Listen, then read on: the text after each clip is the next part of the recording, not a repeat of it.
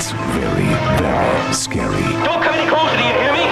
Very, very scary. Going somewhere, lady? Very, very scary. All that's missing now is Vincent Price. Thank you. You're most charming. The night before Halloween, Nick at Night presents 4 episodes of classic thrills, classic chills, classic TV. Nick at Night is very, very scary. Tonight, starting at 10, 9 Central, only on Nick at Night. It's the Lucy Show. Starring Lucille Ball.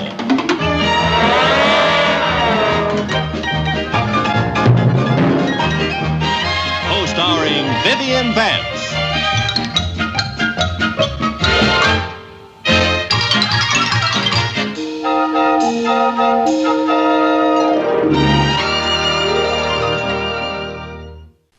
From the director of Hack to the Future and Fearless Grump, a special trip presentation with a very special ghost star.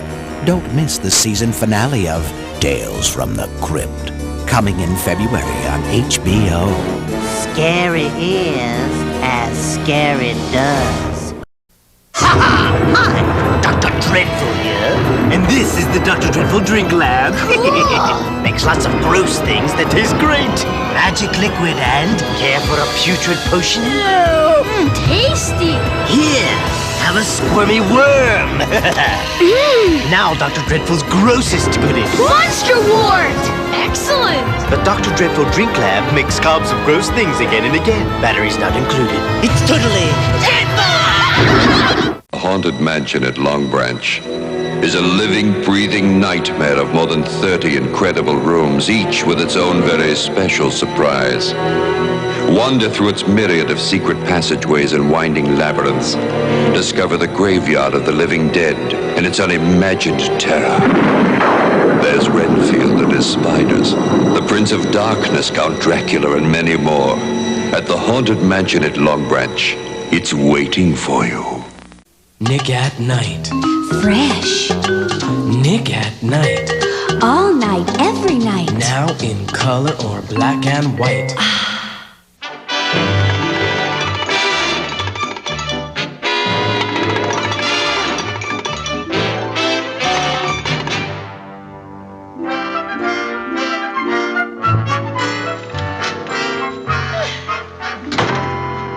What are you reading, Lucy?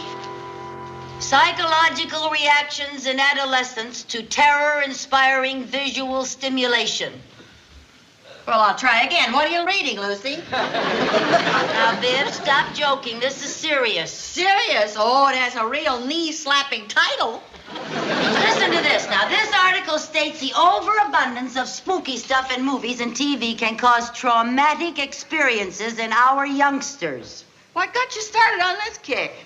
Do you know where Jerry and Sherman are this afternoon? Yeah, they went to see the movies. Why? Do you know what movies they're seeing? Oh, probably a couple of cowboy pictures. They are at the State Theater seeing The Surfing Werewolf, which is on a double bill with The Eggplant That Ate Philadelphia.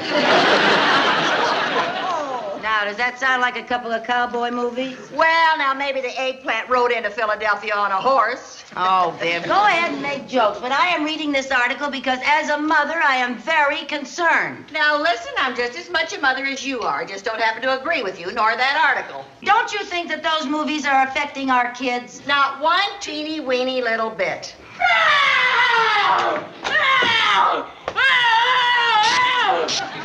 Kill! They left us! We're going to a vampire! Get away!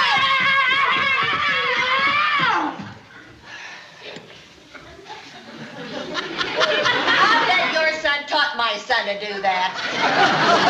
If that was my son under that mask. Now, you know darn good and well that Jerry didn't teach Sherman anything. They got all that from those horror movies. That's a horror hootenanny that they learned. Oh, they were just playing. Oh, playing. Oh, those horror movies aren't so bad. They don't make the kids steal or run away from home. Yeah, some night when there's a full moon, they might fly away from home.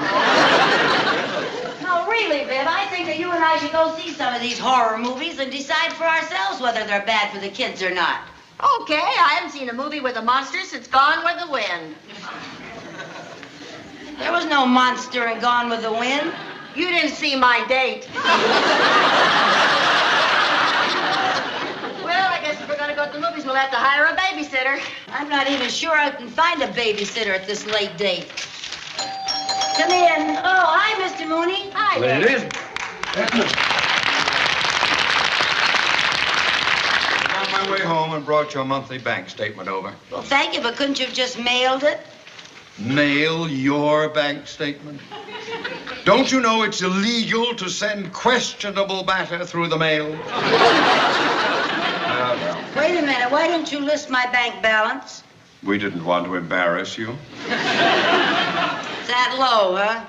Lower than an ankle bracelet on a flat-footed pygmy. Well, that's really low. But you know, we had a lot of expenses this month. We had to have the TV man here and the carpenter and... Oh, and then there was that cute plumber who was here twice before we found out he was married. You don't require all those professional services. What do you mean? Well, why don't you call on your friends or your neighbors if you need something done? You mean like babysitting? Exactly. You know, Mr. Mooney, Vivian and I consider you one of our closest friends. You do? Oh, yes, we do, Mr. Mooney. Yes, and it just so happens that we need a babysitter tonight, and inasmuch as you think that we should call on our neighbors and our friends so we would be able to save a little money, I thought perhaps if I'll do it. What'd he say? He says he'll do it. You mean you'll really babysit for us tonight? Certainly. Anything's better than sitting at home with my wife.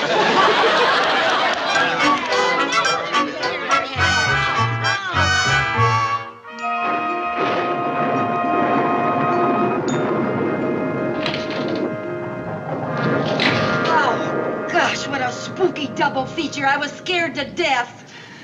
Oh, all those monsters and werewolves and man-eating plants and then all that thunder and lightning.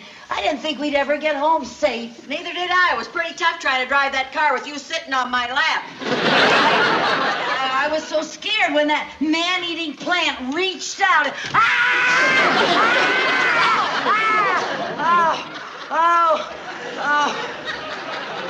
No wonder you have trouble getting babysitters. Oh, I'm sorry, Mr. Mooney.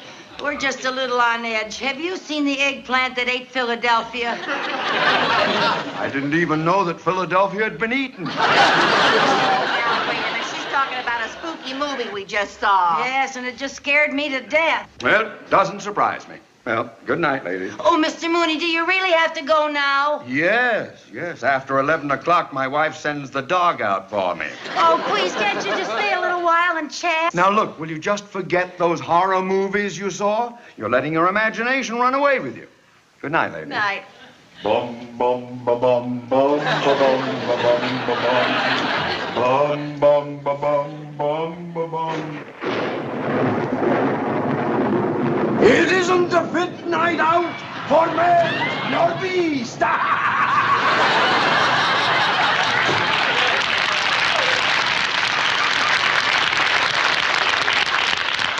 Oh, he's a great comfort.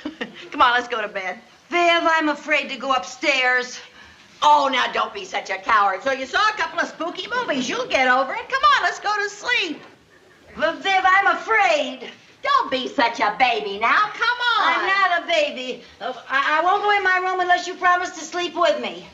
Now, what good will it do if I sleep in your room? Well, that'll scare the monsters away. Well, I mean, with you there, a monster wouldn't dare. Oh, Viv, I mean, we can protect each other. You know what I mean. Please, Viv, sleep in my room. Okay, if it'll make you feel any better. Come on. Okay, Viv. Viv? Huh? Take a hold of my hand. Hold your hand? Yeah, and then I won't be frightened. Oh, all right. Come on, honey. Okay.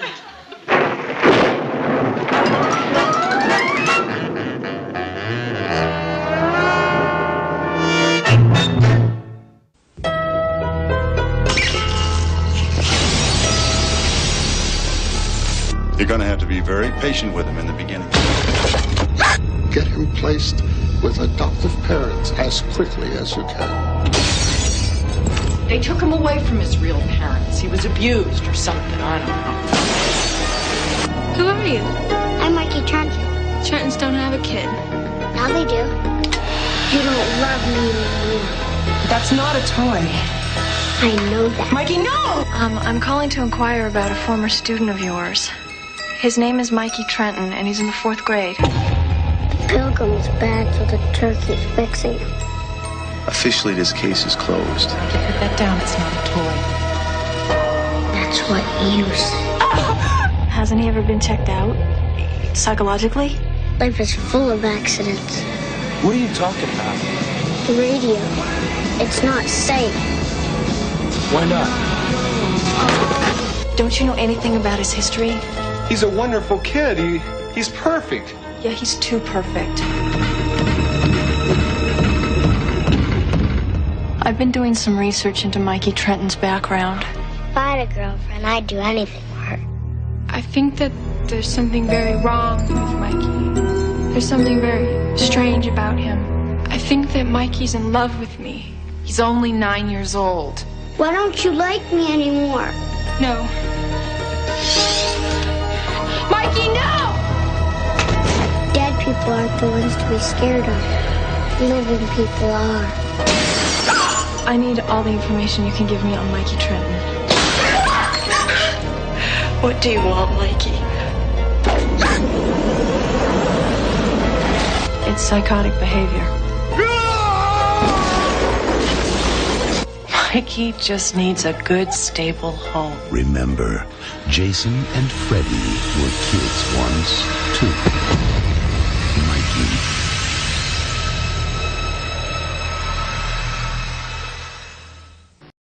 It was late one night in the castle of the Chicken McNuggets.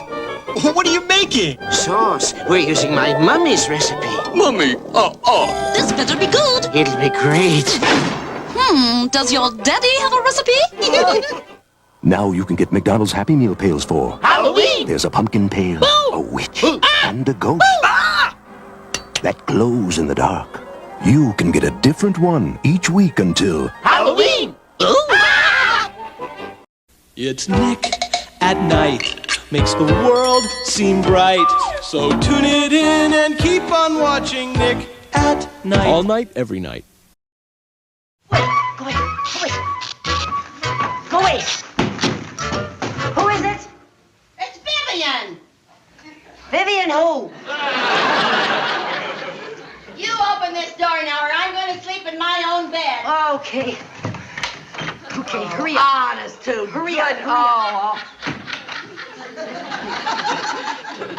What is all that junk? Well, this is one of Jerry's tent stakes to drive through a vampire's heart. And this is a garlic necklace. Garlic wards off evil spirits.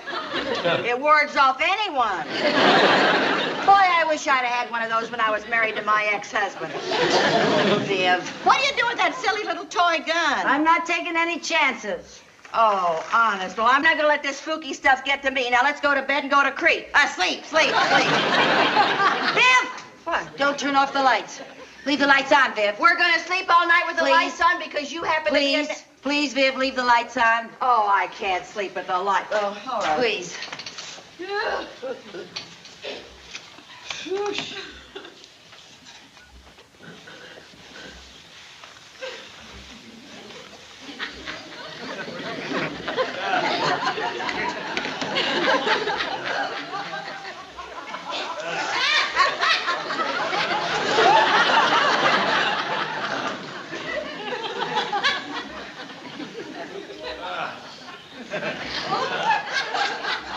Viv, I was just thinking. Any old eggplant that ate Philadelphia could certainly eat through that lock. Let's put something in front of the door. Oh, come on now, Lucy. Please, I'll feel safer, Viv. Oh, my. I should have slept in my own room. I wasn't scared, but you're driving me to it. Get over there. Now push. Be careful, don't jiggle it too much. Just push straight ahead. Don't lean on it, honey. Push it. What do you got in this thing, bricks? Be careful. There. Are we through, or would you like to build a moat?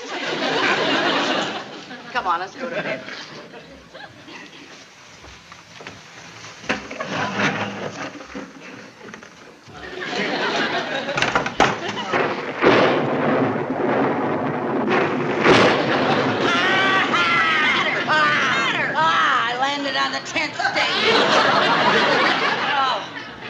surprised the bed didn't collapse. Oh.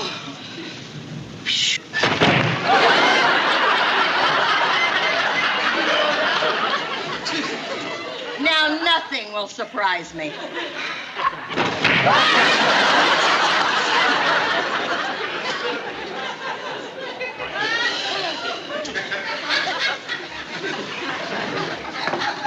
Viv, we ought to get up and fix this.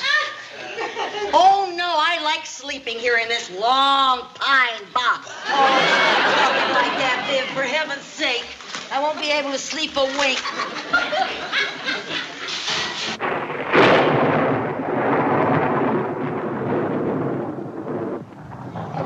Viv? What? I wonder what made the bed collapse. Maybe the monster termites ate it. Gosh, all those vampires and Batmen and... Oh, dear. And that 500-pound turkey that ate people on Thanksgiving. Oh.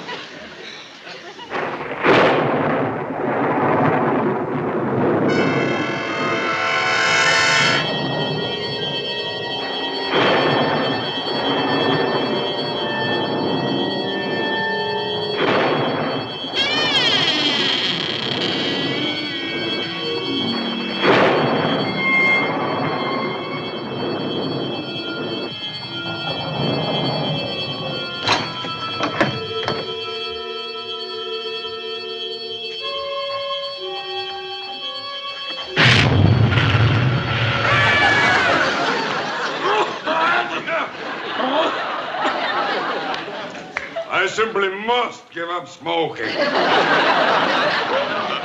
Good evening, ladies. Good evening. Our car broke down and we'd like to use your telephone.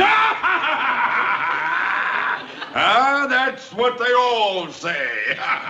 Well, we were very lucky that we saw the lights in your windows, and it's terrible out. Oh, yes, it's not a fit night out for men or... It's not nice out. Not yet, Ringo.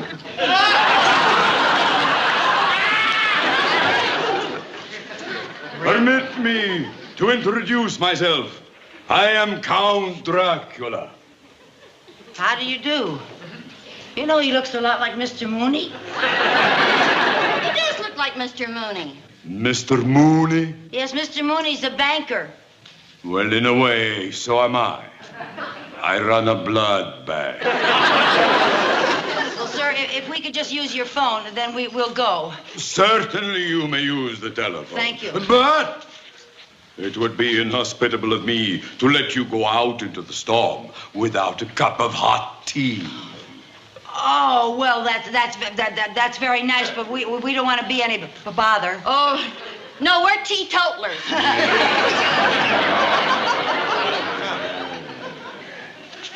Sit down! Ringo, serve the tea. Oh, I am so sorry. There are no tea cakes. Oh, that's all right. We don't want any tea cakes. No. I will have the maid bring some.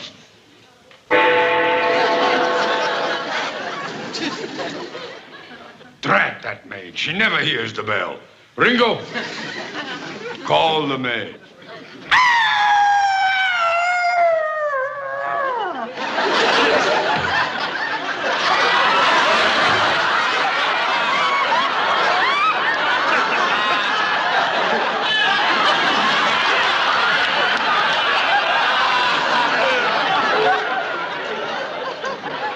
Would you please bring some tea cakes, Loretta?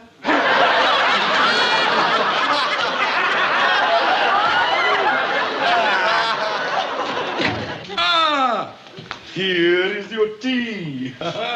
There you are. Thank you. Ringo, how long did you brew this tea? 1 year. A year. Just the way I like it. Instant tea. Drink up, ladies. Drink up. girl. She hasn't brought those cakes. Will you excuse me, lady? I'll have to go and get them myself. Good. Oh, heavens to beastie. Nowadays. Oh. Let's get rid of this tea. Throw it back here. Throw it here. In the plant. Yes. Hurry.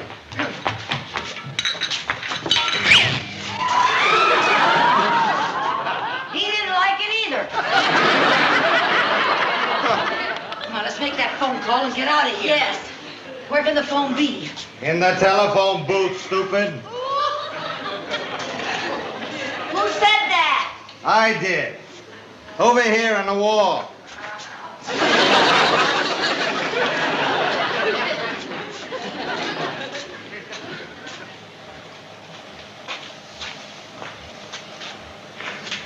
Who are you? I'm the head of the house.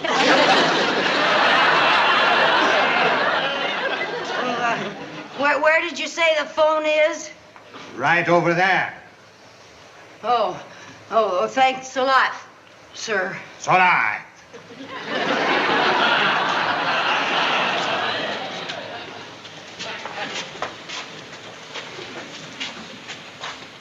Oh, there it is.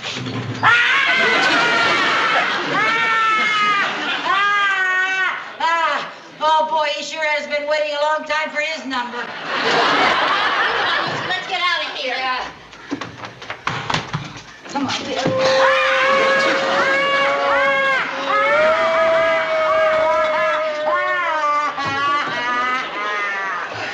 What was that? It wasn't the good fairy. How are we going to get out of here? Hey, come here.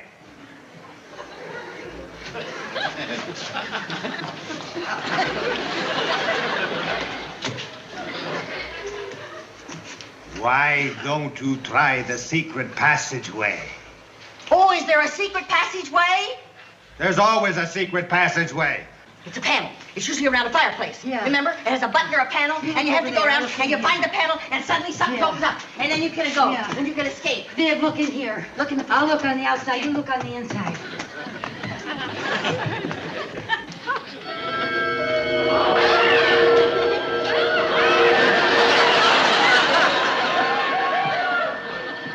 Viv, let's hold hands so we don't get separated.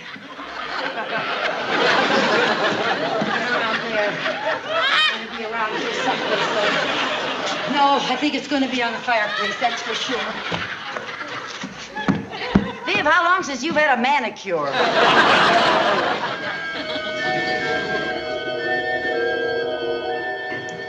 There's no secret passageway in the fireplace, Lucy. Well, it's got to be around here someplace. Let's go. Let's find it. Let's look. It's not there. Oh, dear. Oh, Viv. Going somewhere, lady? Well, we were just looking around. Oh, yeah, it's a nice place you have here. Yes. Well, please make yourselves comfortable. Please.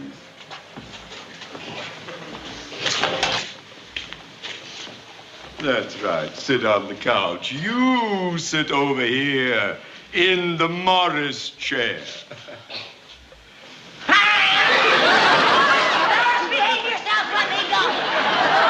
Morris, you take your hands off of her. Don't you let go of her, Morris. Hold her until the operating room is ready.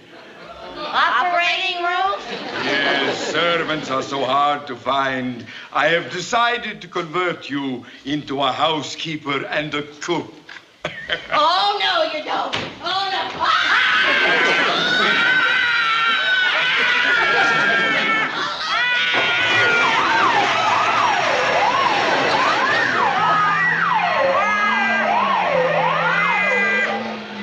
Table for two, right this way.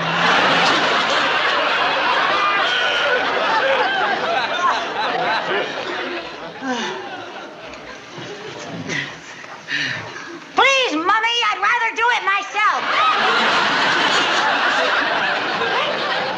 And now to turn on the electric dehumanizer.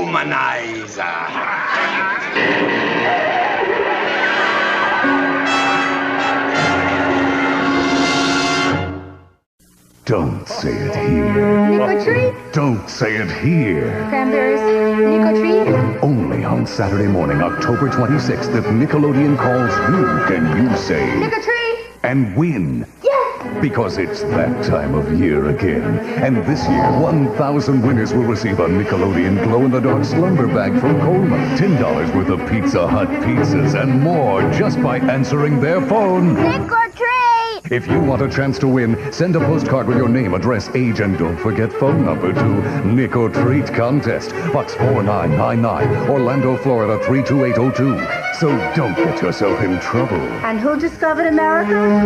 Nico-treat! Send in a postcard on Saturday, October 26th. You might just get a chance to say Nico-treat! and win. I won! All right, yes! Nick or Treat is brought to you by Pizza Hut, Capri Sun 100% natural fruit drinks, and the place where only kids win, Nickelodeon. You're moving it. No, I'm not. You're moving it. It's spelling something. This is too weird. Go ahead. Ask another. Ask another. Look what's rising out of the pumpkin patch this Halloween. The pumpkin cutter, a great way to let your kids carve their own pumpkins without sharp edges that cut little hands. It even makes toothy grins easy to do. The pumpkin scoop removes seeds and pulp better than any spoon. And the pumpkin light replaces dangerous candles with glowing results. Have a great pumpkin this Halloween with the pumpkin cutter, pumpkin scoop, and pumpkin light. Pumpkin cutter products available at Long's Drugs and Safeway.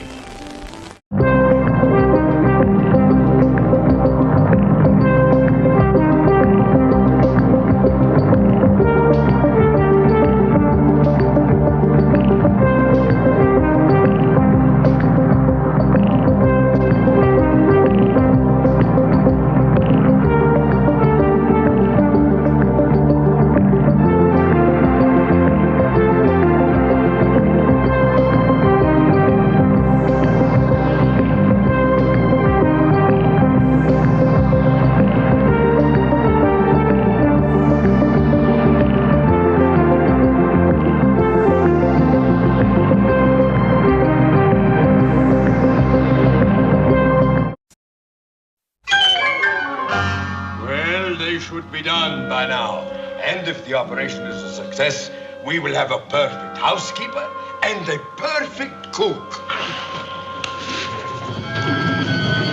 Dinner is served.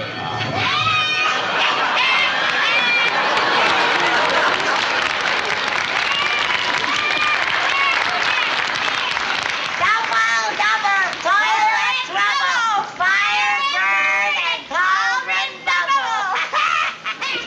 You may serve the dinner, pretty one. All right, sire. He was talking to me. I'm the pretty one. Oh, he was talking to me. I'm prettier than you. No, you're not prettier than you. Sassafrasa, I'm the pretty one. Ladies, I'm the pretty one, Sassafrasa. ladies, please don't argue. Why don't you ask the magic mirror on the wall? Well, that's a swell idea.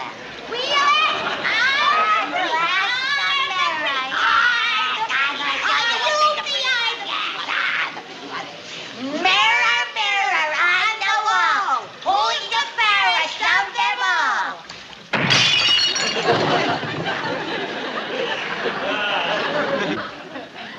Well, I guess you should toss up.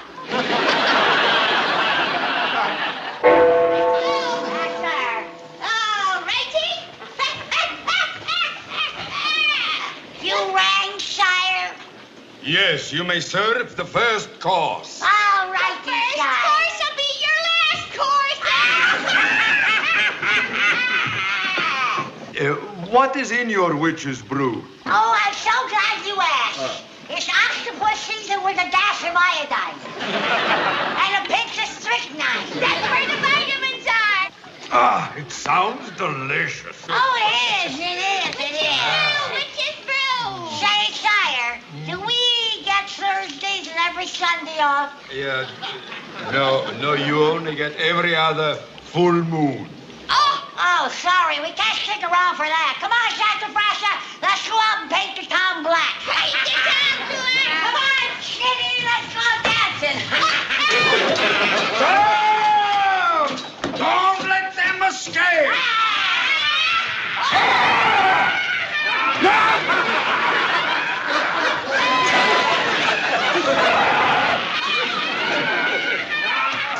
partner, don't be a fool. With an oopsie do and a happy do. With an element left and an element right. Let's all go out a happy tonight. We're all right in. We go like those. We do our best from coast to coast. Well, sing your partner, don't be a fool. With an oopsie do and a happy do. With an element left and an element right. Let's all go out a happy tonight. We're all right in. We go like those. We do our best from coast to coast. With an element left and an element right. Let's all go out a happy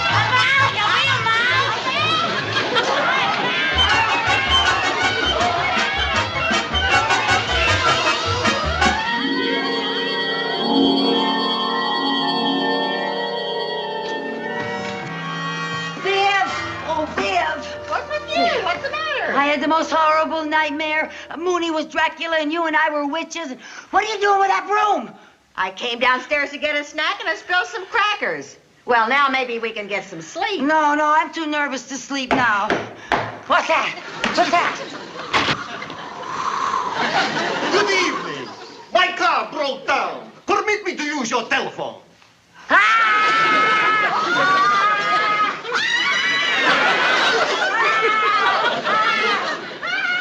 Calm down, ladies. Our car broke down on the way home from a costume party.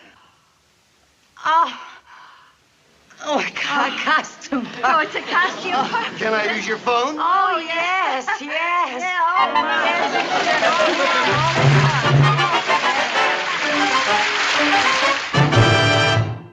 Excuse me. Yeah, oh. Sorry. Tell me, do you like Stephen King? King? Ooh, frightening stuff. How would you like to buy Dolores Claiborne for $7.95?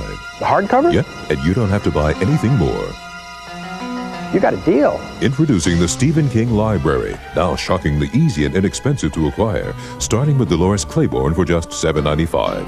What comes to mind when I say Stephen King? Psychos with hatchets.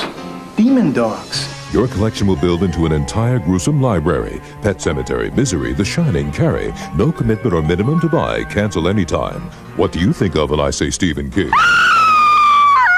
Dolores Claiborne is Classic King for only $7.95. Call now before it's too late. Nasty creatures you wouldn't believe. Call 1-800-241-5500 now to get Dolores Claiborne. Keep it and pay just $7.95 plus shipping and handling. Future volumes will come, one every 7 weeks, each with a 10-day free trial. Keep only the ones you want, cancel anytime. Enjoying the Nick at Night broadcast Reimagined? Want to see more? Well, consider visiting our Patreon. That's right, our Patreon. A community of classic TV connoisseurs like yourself. Visit patreon.com/Nick at Night to learn more. Delicious. Very tasty. Who's here? Ghosts. Our town chocolate cereal. It's haunted. Yummy marshmallow ghost. Scary bats and new spooky ghost marshmallows are haunting all the monster cereals. They're the ghostly part of this complete breakfast.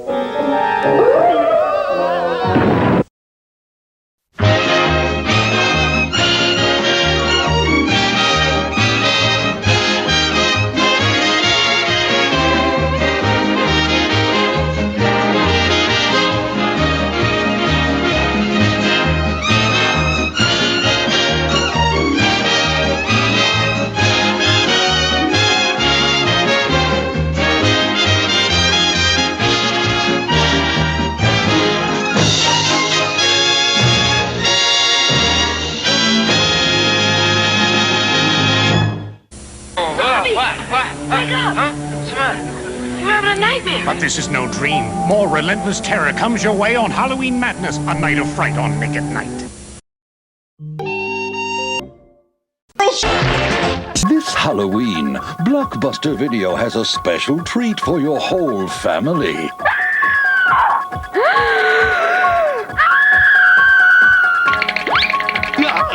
You can take home any of these great Halloween classics for just $7.99. Or rent 2 movies and get them for $3.99. Now, if that's not a reason to scream, what is? Make it a blockbuster fright.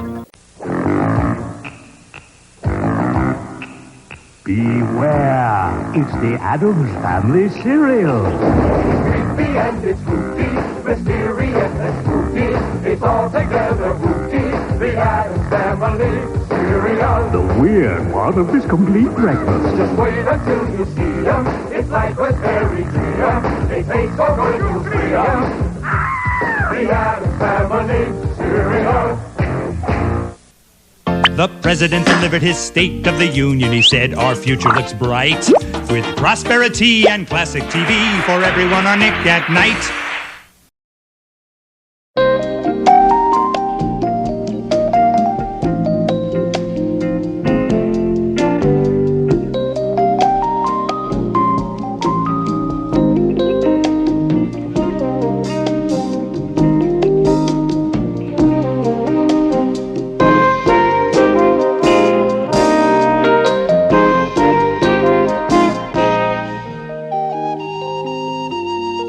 Right, Mr. Walters?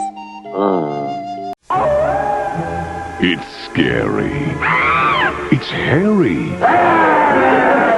But it's not Perry. Certainly not.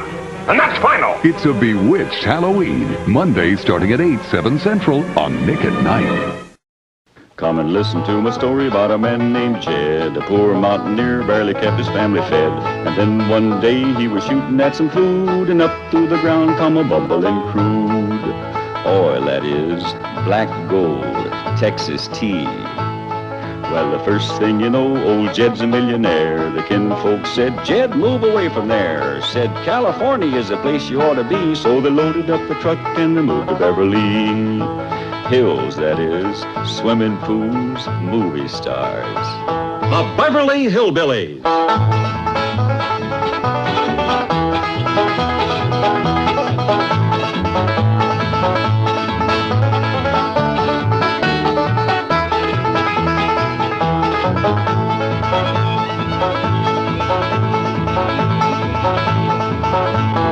Come along and visit with the Clampett family as they learn the simple pleasures of the hills of Beverly. That includes the products of your sponsor of the week, the cereals of Kellogg's, Kellogg's of Battle Creek. K-E-double-L-O double good Kellogg's, best to you. It's very, very scary. Don't come any closer, do you hear me? Very, very scary. Going somewhere, lady? Very, very scary. All that's missing now is Vincent Price. Thank you. You are most charming. The night before Halloween, Nick at Night presents 4 episodes of classic thrills, classic chills, classic TV. Nick at Night is very, very scary. Tonight, starting at 10, 9 Central, only on Nick at Night. Listen up, Crypt fans. In honor of Tales from the Crypt special season finale, HBO is taking you behind the screams one more time. We'll resurrect devilish ditties from tales past. I love this part. And take you on the set of what may be the most outrageous episode of them all, with director Robert Forrest Gump Zemeckis, and stars John Lithgow, Isabella Rossellini, Sherilyn Fenn, Hubba, hubba. and a most unusual ghost star. Better fasten your seatbelts. It's going to be a bumpy fright. A special HBO first look at Tales from the Crypt. Premieres Wednesday night at 11. Hi, you look like you could use some breakfast. How about some Honey Nut Cheerios? It's okay, look. It's got real golden honey. Honey, good. Good. Anytime. Good. It's Honey Nut Cheerios, part of this good breakfast.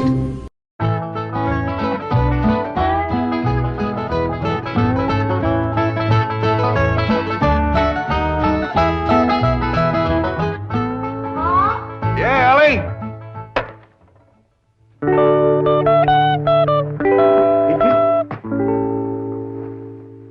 Ellie Mae Clampett. Why, you the prettiest thing I ain't never in all my born days. How'd an old mountain goat like me ever get a young'un like you? You're a queen. That's what you are in that shiny dress standing there. You're a queen. Feel it, Paul. It's slicker than a toad's belly. I'll get if it ain't. What kind of dress they call that?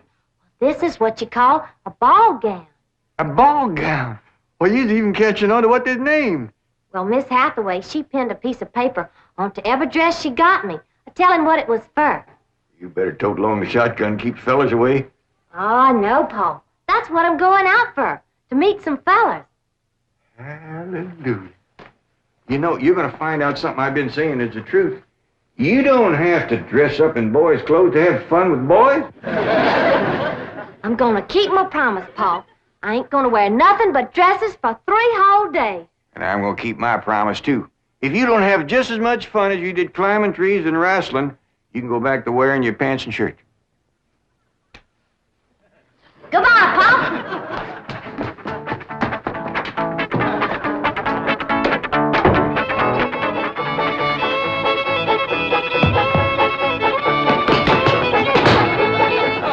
What you doing? Killing ants? Hey, this place ain't got no ants. I'll tell you something else it ain't got. That's me. I'm gonna pack up and go home. Wait a minute. Hold on there. This is home. Not to me it ain't. And for my part, they can give Beverly Hills back to the Indians. Or whoever else was fool enough to come here in the first place. Come on, let's go in here and sit down and we'll talk this whole thing over. You just got your back up because the police made us get rid of all our cows and pigs and chickens and stuff. Well, that didn't help none. But if they don't allow folks to have stock, why have they got that all-fired fancy stock pen down there? Well, Granny, it turned out that there was something called a tennis court. What in tarnation is a tennis? I don't know, but one of these days we'll get us a pair of them and go to raise them out there. Well, you go to raising them. I'm going back home, where I can get some good things in life, like hog jowls and possum shanks. Now, hold on, Granny. Jethro's out hunting possums right now. He won't find none. I've been all over these Beverly Hills, and I tell you it ain't easy. Climbing fences and walls and jumping over hedges to get around those cement ponds where there are a lot of half-naked women laying there smearing themselves with oil and yelling at you to get out, get out. I tell you, Jed, this place is full of the laziest, greasiest, unfriendliest mess of people I ever did lay my eyes on. Here's Jethro. Hi, boy. What'd you get? I got chased by a fellow with a club. Now, you hear that, Jed? It says Beverly Hillbillies picking on a little boy like Jed. Come on, Jethro, load up the truck and let's head for home. Hold on. I think I know what's ailing you two. You're just plain old homesick. Well, I'm sick of this home, I can tell you that. Yeah, now I got a surprise I've been kind of saving. I reckon now's good times any to let the cat out of the bag. We need pigs and chickens, and he gets us a cat. Now, that ain't the surprise, Granny. The surprise is Pearl's coming out here. Ma's coming out here? Yeah, and she's bringing your sister Jethrine. Hot diggity dog. Yeah, I wrote her a letter. I said, Pearl, I says, why don't you come out here and bring Jethrine? We got lots of room and plenty to eat, and we sure is a hanker to see you. Oh, boy. I gotta get us some possum now, because if there's one thing Ma and Jethrine likes, it's grits and possum shanks. You don't look particular cheered up, Granny. Jed, you might fool that boy with a story like that, but not me. What do you mean? Since when can you write letters? No, Granny, now wait a minute. Wait a minute. Granny, I didn't write that letter by hand. Held the pencil betwixt your toes, did you? No, I wrote it by a new way. The banker's secretary showed me. It's called dictation. What's dictation? Well, it's wonderful, Granny. You just talk and she writes it down. She sure must write fast. Yeah, with a bad hand, too. She got a bad hand? This one, she calls it her shorthand. I don't care how many letters you dictate, Jed. Pearl ain't a-coming out here. Leastwise, not right now. Well, sure she is, Granny. She's looking to find a husband for Jethrine. I'll tell you who Pearl is a-looking to get a husband for. Pearl. And I think she's got her cap set for that oil man that bought your swamp. Mr. Brewster? Why, he lives clean over to Tulsa. Yeah, but pumping oil brings him over to your place. And I'll bet you pigs to polecats that when he shows up, Pearl ain't fur behind.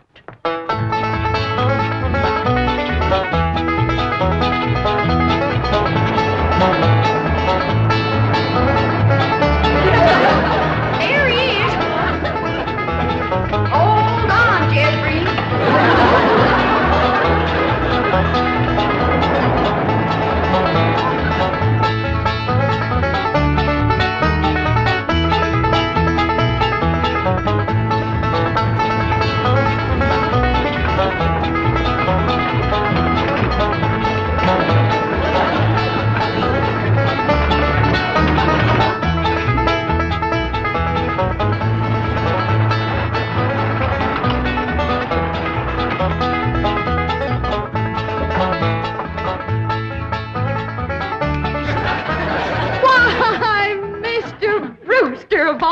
people. Fancy meeting you here. Small world, ain't it? Yes, it certainly is. Oh, this here's my daughter, Jethreen. This is Mr. Brewster, dear. I'm pleased to meet you, young lady. Hi. May I give you a hand, Mrs. Bodine? Oh, thank you. Stay in the buggy, dear. Careful now. There we are. Well, I see you girls are on your way to a Halloween party. What kind of party? Halloween. What's a Halloween? You don't celebrate Halloween here in the hills? Well, I never heard of it. What's it like?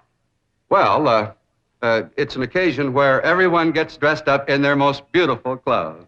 Oh, these old things. They're just something I threw together myself. Well, they look like they came from Saks. Well, they didn't. I made them with store-bought yard goods. Didn't I, Jethreen? Yes, sir. What brings you girls here on this beautiful Indian summer day?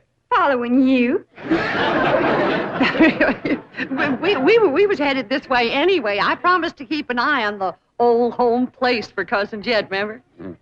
Oh, I hope he won't mind that I had a telephone put in the cabin. You see, we're using it as a sort of a field office. Oh, he won't mind. Especially if you would show it to me and I could see for myself that there was no damage done to the cabin. Well, that's quite all right. Come along, huh? Stay in the buggy, dear. Well, perhaps you'd like to stretch your legs. They're long enough now. Jethreen's awful tall for age. She takes after her father. Her late father, that is. I'm a widow. Yes, I believe you told me. Oh, that's right. That's when you told me you was a widower. Yes.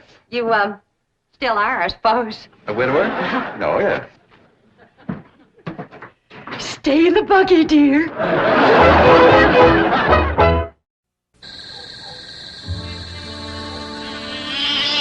So, you thought this was going to be just an ordinary Halloween. Well, this Halloween, Nickelodeon's giving away candy and a whole lot more as we unleash Nick or Treat! the first annual Nick or Treat Halloween giveaway. Get a pen, get a piece of paper, get your two best friends, and get your parents. Parents? Because you're spending Halloween weekend in Hollywood. You'll fly first class to the home of the movies, live it up in the posh Sheraton Premier Hotel. You'll have a chauffeur-driven limousine and $500 to spend any way you want. Then, welcome to the Berman Studio. And I'm Tom Berman. Hollywood's wizard of special makeup effects on movies like Star Trek 3 and Close Encounters will transform you into almost anything. Imagine a Halloween costume so fantastic even your mother won't know you. Nick or Treat! Nick or Treat! Plus, you and your friends will each get a Viewmaster Gremlin gift set and your weight in delicious milk chocolate M&M. Melt in your mouth, not in your costume candy. To win, send a postcard with your name, address, age, and phone to Nick or Treat, GPO Box 2726, New York, New York 10116, and get it here by October 15th. You gotta be 16 or under to enter. 100 runners-up get Viewmaster Gremlin gift sets. Enter now and win. It's Nickelodeon's biggest contest ever. There's a vacancy at the Bates Motel. Norman, is that you? No, it's Buzz McKenzie, and it could be you. Look for this display and enter Bud Light Psycho Sweepstakes to win a Bud Light party with Buzz McKenzie at the Psycho Mansion. You could even get a mug like Spud's at participating retailers. Wow! That Spud is so cool, it's scary. Nick at Night, Nick at Night. Now there's more of what you adore. From dusk to dawn, leave your TV on for good TV. Nick at Night.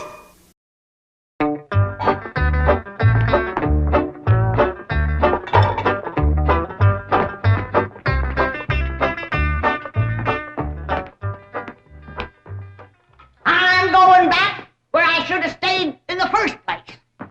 Granny, before you do something you're liable to be sorry for, you better take another look around. See all the nice things we got here that you wouldn't have back home. Like what?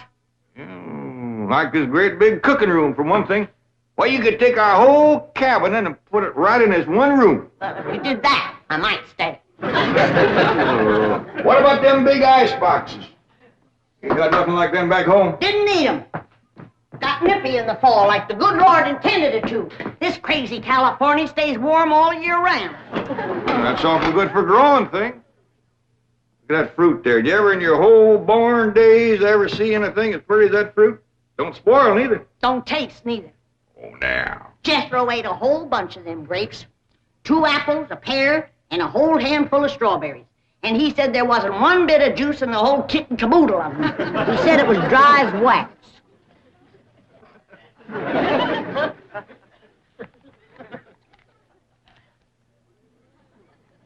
His a mite dry and gummy. Maybe you ain't supposed to eat this fruit. That's the trouble with this miserable place. You ain't supposed to do nothing. You ain't supposed to have cows or pigs or chickens. You ain't supposed to fire up the still and make a little moonshine whiskey. Answer me, what can you do in this Beverly Hills? Well, you can do lots of things, Granny. Things you couldn't do back home. Name one. Well, you can call up your friends on the telephone. No, you can't. Why not? 'Cause we ain't got no friends, that's why not. There ain't been one neighbor come a-calling on us since we moved in here. Oh, so that's what's ailing you. Nobody's been coming to call. Well, now you gotta remember what Pearl said. This here is Beverly Hills where the movie stars live. What's that got to do with it? What's that got to do with being friendly? Nothing, I just thought it might sidetrack you. Well, it didn't. Movie stars are people just like us, ain't they? Yeah, certainly prettier. Wouldn't it be worth waiting for if one of these days they come a knock on the door and we go to answer it, we open up the door and standing there would be Mary Pickford. Mary Pickford? Yeah, with the golden curls hanging down her back and her pretty little rosebud mouth saying friendly things like, howdy there, I'm Mary Pickford. What would you say to that? I'd say, who's Mary Pickford? That's what I'd Granny, she's America's sweetheart. You know that movie house where Pearl plays piano on Saturday nights? I heard of it. Well, she says little old Mary is everybody's favorite. Well, tell me this. If Mary Pickford moved in that little cabin down the creek from us back home, what would we do? Oh, we'd have gone calling and brought her over a mess of pone and skinned possum. Yeah. And has Mary Pickford brought us a mess of pone and skinned possum? No, she ain't. You gotta remember, Granny, she probably spent 4 or 5 hours a day just fooling with and combing that beautiful curls hanging clear down Uncle Jam!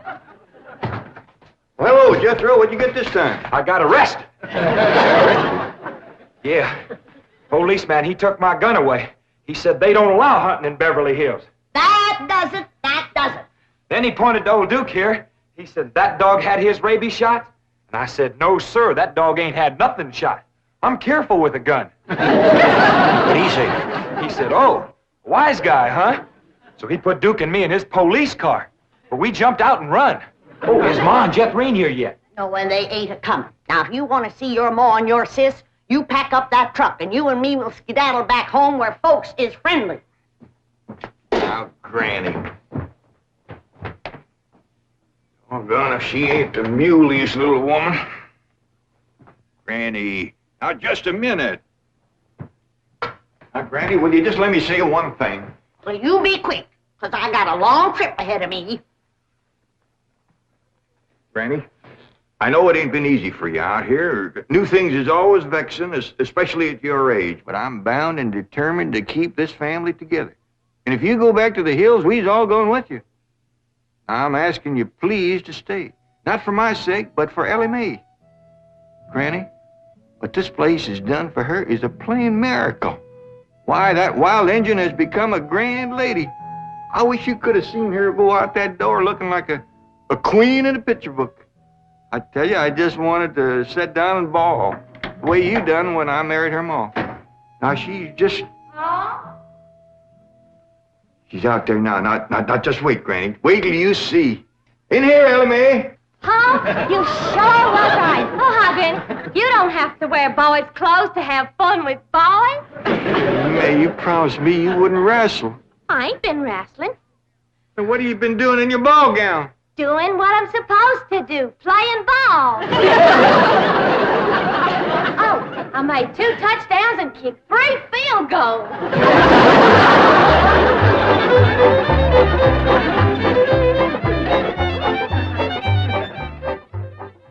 Well, your cousin certainly seems anxious for you to come to Beverly Hills, Mrs. Bodine.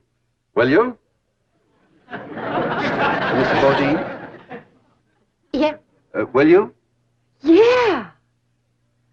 Will I what? Go to Beverly Hills to visit your cousin, Mr. Crampett. Oh, well, not right now. I'm awful busy.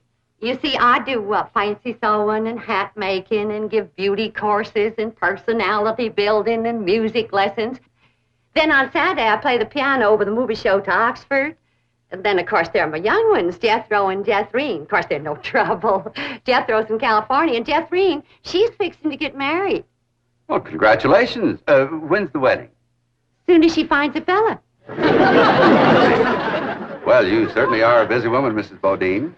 Yeah. As Cousin Jed used to say, Pearlie, the fella that gets you sure don't have to worry about supporting you. This is the phone I was telling you about. It's called a field telephone. Now, with this, I can communicate directly with the men working at the drilling site.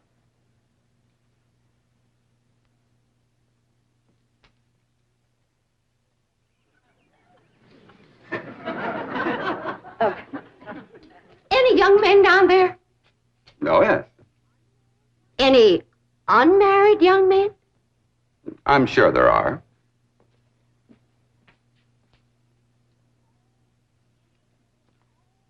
Any tall, unmarried young men? Well, they're probably all sizes. Yeah.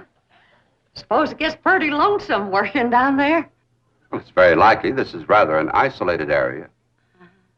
Any specially tall, specially lonesome, unmarried young ones? I don't think I can call any by name, no. Uh-huh.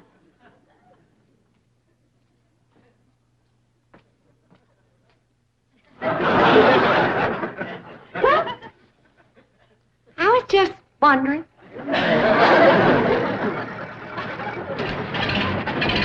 Excuse me, ma'am. Could you tell me where the oil drillers are working today? Well, now. What have we here? Rebecca of Sunnybrook Farm, and pretty, too. You know what, honey? I got something here just for you. A genuine French garter imported all the way from Paris, France. They usually sell for 50 cents, but, honey, you can have it for a quarter. Listen, honey, I'm going to be around a couple of days. You busy Saturday night? Well, you are now. And there's a dance over in Hooterville. Ooh-wee! I bet you're an armful of mama. I mean it, honey. I like big girls. You just do things to me. You carry me away. All right. Hey, what's going on here? Creepy flowers! They're squirmy and wormy and purple and green. The grossest little creatures that you've ever seen. Creepy flowers! Build a monster mold with the colored plastic goop and make a creepy crawler from a yucky monster soup. They're ucky, yucky, squirmy, wormy, very scary, sometimes hairy, squiggly, wiggly, creepy crawling. Creepy crawlers! Gross out your sister, embarrass your dad. You can be a little creep without being bad. Creepy Crawler's Workshop with Plastic Goof. End of summer blues got you down? Well, you're in luck, because here comes the Chuck. Chucky's back. I'm new and improved. No, you're dead. He killed you. Wrong again, wimp. A haircut ain't regulation, soldier. Regulate this. Child's Play 3, rated R. Starts Friday, August 30th at theaters everywhere.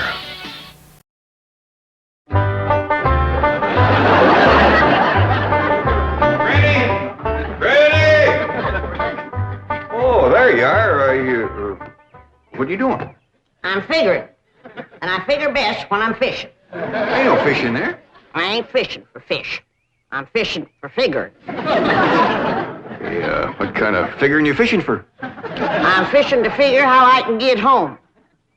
Now, Granny, I've been doing some figuring, too. You know, I think I got it figured out how come the neighbors ain't come to visit us. I'm listening. Well, I got it figured. Out here in Beverly Hills, instead of them coming to see us, we go to see them. How come? I don't know how come. That's just the way I got it figured. Mighty convenient figuring. Granny, it wouldn't do no harm and to give it a try. A lot of things is different out here. Well, I'll fish on it for a spell. Take possum. Feet like a whale. Who said there ain't fish in here? Well, that's the prettiest I ever seen. Ah, I gotcha, you rascal.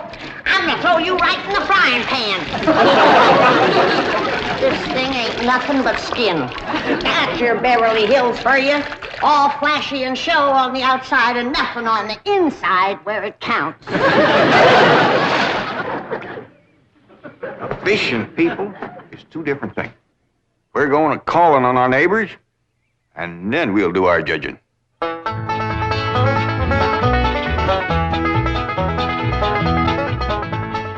Well, let's see now. Which neighbor shall we call on first?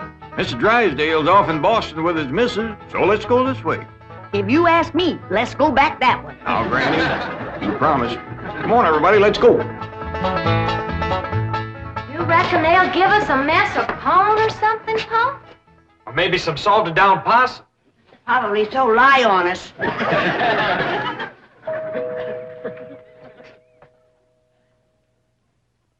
I'm not expecting anyone, Agnes. Oh, it's probably just them children playing trick-or-treat, ma'am. Howdy, ma'am. We's the Clamptons. You got something for us? Yes, bro. Aren't you rather big for this? Yes, ma'am, we are. In fact, I don't see how anybody gets through that little door. Just a minute. Come in. Come in and set a spell, as you folks say up in the hill. Well, thank you. We got a lot of calls to make. But, this here is Granny. Howdy. Hello? I'm my daughter, Ellie. Oh. My nephew, Jethro. Oh. And I'm Jed. Hello, Jed. I'm Agnes. Just call me Aggie. Mighty nice place you got here, Aggie. Oh, shucks, 'tain't nothing but a heap of bricks, but we call it home. Well, sure is nice to meet up with you. Oh, now wait just a minute. I got something for you. Wait a second. Here you go, Granny, and Ellie, that's you, and Jethro, you and Jed. Here. Yeah, thank you. That's mighty neighborly of you. And you must come and see us sometime. Yeah, we'll go hunting together. Hey, Aggie, you like to play football? Love it. Well, there's a whole bunch of fellas that plays in the pasture down the way a piece. And they'd like it just fine if I could bring some more girls along. Now, don't forget. Please, can we go out now? Not yet, children. Not till it gets dark.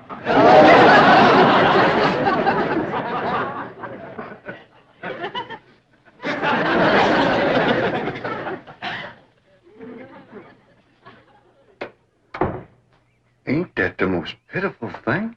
Heart-rendering. Just heart-rendering. Nice-looking woman. Friendly as you please. But them young'uns is the homeliest I ever see. Wonder she didn't want to come a-calling on us. Yeah. Reckon I'd stay home, too, if my kids looked like that. Kid, I ain't never gonna say a bad word about nobody. I know what you mean. Diggies, every house we went to, they was nice to us, wasn't they? Sure was, kid. Hey, listen, everybody. I got an idea. Let's call up Cousin Pearl and tell her to come on out here. Uncle Jed, you can't call Ma on the telephone. Mr. Drysdale said we could call anybody we had a mind to. Well, Ma, she ain't got no telephone at home. Don't matter. She ain't never home nohow. The way I look at it, you can't never tell what you can do until you try.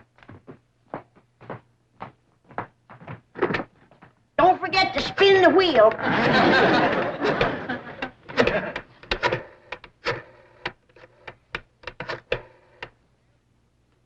Howdy, ma'am. I want to talk to Pearl Bodine back in Oxford. That's right, operator. J.D. Clampett in Beverly Hills. Jed's sure gonna be surprised to hear me talking at him on this thing. Oh, they're ready to make the connection.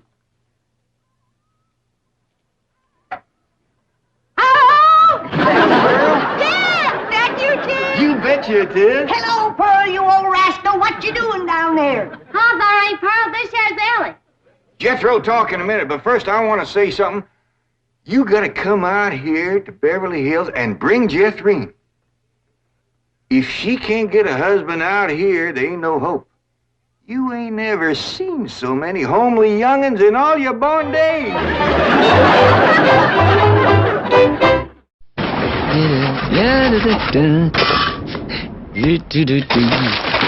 Some glow-in-the-dark bags.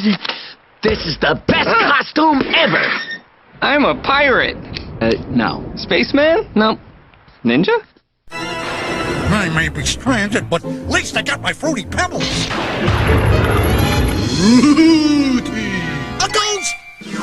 Only a Fruity Pebbles can set my spirit free. My Fruity Pebbles? Okay. Frighteningly fruity flavors. Thanks, Fred. Barney! Boo. Yeah! Bon appetit. Post Fruity Pebbles cereal, part of this complete breakfast. The Beverly Hillbillies has been presented by Kellogg's Corn Flakes.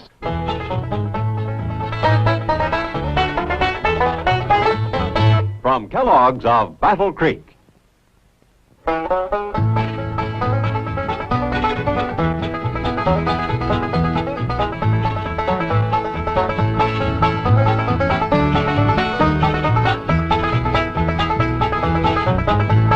Now it's time to say goodbye to Jed and all his kin. They would like to thank you folks for kindly dropping in.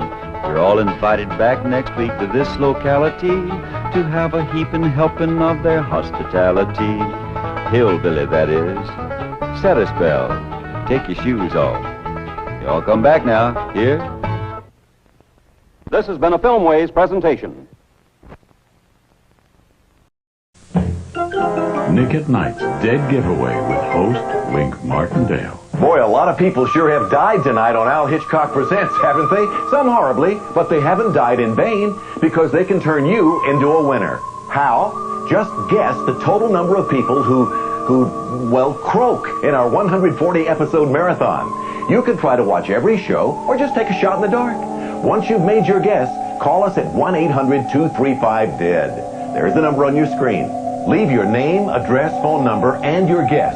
All correct guesses enter a random drawing to get 13 grand prize winners. Tell them about it, Johnny. Each winner and a guest will be flown to L.A. and join TV Land stars for a fabulous murder mystery dinner cruise. The phones will be open until the event ends on Monday, November 4th at 6 a.m. Eastern Standard Time. So come on, take a stab at it. There's no hitch, only Hitchcock. All week long on Nick at Night's Dead Giveaway. It's very, very scary. Don't come any closer, do you hear me? Very, very scary. Going somewhere, lady. Very, very scary. All that's missing now is Vincent Price. Thank you. You are most charming. The night before Halloween, Nick at Night presents 4 episodes of classic thrills, classic chills, classic TV. Nick at Night is very, very scary. Tonight, starting at 10, 9 Central, only on Nick at Night.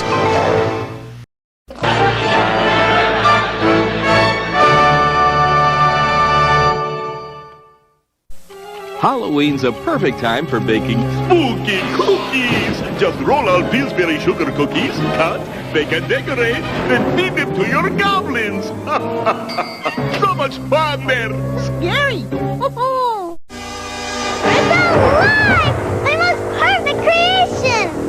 Gee, I'll have to do something about that face. Introducing Spooky Goop, horrifying monster makeup you make up at home. Spooky Goop's bubbling lizard lips, bat bones, and toad toes create a ghoulish goo that makes a monster out of you. Now that's a face no mother could love. Spooky Goop, spine-tingling makeup for Halloween or any unearthly occasion. Dear Diary, things worked out real well. The city has decided to make Ramsdale Manor a historical landmark. Underline historical. We got our names on a plaque. Bernie was nice enough to come over and fix our couch. He's a whiz with springs. Mrs. Ramsdale was so grateful, she sent us a lovely gift. Girl, does this make me look fat? I think I'd get rid of the bracelet. Yeah. You put an L on it already? When am I going to get to wear it? Well, I saw first. Need a little oil. Come on in the bathroom, I'll oil you. Okay, come on, Dorothy.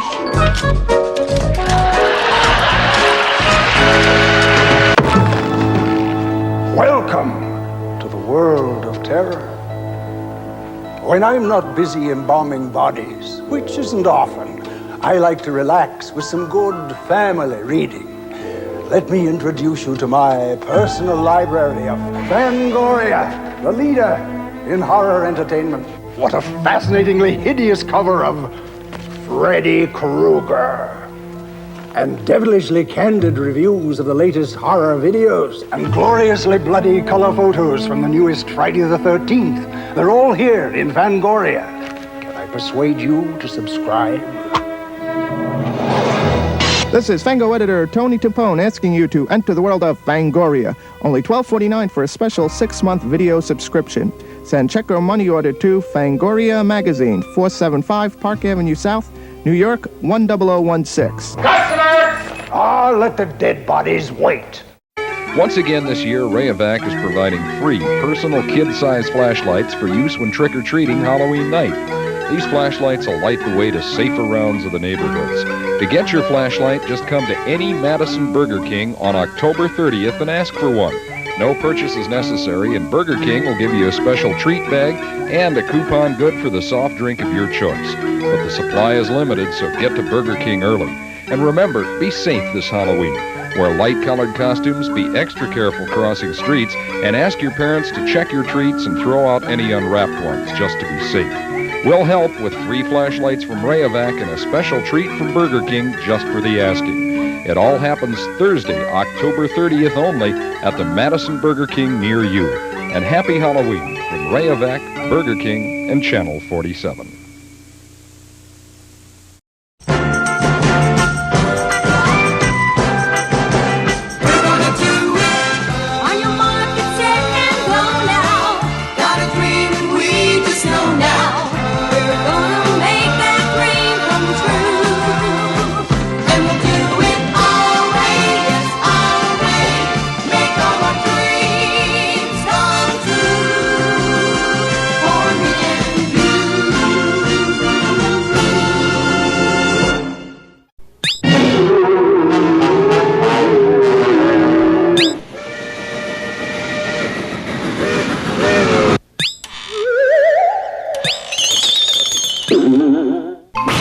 It's very, very scary. Don't come any closer, do you hear me?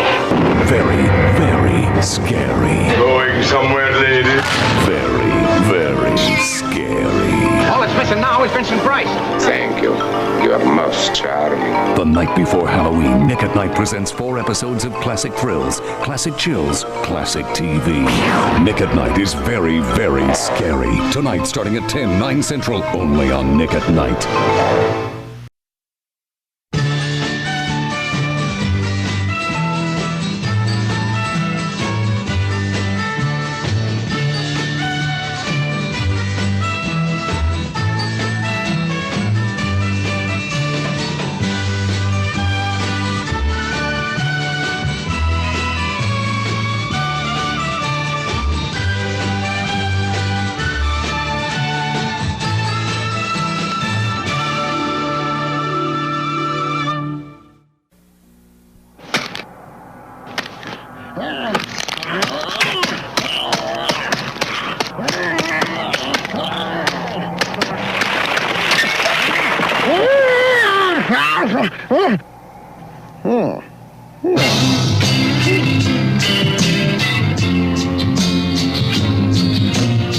Dear Dick, you're probably probably not going to believe this, but...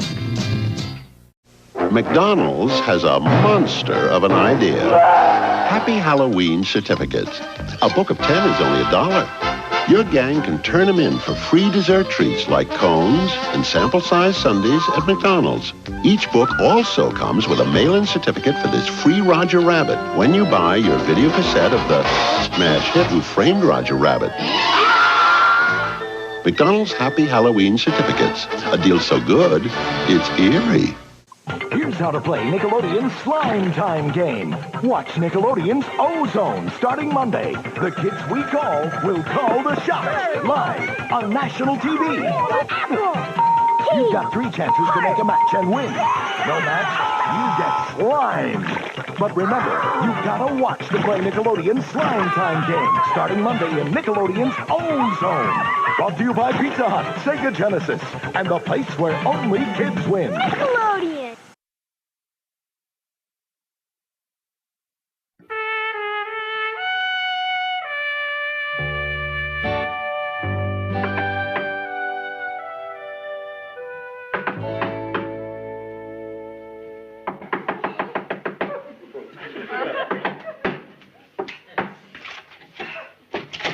Who is it? Oh, gee, I am terribly sorry. I must have gotten off on the wrong floor. Oh, that's okay. It's all right. Wait a minute. Wait.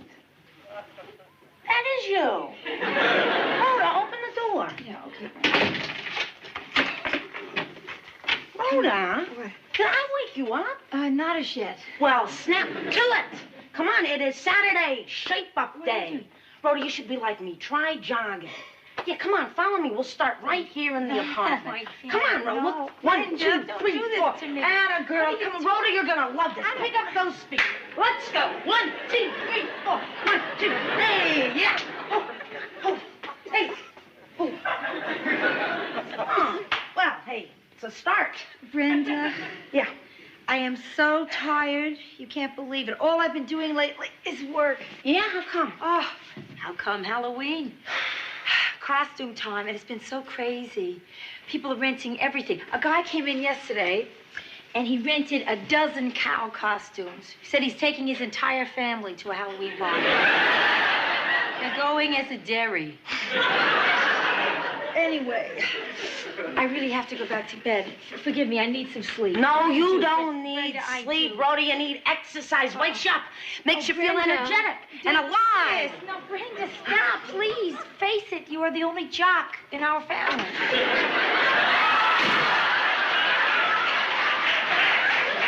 Except, of course, Ma.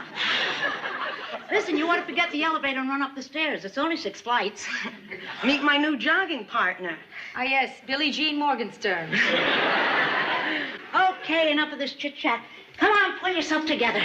We're all going to go out and get Papa birthday presents. Oh, great. Ma, you got any ideas? Oh, well, I don't have much cash of my own. You know, all our stuff is in savings accounts or credit cards. I'd really like to buy this present out of my own pocket. If I had enough money, I'd buy your father a waterbed. Her and Pop on a waterbed. Oh, what's so funny? Oh, Ma, waterbeds are, well, they're very sexy. You and Pop. What do you think? What do you think was going on every Saturday morning when we locked the door of the bedroom? I thought you were watching cartoons. Only part of the time. What's the matter with you? You look a little peaked. I am exhausted, Ma. I've been very busy at work lately. Which reminds me, Brenda, listen, Jack needs some extra help until after the Halloween rush is over. So you want a moonlight? No, I don't. I work all day. I like to keep my nights free. Not as free as they've been, but free. Well, if you have any friends that need some extra cash, you know, just let me know. Sure. Listen, I know somebody who needs money and would be perfect for the job. Really? Oh, guess. Oh, please, I'm too tired for guessing games. Okay, I'll give you a hint. This is silly. It's just silly. Tell her, Brenda, please. Tell her? What? Tell her why she should not work there. Please. Okay. Okay, Ma. See, you don't want to work at Doyle's. It's,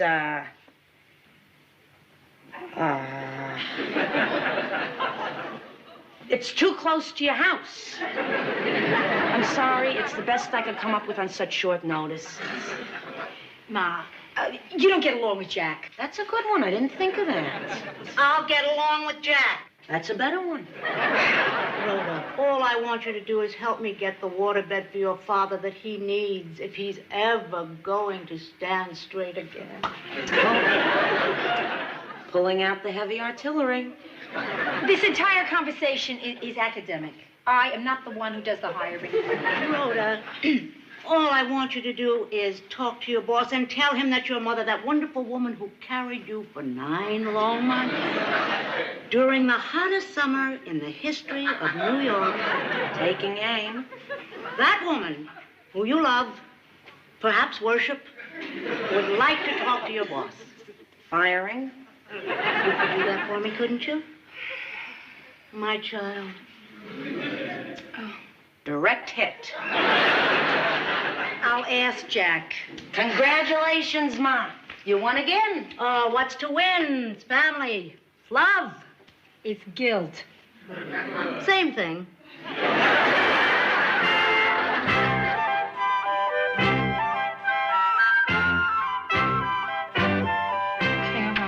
Wolfman. Wolfman. Yeah, Dracula. Yeah. Tinkerbell outfits. Tinkerbell outfits. 1, 2, 3, 4, 5. 5. 3 in women's sizes. Okay. Witches. Witches. Got a ton, right? Yeah, we got a lot of them, yeah. Plain, fancy. Yeah. We better count them by hand. Ramon!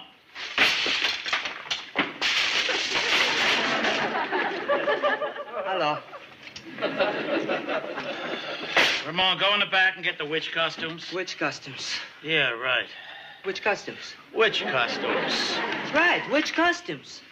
Ramon, I want you to go in the back and get the witch costumes. Well, I know that. Good. But which costume? Ramon, I want you to get me the witch costumes with the stitching. Which stitching? I give up, Jack. I give up. Mm-hmm. I want to do it.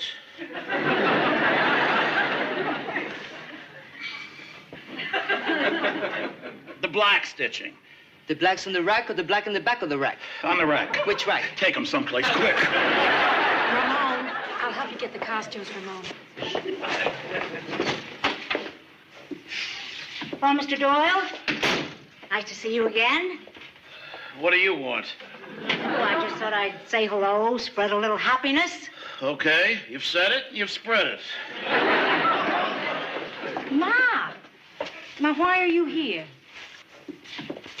Ma, come here, Mother. I can tell by your grip you have not talked to him. This is correct, and I'm not going to, Ma. I cannot take advantage of my boss. Well, I can. No, Ma.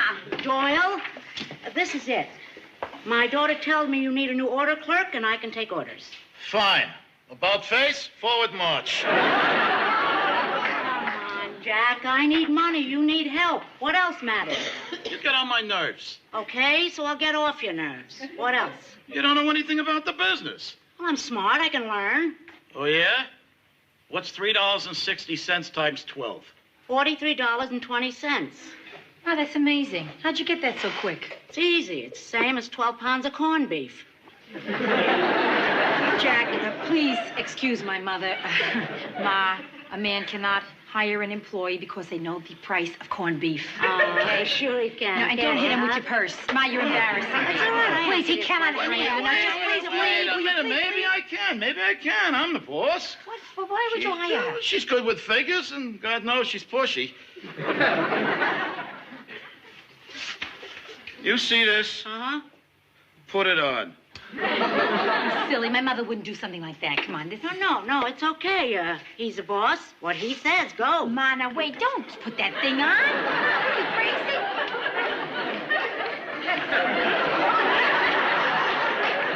Now what?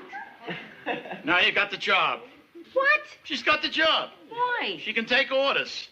And she's not afraid to make a fool of herself. I like that. Thank you. Hold it. I'll tell you when to take it off.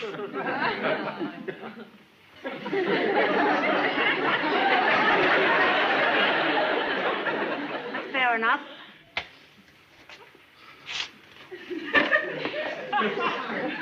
Hey, Rhoda. Rhoda? I'm here, Ma. I'm here. Isn't it exciting? We're going to be working together. Just what I've always dreamed of, working with my mother, Chippy Chipmunk. Take that off of you. No, Jack said I had to keep it on. Oh, and listen, while we're working here, don't give me any special treatment, right? I won't give you any special treatment. In fact, I'll have to give you a lot of orders. And I will take them. Okay, here's your first one. To get that stupid thing off your head.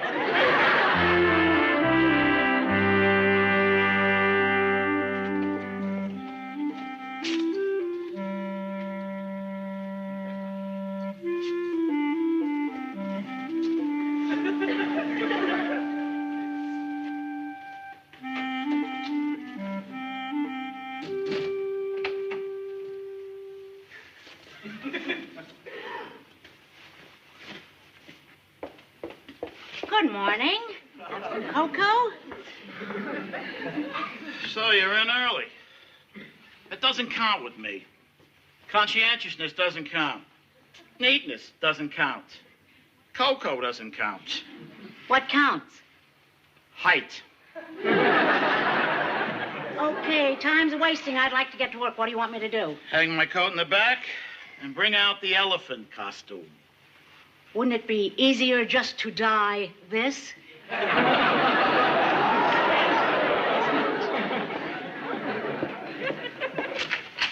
Oh, good morning, Jack. Listen, I didn't have a chance to talk to you yesterday, but I hope you don't feel you had to hire my mother because she's my mother. I didn't. I hired her because I needed someone. She's a someone. Have some cocoa. Ma's here already? Morning, dear. Good morning, Ma. Okay, boss. What's next? Morgenstern? Morgenstern. Yeah. Still in the new girl. Oh, right, of course. New girl. Come, here, Ma. This is the, Could I ask you a question? Sure, anything you want to know. Do you dress like this for work every day, or are you going to a rodeo? This is the order desk. That is where you sit. First, you sit. First, I dust. Then, I sit. Do you ever clean up this place?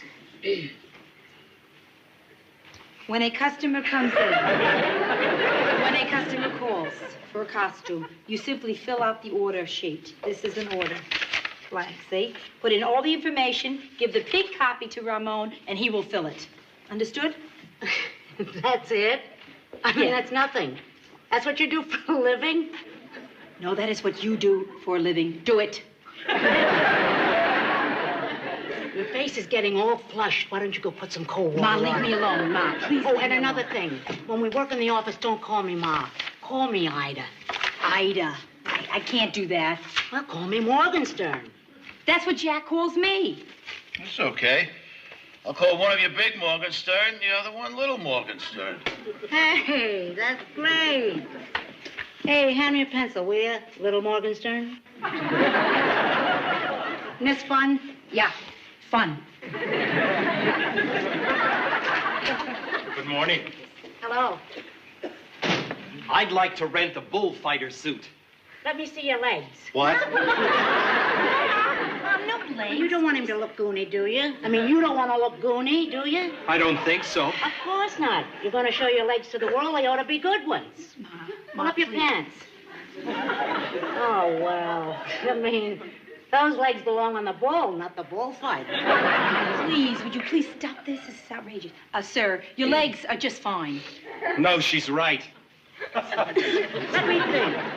The really one perfect costume for you in the whole world is Frankenstein. We're all out of Frankenstein. Unless, of course, we have the Lone Ranger. Yes. What luck. Are you married? Yeah. Oh, good. Then your wife can be your faithful companion, Tonto. Gee, I don't know. Okay, I'll give it a chance. I'll have my wife come in for her Tonto fitting. Oh, great. Excellent choice. You just sign your name here and your number, and on Halloween, you can get the costume. Gee, the Lone Ranger. Right. You don't think I'm too chubby? Oh, no, you're perfect, except for your legs. Thank you. Okay. Bum-ba-da-bum-ba-da-bum-bum-bum. Hey, how about that? I did it my first rental, and if I say so, it was a pretty good one, huh? A good one? That was just dreadful, Ma. From now on, don't get personal with the customers. You simply take the order, just like I showed you, and that's it, okay? You know, Morgenstern, you're absolutely right. There, you see, thank you, Jack. Not you, Morgenstern, you, Morgenstern. You just rented 2 costumes for a guy that came in here for 1. Good work. Good cocoa, too. All that's missing is the marshmallows. Regular or mini?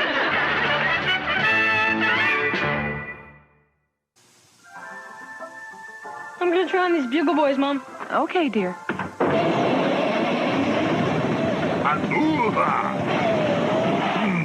Cool clothes. Thanks. Not alive! Yes! Food!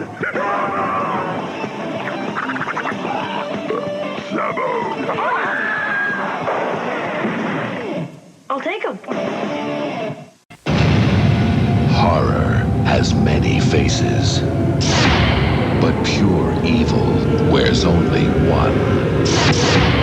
And this is your final chance to see it.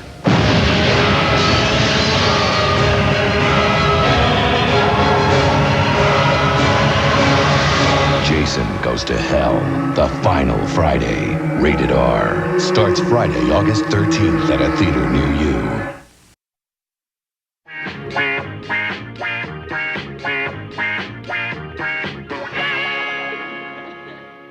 You know, Brenda, when you invited me over this evening and said we'd sit and hold hands, this is not what I expected. Come on, yeah, I'm trying to get in shape. Come on, you gotta resist me. You keep sweating like that, it will be easy. I'll get it. Just about to make my move. Yeah, sure. She is driving me crazy, Brenda. She's driving me crazy. And it's your fault. What did I do? What did I do? It's not what you did. It's what you didn't do. You didn't give her a strong enough reason not to work down there at Doyle's with me. She is driving me up the walls, across the ceiling, out the windows. Having a little problem with your mother? And it's getting bigger every day, Gary. Well, I guess families just shouldn't work together. Wonder how Steve and Edie do it. Brenda, you don't really get my message. Perhaps several hundred illustrations will help you. Yeah. Do you guys mind? No, go ahead. Go listen. Brenda, today she brought my lunch in what was a Bozo the Clown lunch pail. Yeah. We have to squeeze the nose to get the damn thing to open. Yeah. It goes beep, beep. Yeah. That sounds kind of cute. Cute? What cute, Brenda? You don't hear what I'm saying to you. Now listen, Gary, stop pulling on the sink. That's cheating. She is cleaning incessantly. She washes everything in sight. So? Including my face. Gary. Rhoda, you know, I hate to say this, but I think that you're picking on Ma. I am picking on Ma. Yeah, she's doing it all out of love. How would you like it if she were doing it all out of love for you? It wouldn't bother me a bit. Okay, I'll give you the last illustration. Yeah. This is the best. I saved it for you. Yeah. Guy came in, a regular customer. We affectionately call him Hawk Face, with good reason. Yeah. In addition, the man has the IQ of a dart. He came in today to rent himself a bridegroom costume. So what does our mother ask him? You want a bride to go with that?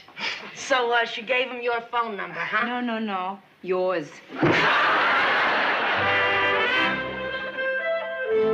Well, Jack. Yeah. You've seen many a Halloween season.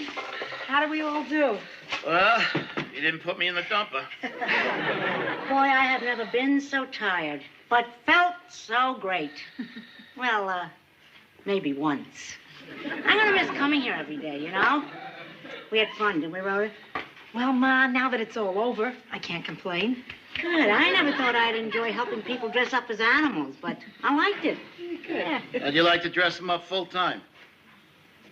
You mean work here Yeah. full time? Yeah. Hey, joke, Jack, you're kidding, right? I mean, you're just being polite. Ah, what polite, what polite. What do you say, Ida? Well, Jack, that's very nice.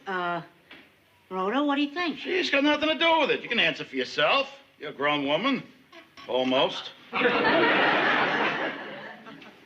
Now, don't be looking at me because I can't tell you anything. Like Jack said, I got nothing to do with it. Nothing. I can't tell you anything about it or what to do. I don't want to. What I want to do is just go home. It's been a long, long, long day. Happy Halloween. It's the first time she didn't have an opinion on something. What's with her? I don't know. Let me give my answer to you tomorrow on this, huh? What? Trick or treat.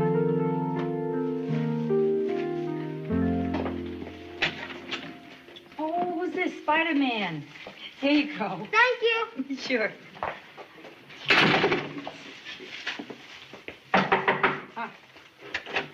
Here you go. Why did you run out like that? Ma, I was simply tired. I wanted to come home. That's all. Rhoda, I always know when you're lying. All right, I was a little bit upset. Good. What about? About you being in the place where I work. What's the matter? Didn't I do a good job? No, you did a great job, as a matter of fact. It's just that Ma, this is very hard to say to you. Just say it. Okay. I don't want to work with you. Could you say it a nicer way? Excuse me. Here, sweetheart. Ma,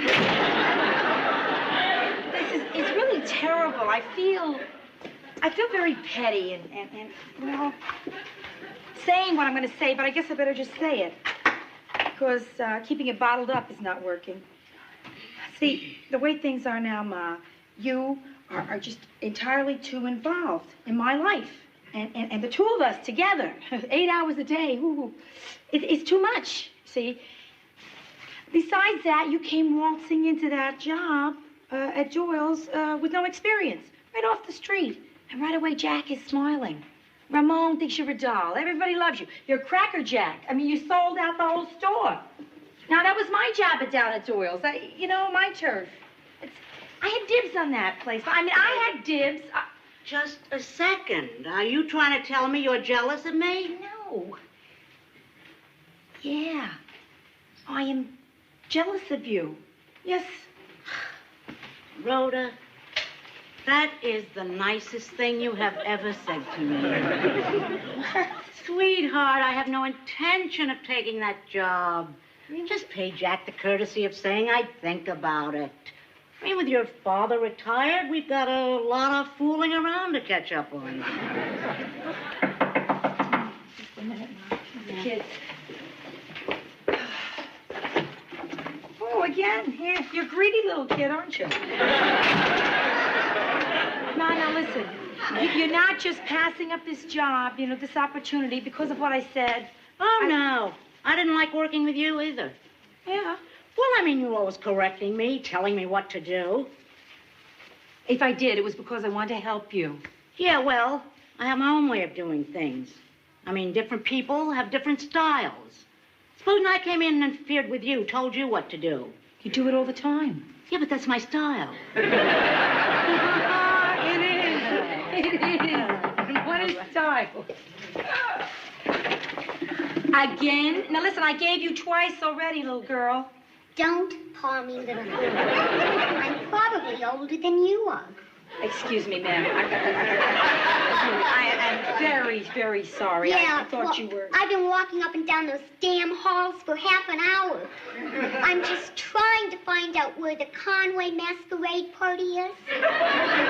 Oh, right. Well, the Conways live on 7. 7G, I think. Oh, thank you. Yeah. Excuse me, just a moment. There's something that I've wanted to say all my life. I hope you won't be offended. Oh, I've heard it all. Nothing would offend me. Happy Halloween, Shorty.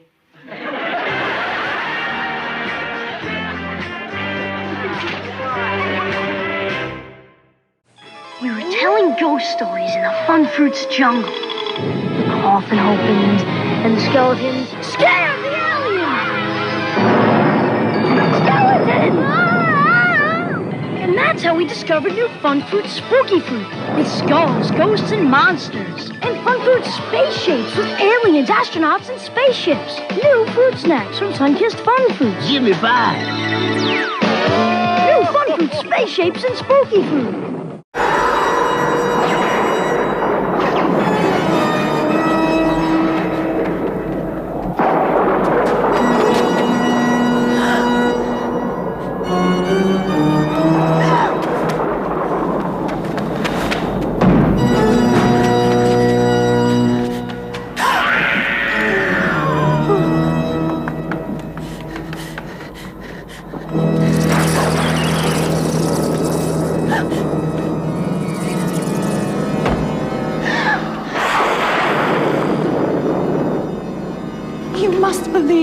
I didn't know. I did not know. And let the servants do the shopping. People tend to see red when you serve up anything but What-is tomato sauce, because What-is never skimp on their special ingredients and top-quality tomatoes. Twice the taste and twice as good, because What-is means good food. Bobby! What? Wake up! Huh? What's the matter? You're having a nightmare. But this is no dream. More relentless terror comes your way on Halloween Madness, a night of fright on Nick at Night. It's Nick at Night. Makes the world seem bright.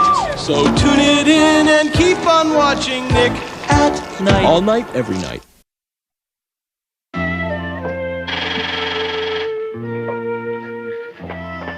Yeah, Carlton? Hello, this is Carlton, your doorman. Listen, there's a gang of hooligans down here. They're dressed up like animals and they want to get in. They say it's Halloween, but I don't fool easy. Carlton, tonight is Halloween. Those kids just want to go trick-or-treating. Let them in. Well, they look pretty weird. Carlton, that's the costumes. They're dressed up. Let them in. It's all right, fellas. Come on in. Sure, you can bring your motorcycles.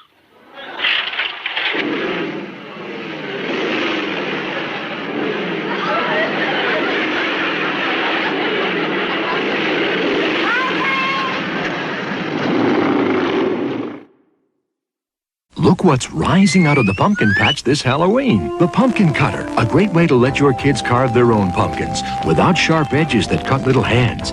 It even makes toothy grins easy to do. The Pumpkin Scoop removes seeds and pulp better than any spoon.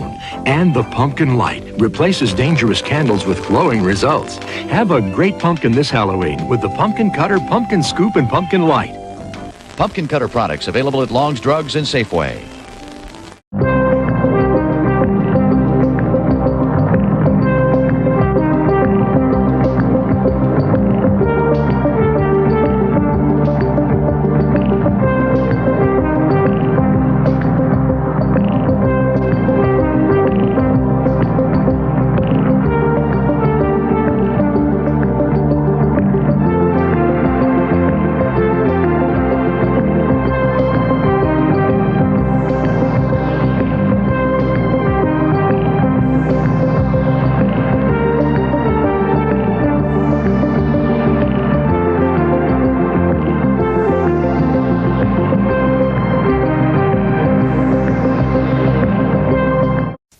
N-I-C-K-A-T, N-I-T-E, N-I-C-K-A-T, Nick at Night for me. Better living through television.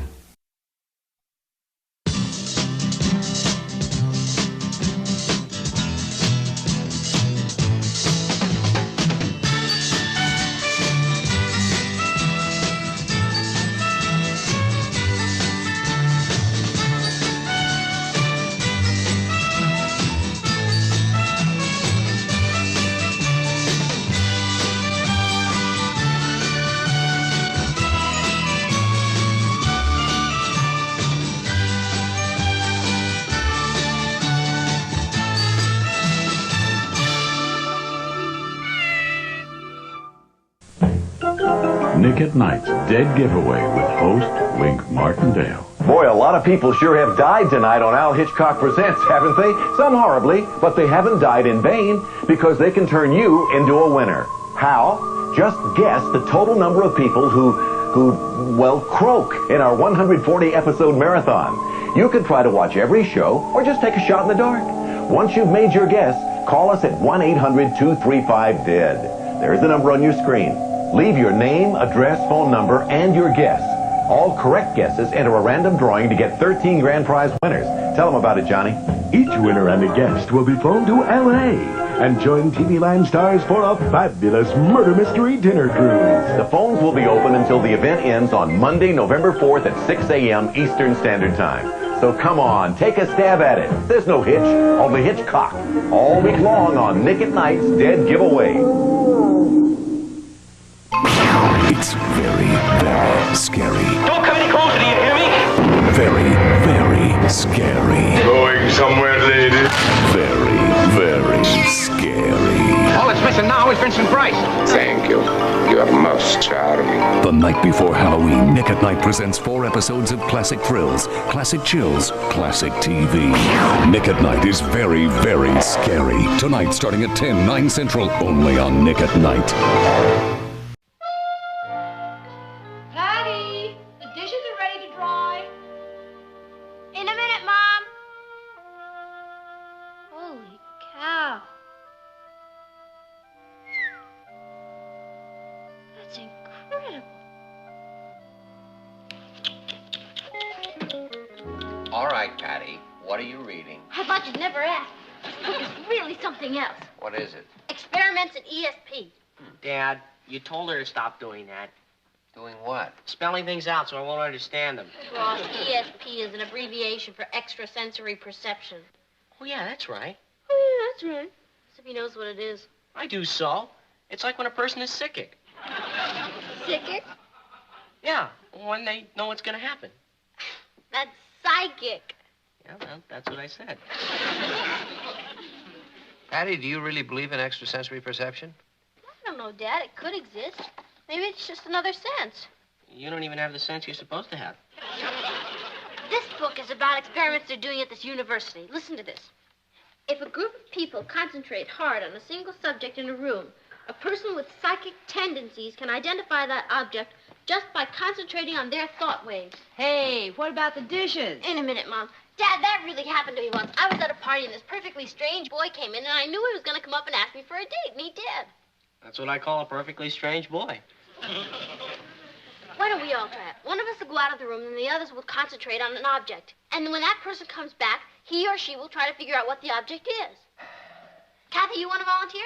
No, thanks. It's your night to dry dishes. No, not the dishes. We're doing experiments in ESP.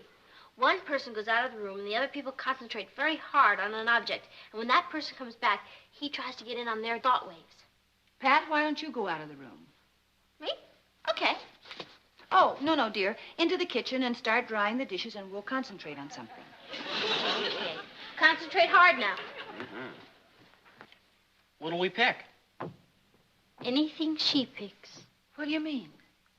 Whatever Patty picks, let's say that's it. Kathy, that's a little unfair, isn't it? Is it? Yeah. Let's do it. I only wish I'd thought of it. Pat, we're ready. Let me see now. This table! That's amazing! How did you know? I don't know. I guess I just have ESP. Pat, let's try one more experiment. Now, see if you can guess what I'm concentrating on. Okay, Mama, we're going to do the dishes. Hey, she really is psychic.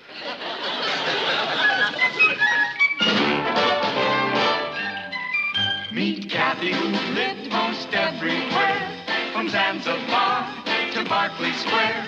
But Patty's only seen the sights a girl can see from Brooklyn Heights. What a crazy pair. But they're cousins, identical cousins all the way. One pair of matching bookends, different as night and day. Where Kathy adores a minuet, the ballet russe and crepe Suzette. Our Patty loves to rock and roll, a hot dog makes her lose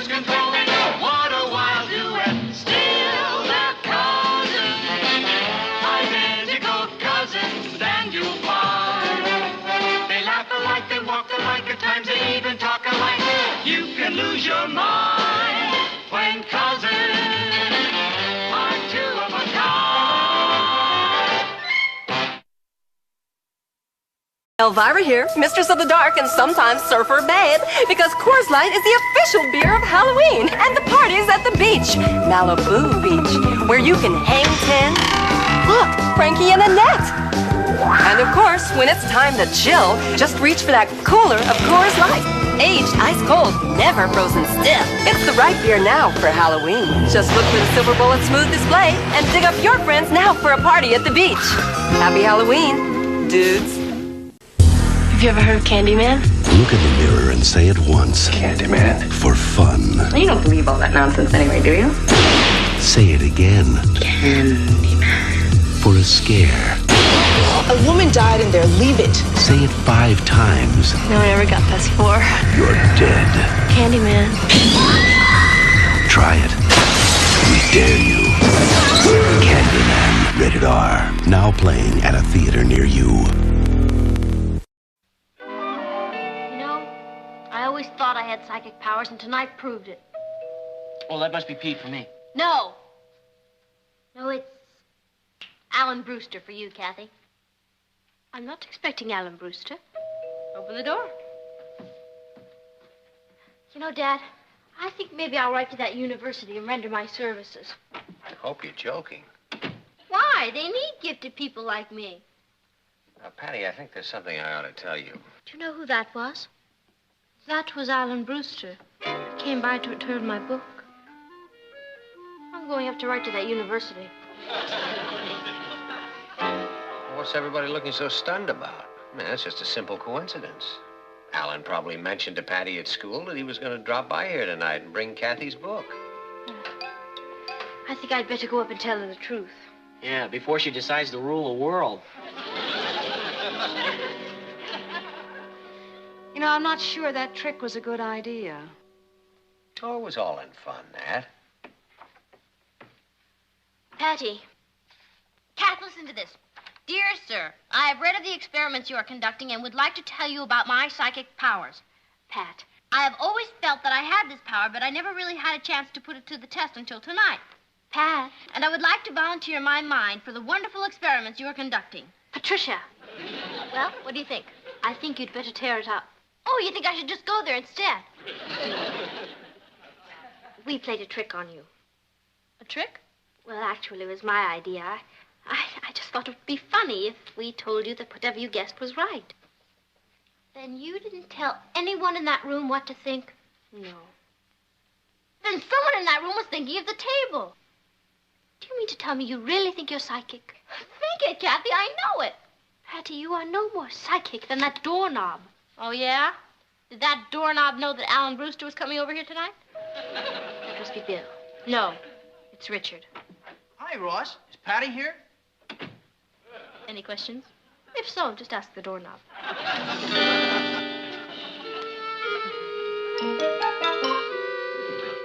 Are you ready, Patty? I'm afraid I can't go out with you tonight, Richard. You're gonna miss a James Bond movie? I'm afraid I have other things on my mind. Yeah, she thinks she's the hunchback of Notre Dame. You know, the fellow made all those predictions. That was Nostradamus. Oh, yeah, the hunchback of Nostradamus. Hi, Mrs. Lane. Mr. Lane? Oh, hello, Richard. Hey, Rich, how's your mother's flu? It's much better, thanks. She's, how'd you know my mother had flu? I can't explain it, Richard. It's just something, in here. Excuse me. Something in here? Richard, didn't you tell Patty your mother had the flu? I couldn't have. We didn't know it was flu until this afternoon. She's putting in a long-distance call to that university.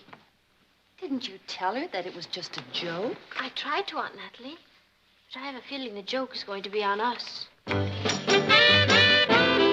I heard that you predicted that Helen's boyfriend would walk out on her. And he did. That's right.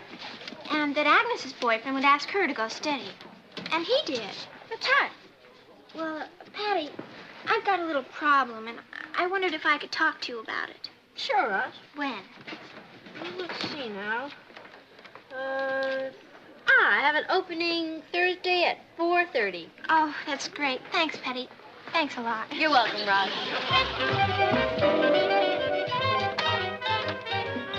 I'd like to see Patty Lane. Patty? Is she home?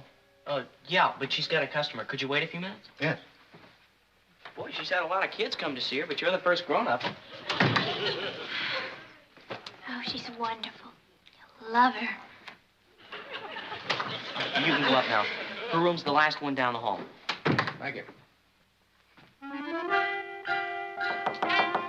Enter. May I talk to you a moment, Miss Lane? Well, you should have made an appointment. I'm very busy, but who am I to turn away a fellow human being? What is your problem? Well, my problem is that I'm Detective Lieutenant Gregory, and we received a report that you're illegally operating here as a fortune teller. Illegally? Don't you know there's a law against fortune telling in this city? Oh, but sir, I'm not a fortune teller. People come by and I advise them. How much do you charge? Nothing. I just do it to help out my friends. You've never taken any money? No, sir. Well, Miss Lane, people who go around advising other people are taking on a lot of responsibility. You see, the people who seek advice are usually troubled. And the wrong kind of advice at that time can do a lot of harm. And besides... Wait a minute. I'm getting a flash. Are you expecting a promotion? Well, yes, as a matter of fact, I am. I knew it. I could feel it. Am I going to get it? Yes. Yes, you are. No kidding. Congratulations, and thank you for dropping by. Oh, wait a minute. Can't you tell me a little more about my promotion? Once again, foolish friends, Freddy Krueger is on your phone. Dial this number now. I've got some tales to tell. Freddy's favorite bedtime stories. Dead time stories. All brand new, straight from my boiler room to your home. It's Freddy Krueger on your phone. So dial this number now if you dare. Tell him Freddy sent you. $2 the first minute, 45 cents each additional minute. Children, get your parents' permission before you dial. It was a Halloween party where fantasies come true. I put on Showtime makeup and did a dance or two. The boys and ghouls were hanging out like Vamp and Tigress too. My Showtime face was all in place, then Rock Angel, I saw you. It's Showtime, the adult Halloween makeup. Showtime is hypoallergenic, more comfortable than masks, more fun too. You know you are my fantasy, but I can't speak to you. Make up a Halloween fantasy with Showtime makeup. Hello? May I help you? Well, actually, I came to see your daughter. I'm Lieutenant Gregory of the Bunko Squad. Bunko Squad? Well, we got a report that she was doing some fortune telling. But since she isn't taking any money for it, there's no problem. You mean there's no problem for you? Matter of fact, she's pretty good at it. She told me I was going to be promoted. Could I use your phone? Yeah, help yourself, Lieutenant. Or should I say Captain?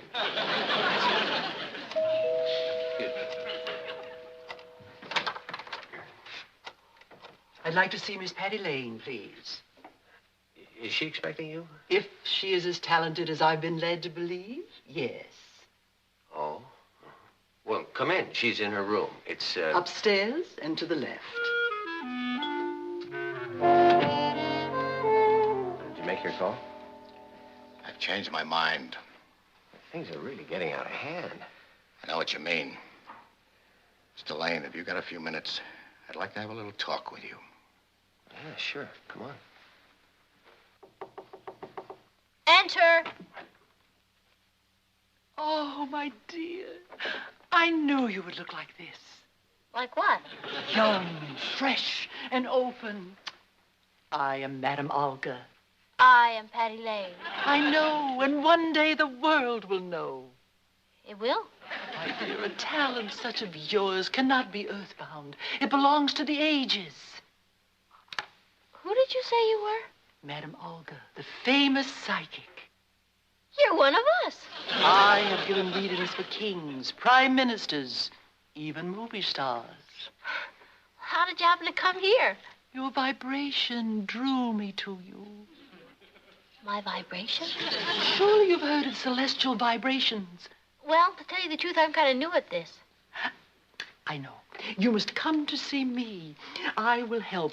Here is my card.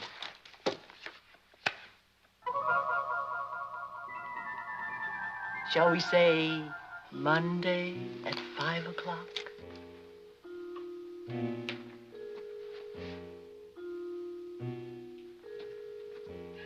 I wouldn't discuss this with anyone. There are so many unbelievers in the world. Yeah, I know. I've got a house full of them right now. See you Monday, my dear. I will be there.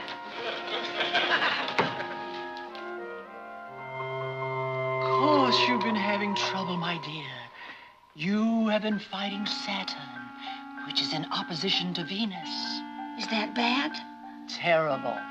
However, this phase will be ending very, very shortly. Excuse me, my dear.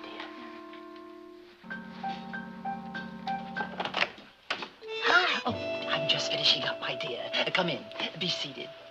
I'll be right with you. Okay. You mustn't be impatient. Don't try to force things. Oh, I can't tell you how much better I feel. That is why we are here, to do any good we can. There you are. Oh, thank you, Mrs. Gordon. Now, I'll see you next week at the same time. And remember, don't try to force anything. Goodbye, my dear. Madam Olga, there's something I don't understand. Yes, my dear? Well, I thought it was against the law to take money for this. My dear child, I don't take money for what I do. You don't?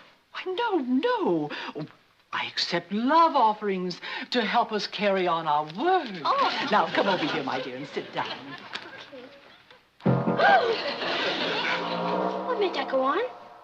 You did. You're standing on the button. Oh, thank you. Sorry.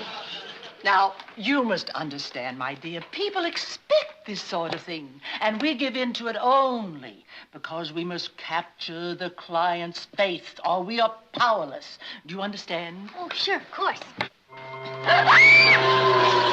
What?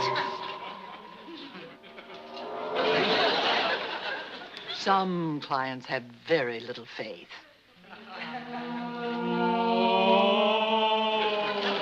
What's that? That's for the tough customers. The clients.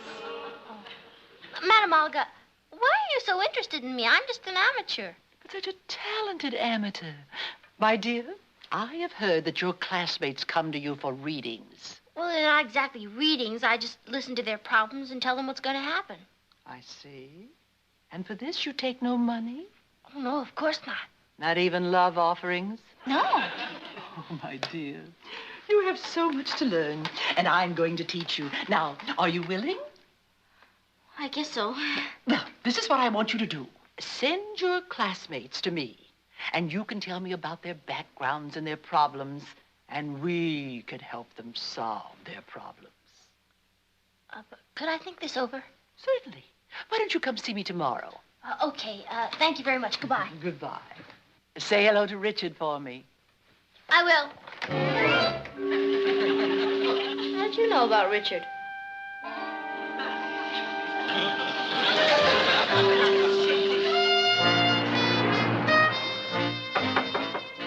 Come in. You wanted to see me, Mr. Ryan? Yes, Freddie, sit down. If it's about that math test, I can't explain. You see, this new math is very difficult, and I get all mixed Patty, up. what I wanted to talk to you about were these so-called readings that you've been giving to your schoolmates. Oh, you've heard about it, huh? I did. Frankly, I find the whole thing a little disturbing. Oh. I'm sorry, Mr. Ryan. I didn't know there was a rule against it. Patty, the whole point is, are you equipped to give advice to others? Well, I know what you're thinking, Mr. Ryan. Considering the things I've done in the past, it does seem a little strange, but I've suddenly found this power I have, and I don't think I should keep it to myself. I think that would be selfish. Patty, Wait a minute. I'm getting a vibration from you, Mr. Ryan. Yes. That new gym you wanted. You're going to get it. Yes, I know. The money was voted by the legislature yesterday. You see? Now, how could I have possibly known that? Because I announced it in assembly this morning. Aha! But here's something you didn't know, Mr. Ryan. I wasn't listening in assembly this morning.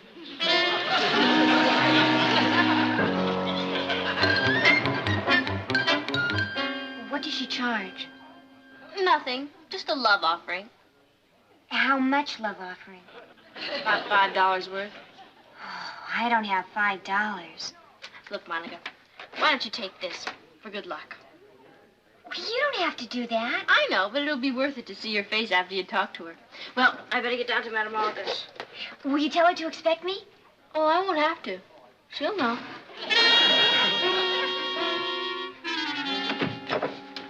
Oh, hi, Nat. Martin, am I glad you're home? What's the matter? The principal of Patty's school called. Oh, Patty passed the test? Martin, this is serious. He's getting concerned about her being involved in the psychic business. Oh. Well, it's nice of him to show so much interest. Is that all you've got to say about it? Well, I don't think there's anything to worry about, Nat. You don't? No, it's just a phase, Nat. You know, she'll get over it, like all the others. I can't believe you mean that. Forget it, Nat.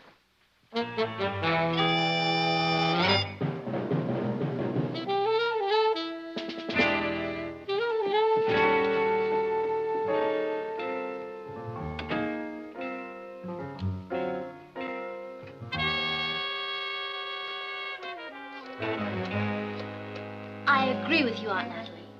I can't understand your Uncle Martin just shrugging it off. Lieutenant, I know you asked me not to say anything, but the situation is getting a little uncomfortable here. Patty's principal called here today and complained about what she's doing, and my wife's been bugging me to put a stop to the whole thing. I'm sorry about putting you through this, but I just got a call from Patty. She planted the marked $5 bill on one of her friends who's going to see Madame Olga this afternoon. Now, if you want, you can come down and join me. I'm going to move in. I'm not going to stand by and see this happen to Patty. What are you going to do? I'm going to see Madame Olga. The vibrations I'm getting tell me you're having trouble with the boy. I'll say. I see an H. That's right. H-A. H-E. Henry! That's right. She's fantastic. Yeah, isn't she? Is it going to work out all right? Yes. He's headstrong, but he's very, very fond of you. What happens in the next week is of the utmost importance. What do you mean? You must return next Friday and tell me everything that has happened. I will. How much is that? There's no charge, my dear. Just whatever you want to contribute to further the good work. Thank you. Well, I'll see you at the Shake Shop, Monica. Okay. I'll see you Friday.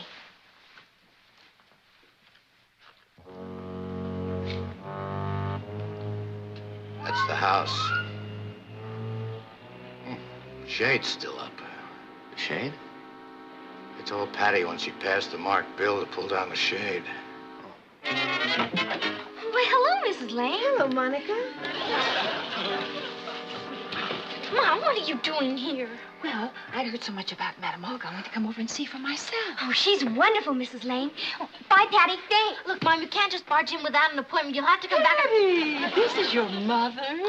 Yeah, Madame Olga, but she doesn't have an appointment, so she'll be back tomorrow. Your mother doesn't need an appointment. I've been so anxious to meet her. Well, this is Mrs. Lane and this is Madame Olga. Please come in, Mrs. Lane. Oh, you're a very fortunate woman to have such a talented daughter. Oh, yes, that's what I keep telling myself. Would you like a reading? Yes. Please be seated. Now, let me see what vibrations I get from you. I don't get it. That must have been Patty's friend who just left. Wonder why she hasn't signaled yet. I'm glad my wife doesn't know about this. She'd really make a scene. Yes, you have great dramatic talent. You could have been an actress. Well, I had thought about it. But, of course, after the children came, I realized that will be all for today. Thank you. How much do I owe you? Oh, there's no charge. Oh. But the usual love offering is $5. Oh. I have 10. Do you have change? Yes. Thank you. No! I mean, why break a whole $10 bill? I have change right here. This belongs to you, and this belongs to you, and here's for my mother's reading.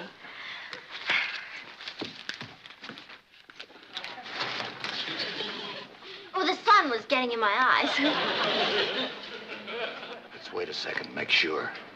Oh, I just happened to remember I'm going to need some change. Do you have singles? No. Well, let me see. I think I have 2. Oh, yes, I have 4 singles and some silver. Oh, that'll be fine. Okay, let's go. It was too gloomy in here. Wait a minute. Shades up again. Madam Olga, do you happen to have 2 10s?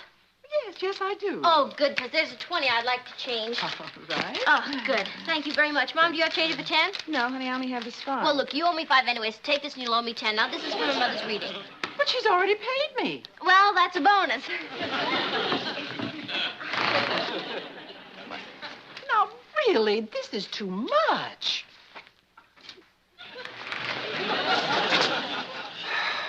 I'm beginning to feel like a yo-yo. Now, this is yours, right? No, this belongs to Madam Olga. My dear, I'm afraid you're mixed up. No, don't you remember? She gave you a 10, then you gave her a 5. Then I gave you a 5 for her love offering. Then she still owed me 10 and you 5. So I gave you 20 and you gave me 2 10s. And I gave her 10. She gave me a 5 and then I gave you the 5. So we're all even. Right? Well, Patty, I think you're confused, dear. No, Mom, what's the difference? It's all for a good cause. Isn't that right, Madam Olga? Right.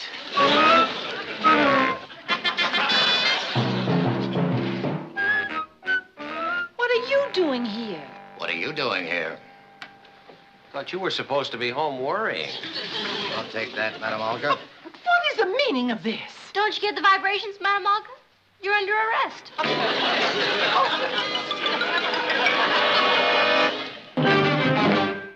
Master, Quiet, I'm calculating. isn't it dark in there? Not for my new Anilite solar calculator from Texas Instruments. You have a Texas instrument? Texas Instruments Anilite calculator. Unlike other solar calculators, it works in almost... Anilite. Good and feel. The new line of Anilite solar calculators from Texas Instruments. Imagine the Prince of Darkness with a solar calculator.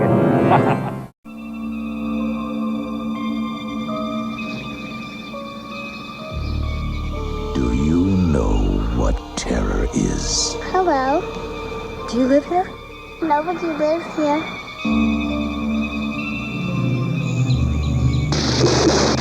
Real terror.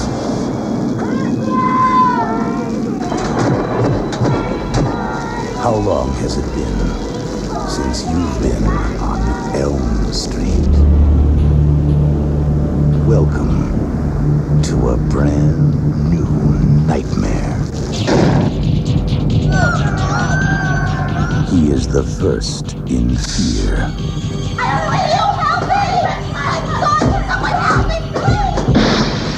Second to none. Don't let them put you to sleep. He has no mercy. And no equal. Now no one sleeps. Get ready. This August, your wildest dreams will come true. How sweet, fresh meat. A Nightmare on Elm Street, Part 4. The Dream Master. I dare you to change channels. Go ahead. But remember, you can flip all night and not find another show with this, the Nick at Night Good TV Guarantee. It's the nation's most trusted symbol of television excellence. Okay, it's the only symbol. But even so, for quality, rewatchability, and high fidelity, just look for the Good TV Guarantee. It's why America is turning to Nick at Night after they see what else is on. What's all that? Just some junk on mind reading and astrology. I'm throwing it out. Hello. Is your sister home? My sister, the heroine? Yeah, go on in. Thank you. Hello, Lieutenant. Mr. Lane. Hi, Lieutenant. Hello, Patty. The chief asked me to offer his commendation on a very fine job. You'll probably be getting a citation from him. Really? In my opinion, she deserves it. She certainly does. Thank you. I'd like to thank you both for your help. We've been after Madame Olga for a long time. You were right. About what? They promoted me to captain. No kidding. Where are you going? To get those astrology books back.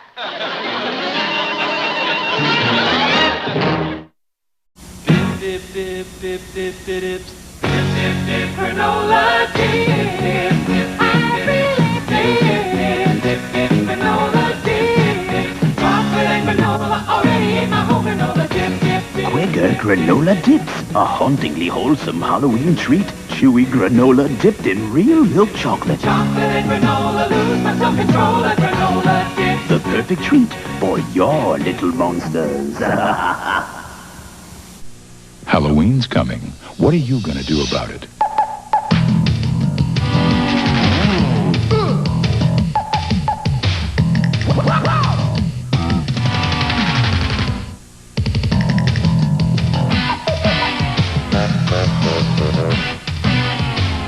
Whether you do a little or a lot, be an original this Halloween and find yourself at Hallmark. Hallmark has a way. And at participating Hallmark stores, get your hands on the Spooky Sounds tape, full of creepy sounds and Halloween theme songs. $1.95 with any $5 Hallmark purchase, only at participating Hallmark stores. It's a scream. A flick of the switch, a spin of the dial, one little move can make you smile. Nick at Night is the turn on that you love. Here's Kathy, who's lived most everywhere, from Zanzibar to Berkeley Square. The Patties only seen the sights a girl can see from the heights. What a crazy pair! But they're cousins, identical cousins, and you'll find they laugh alike, they walk alike, at times they even talk alike. You can lose your mind when cousins are two of a kind. It's very, very scary. Don't come any closer, do you hear me? Very, very scary. Going somewhere, lady? Very, very scary. All that's missing now is Vincent Price. Thank you. You're most charming. The night before Halloween, Nick at Night presents 4 episodes of classic thrills, classic chills, classic TV. Nick at Night is very, very scary. Tonight, starting at 10, 9 Central, only on Nick at Night.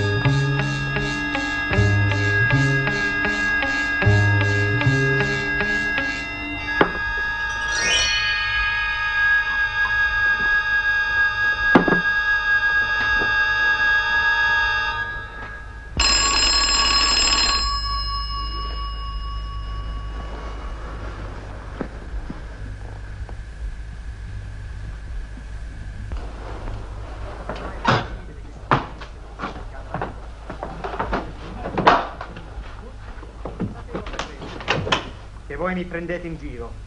Voi non volete che noi vediamo il signor Gilson? No, no, signore. Lo giuro. Perché abbiamo degli affari molto importanti a discutere. Allora, ditemi il numero della sua camera. Il numero della sua camera, presto. Su, la prima porta a destra. Giacomo, vedete? Andiamo.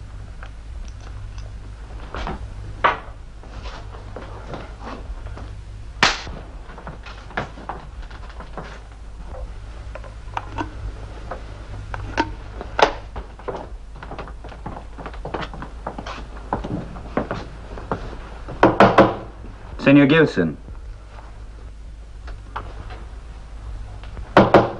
Senor Gilson.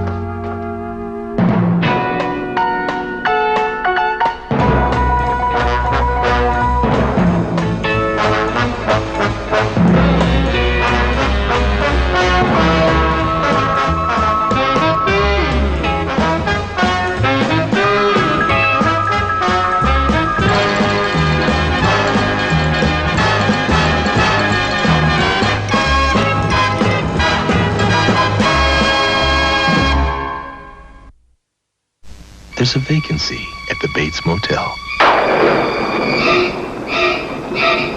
Norman, is that you?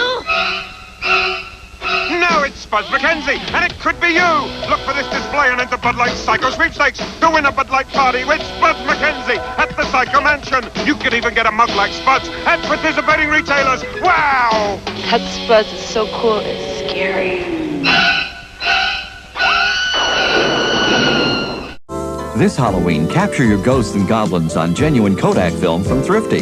Whether it's print, slide, or movie film, Kodak is the choice of professionals. Thrifty carries a full line of Kodak film, including C126-24 exposure, C110 and C135 24 exposure in regular and high-speed print film, KR135 36 exposure slide film, and Super 8 movie film. Remember, the sharper you want your memories, the more you need Kodak film and Thrifty.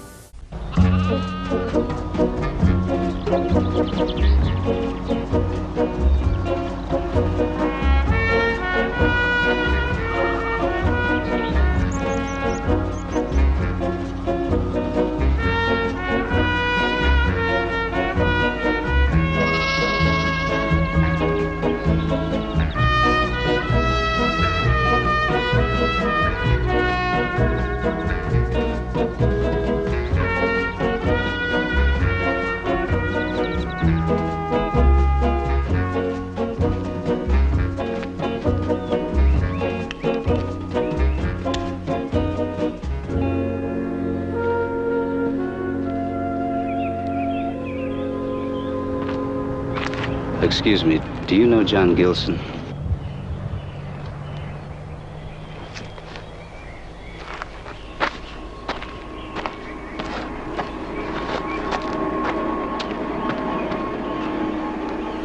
Where does John Gilson live? Excuse me.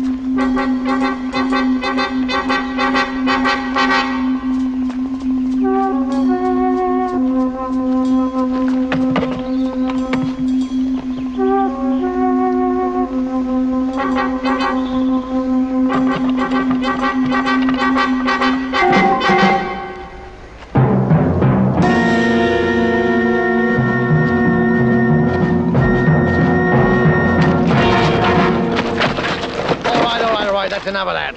Come on your way. Oh, what was all that about? You've been asking about John Gilson.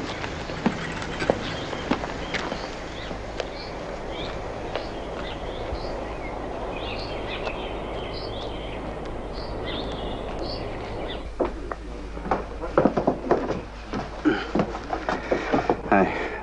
Let me have a beer. Fine, sir. Sorry if I use the phone. It's over there.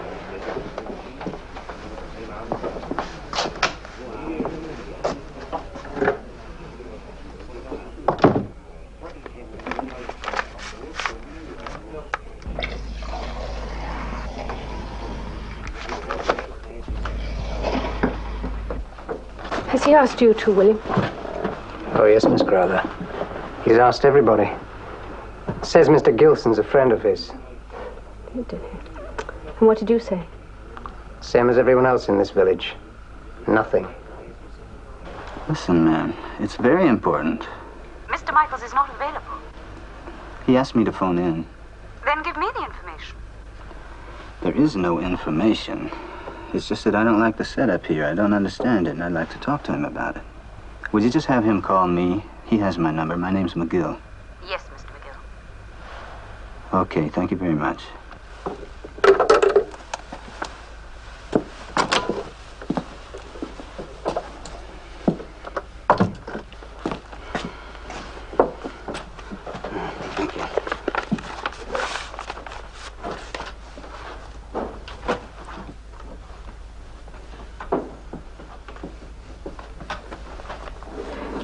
Mr. McGill, they tell me you're asking questions about John Gilson.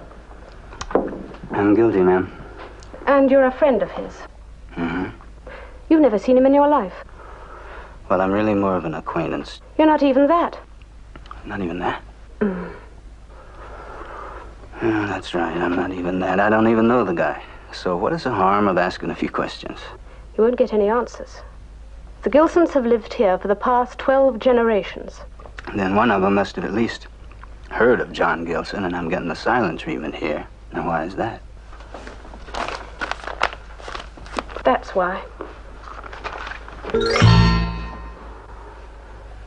In the past 3 weeks, farms have been burned, cattle hamstrung, machinery smashed, old men beaten after dark.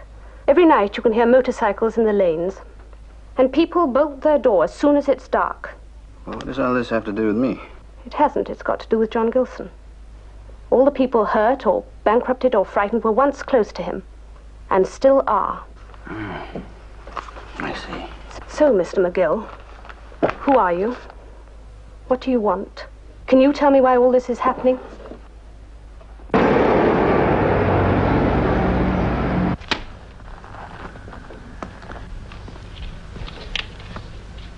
Yes, that's quite a nice one. Oh, this is quite a good collection for 3 weeks. You can walk through that village at night and smell the terror. It's taking too long. You're not getting results. Stick to politics, Van Rees. Better still, go home and stick to them. I've got more to lose than you have. You are a soft political pig. Why don't you try working like those 3 men that Gilson killed in Milan? Or like me. Everyone is necessary. Let us remember that. Let us also remember that Gilson can destroy us all. Then find him. In the whole of Europe, 1 million backstreet hotels, 1,000 fishing boats with greedy captains, he could run forever. So we must bring him to us. And that little village is where Gilson belongs. He'll come to it. He'll know why. He'll know it's a trap. Oh, yes. But he'll still come. He'll have no choice, not if we continue to escalate the unpleasantness. And McGill will tell us when Gilson has arrived at his charming little village. What's left of it.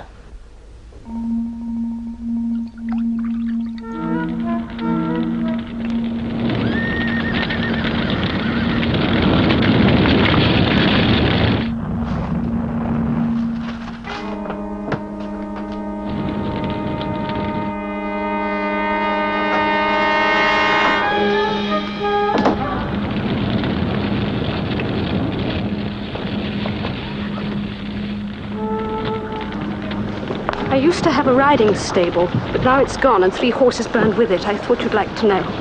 I'm sorry. Are you?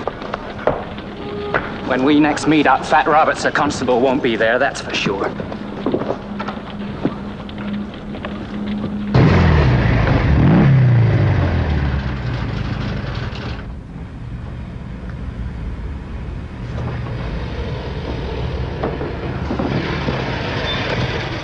feels better. Just see that barn go, eh? Yeah. What's the matter with you? There's petrol all around. Well, up all right then? Yes, fine. Just one little match. Yeah. Come on. Come on, Jack.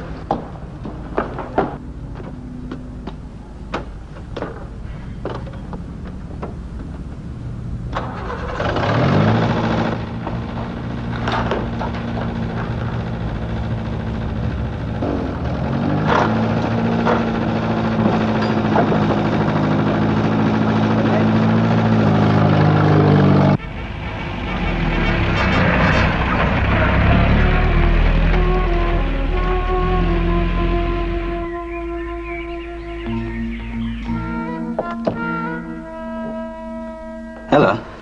McGill? Yes. There's a bridge about half a mile down West Lane. Be there in 5 minutes. Hey, who is this? You've been asking questions about John Gilson. That's right. Then in your own interest, you'd better be there.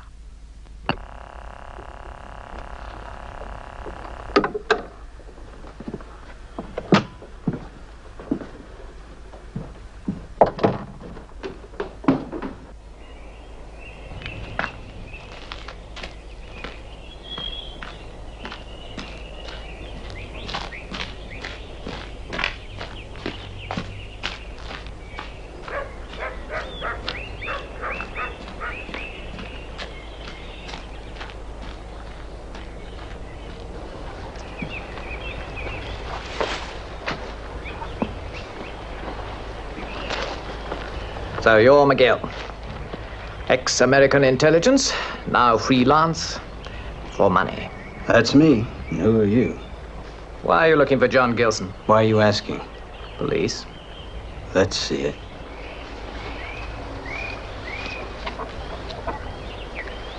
Detective Sergeant Headley. CID. And shouldn't you be trying to find out who's starting all these fires around here? One thing at a time. Now tell me about Gilson. Look, I'm on a job. I have a client in London that wants to talk to him on the telephone, that's all. Well, I'd give it up. Just find another job, McGill, before you get in our way. Whose way? The CID's or loudmouths over there? What's the matter with you? Don't you ever speak? What branch of intelligence does he represent? You've got intelligence on the brain. I have a good memory. It's a nice drive back to London at this time of year. And have a nice trip. I'd think about it. The next time I see you, I'll have a warrant.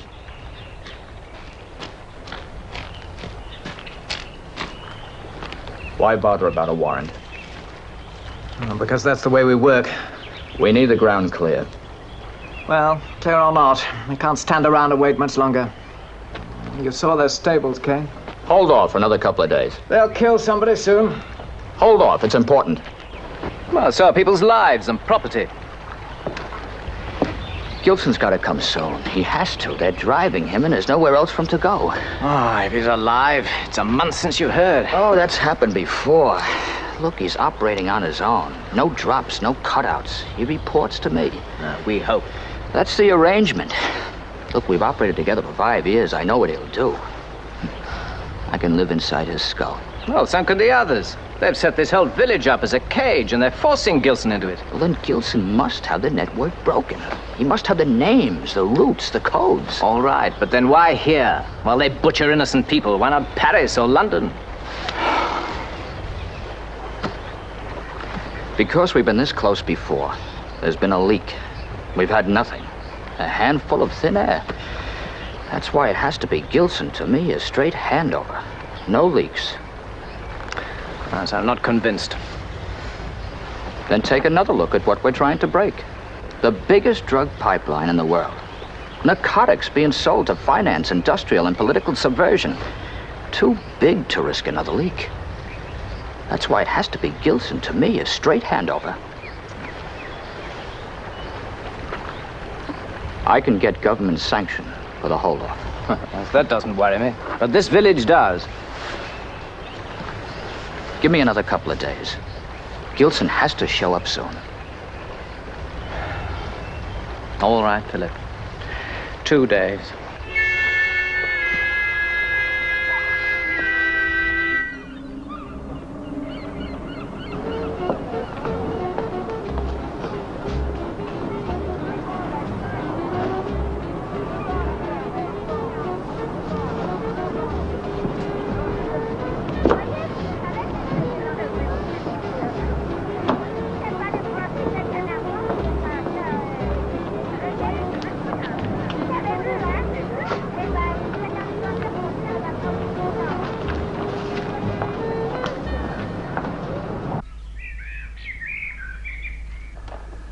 sorry, he's not available. Listen, man, that's all I've been hearing from you now. Now, I want to talk to him. I want to know what all this stuff is about. I'm sorry, I can't help you. Listen, lady, don't mess around with me. I know a contact phone when I'm using one. Now, you just tell him. Tell him that or either get another boy.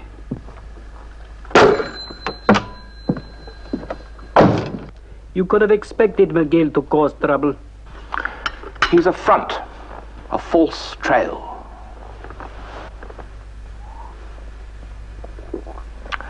I must say, I find these 51 white burgundies a trifle insipid. You live well for a common criminal. A professional criminal.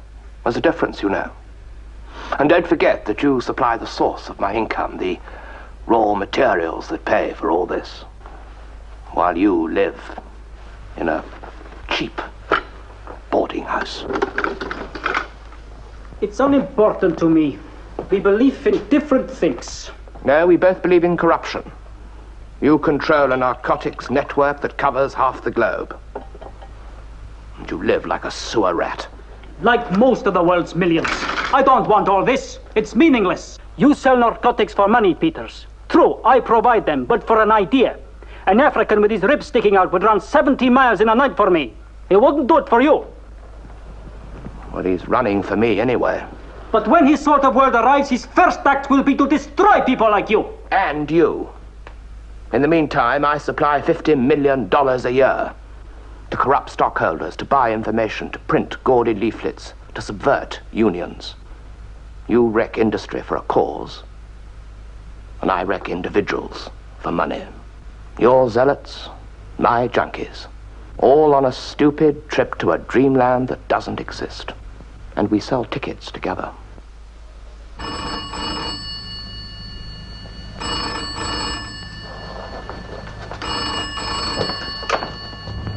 Yes? Yes? I see. Good. Gilson has been traced to Calais. He is sick or wounded and has made no attempt to contact his organization. Well? Your inside man seems to be earning his money. We'd better hurry things up a bit. That tree has stood there, I suppose, for 500 years. And this is one of the oldest graves of stone. That family's been buried there, I suppose, for more than 10 generations. You look troubled, Mr. McGill. Yes, sir. I have a simple mind, and I just like to understand things. That's the theologian's prayer. It isn't always possible. Maybe not, I don't know, but I sure like to try. What's that? That's a dovecot. Built 800 years ago to house pigeons so that monks could have meat to eat. Really? Yes, the first battery farm. Come and have a look.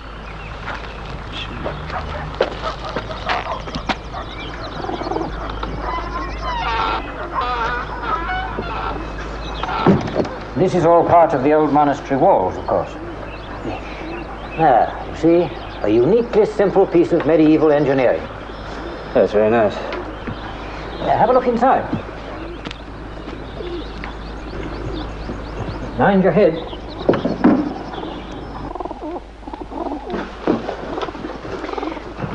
There, you see? 500 pairs of birds can nest in here. Climb the ladder, push it round, collect eggs and squabs.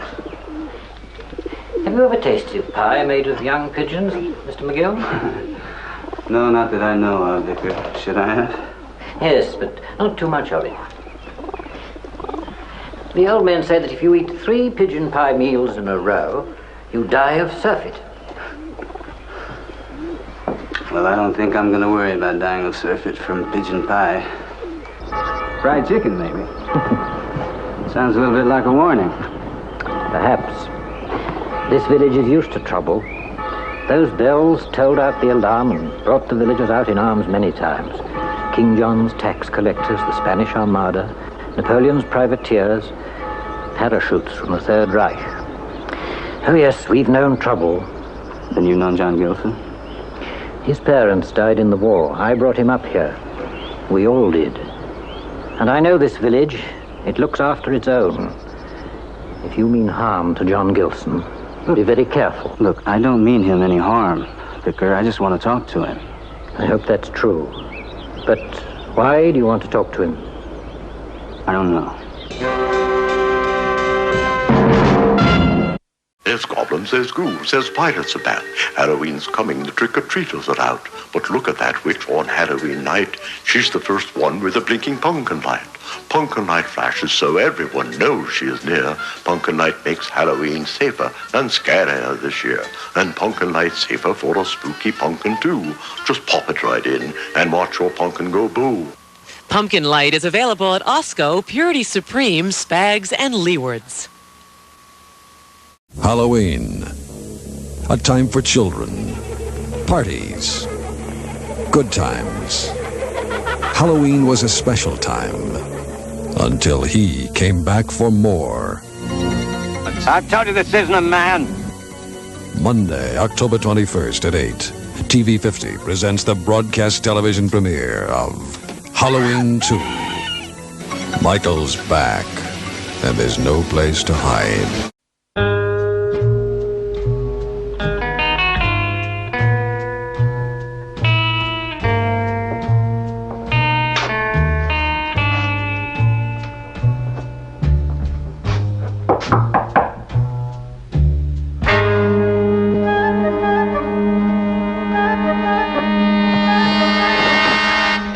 My name is Kane. I work with John. What do you want here? Wait, please, please. That's John in the middle. The others left to right, Baxter, Alderson, and Jones. And this was taken in Germany in 1957. Jones was in the hospital last year. John lent him some money. How is it I don't know about you? How much does John talk about his work? When John arrives, he'll want to see me. My name's Kane. Here's where you reach me. But this... It's code. Don't worry, John will understand it. You seem very sure he's coming here. Yes, he has to. He has to? What do you mean? He has to because of what's been happening here. The beatings, the burnings. You mean they really are because of him? Yes, but they'll stop when he comes, I promise. That's why he'll come. Go on, call the police if you wish. As for Detective Sergeant Headley, he'll confirm what I'm telling you. You mean you're allowing all this to happen? We have to. Nobody could do that. They can't. I'm sorry, but we have to. Just this morning, I begged the police to do something. All they did was to nod their heads. But why here? Why John? I can't tell you. Only that it's important. And the rest isn't. The whole village, everyone in the village, they're not important. It'll stop soon, I promise. You must... I'm sorry, I can't tell you anymore. You haven't told me anything. Kane, remember that. Tell John I'm here.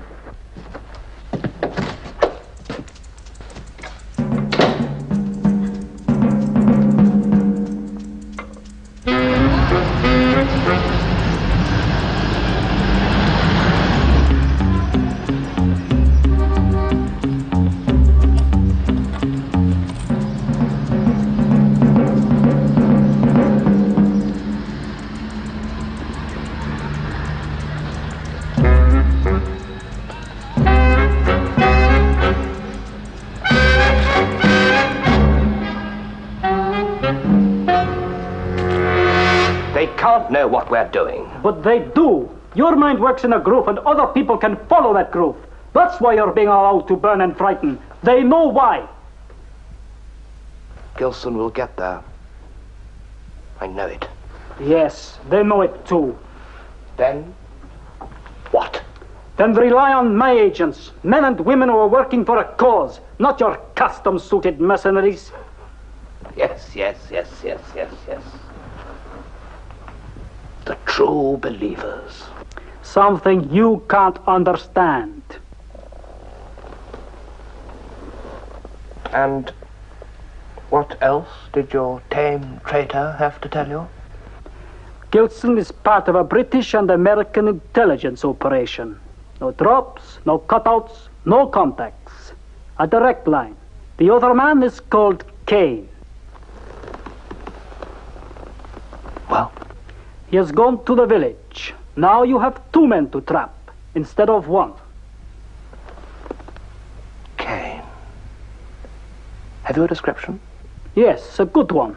In 15 minutes' time, Gardino will telephone. You will give him the description and tell him to kill Kane.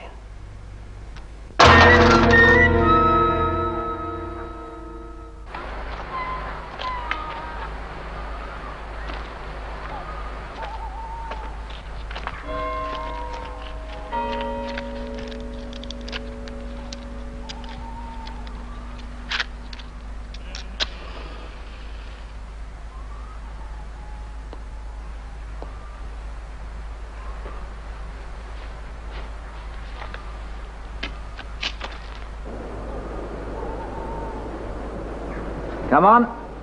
It's time. Look, isn't it better if we, leave the priest business? I mean, with this extra job coming up... This doesn't concern you. I am dealing with Kane. He's soft on priests. Yeah, well, with his record, he ought to be. Look, just do as you are told. We'll do it, all right. Don't worry. You're sure of the time? Yep. He is a man of regular habits. At 9:30, you'll meet him at the crossroads. Now, will you get going?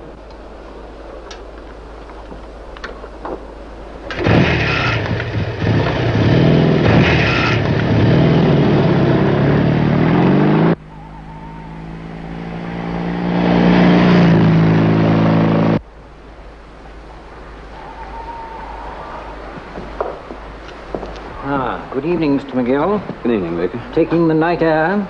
Yeah, I thought I'd take a little walk, do a little thinking. Very quiet, isn't it? All the doors shut. I don't think it's too good an idea, you being out yourself.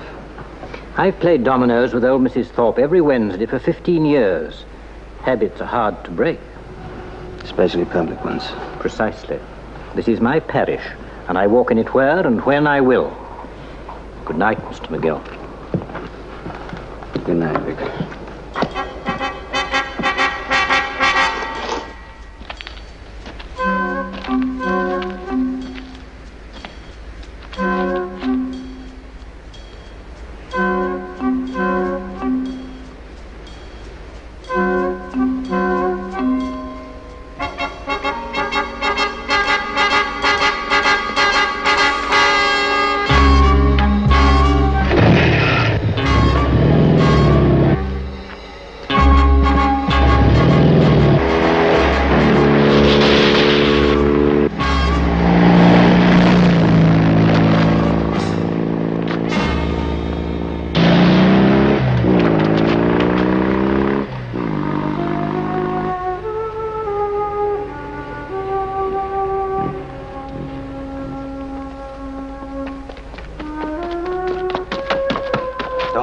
Don't touch him. Don't move him. Just leave him alone.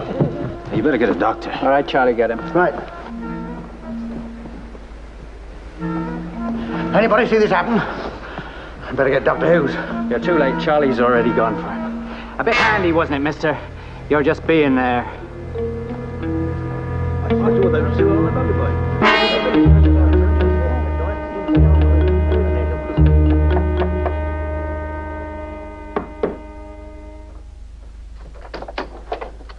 Listen, I have to talk to you a second. No, go away. Listen, I can hammer on this thing all night if I have to. What is it? There's been some trouble. I heard the motorcycles. What's happened? One of them ran over the vicar. Wait a minute.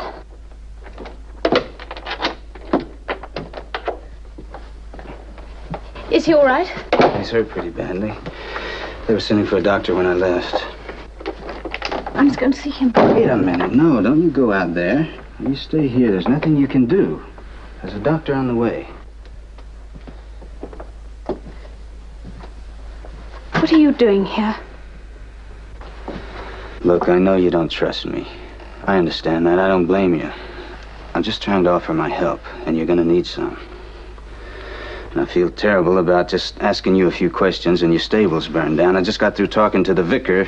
He's run over by a motorcycle. And I have a feeling Gilson's being set up. Kane said something like that. And Kane's American intelligence.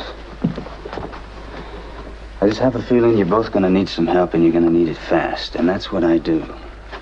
And please, trust me. Please, just call me if you need anything. Okay. You be careful.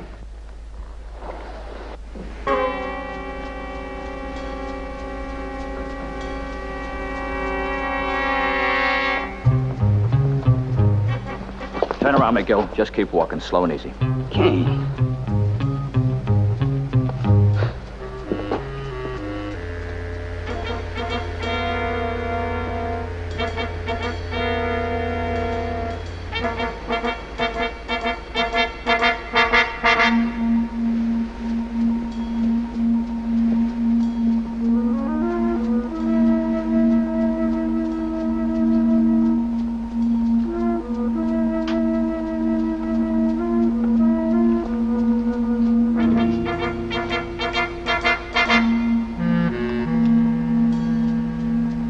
Keep moving. Hands on the wall. Feet back. Move! A lot of people have suffered to keep this ground clear, McGill. You're not wrecking it. Well, how long are they going to have to keep suffering? Ask your bosses, McGill, not mine. Now, what do you mean by that? Oh, I wouldn't waste my breath on you, McGill. But staking out Gilson must be the dirtiest money you've ever earned. Headley warned you. You should have listened to him.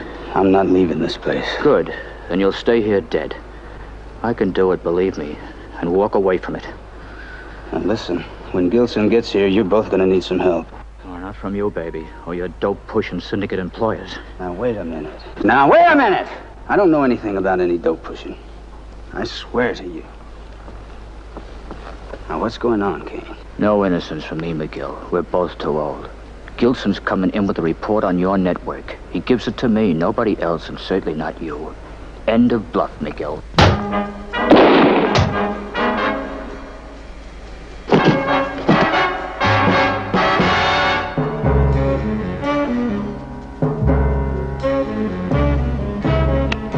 Don't move, McGill. Stay just where you are.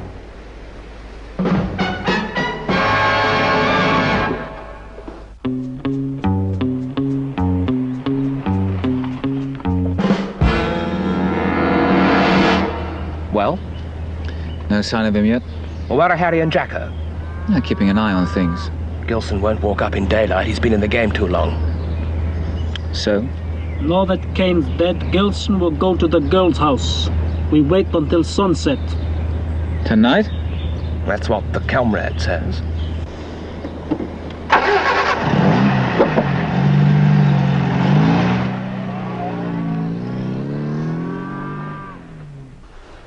I've already told you. Then tell me again.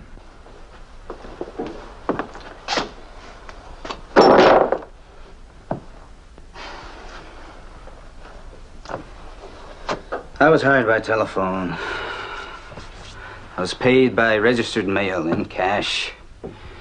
I report in by telephone. I gave you the number. Yes, we've checked that. It's a delicatessen, and they'd never heard of you. And they are lying. Yes, that's what I think. Then why don't you do something about it? Well, just like you did. What do you use for scruples, McGill? Don't you ever check on clients, or is anybody's money good enough? Hey, don't you worry about my scruples, Buster. You're gonna have enough trouble handling your own. How can you stand by and let all these people and everything they own be destroyed? You're staking out a whole village here. Now, what kind of law enforcement outfit is that?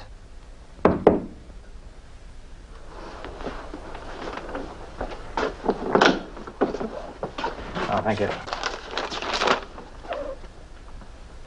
Paraffin test negative. You didn't fire any guns last night. I didn't think so. But running drugs should put you away for 5. I'd love to nail you, McGill, just for breathing. If your stupid head hadn't been stuck in the way, Kane might still be alive. Now, don't leave the hotel. Don't even leave this room.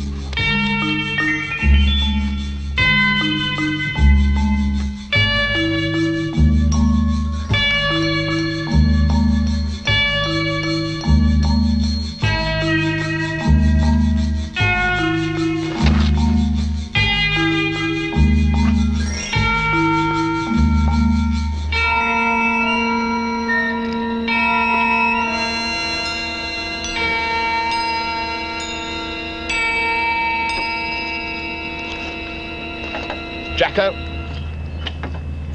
you meet Harry by the girl's house. Now leave a way for Gilson to get to her, round the back. Now when he shows, don't make a move. Just report back to me. Get going. Improvising again? Not improvisation, calculation.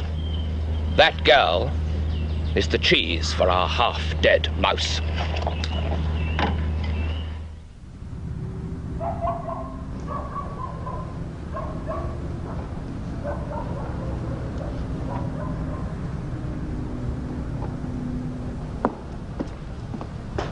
Where's your bike?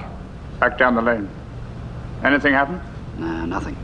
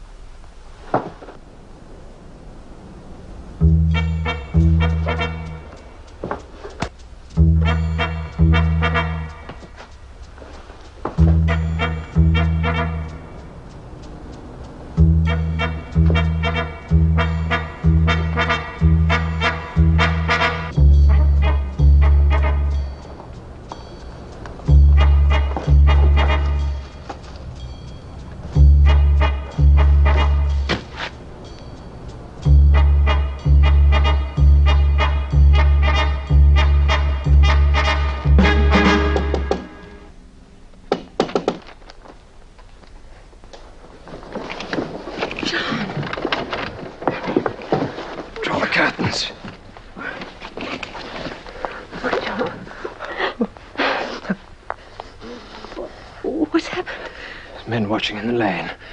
Draw the other curtains.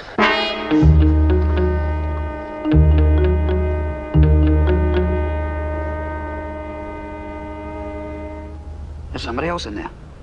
How did he get in? Round the back, through the paddock, like Peter said. Go and get the others. Quietly.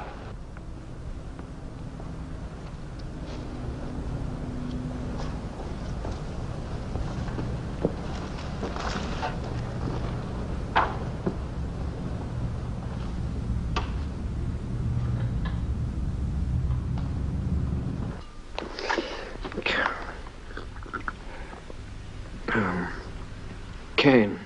Where's Kane? He should be here. He's dead. They killed him last night. I've got to go. You're going nowhere. I'm getting the doctor. It's dead. The line's dead. It's too late. I was counting on Kane. John, what are you doing? I can't explain now, darling. You can do one thing for me, love. Get out now. I'm not leaving you. Please, do this for me. Get out. No.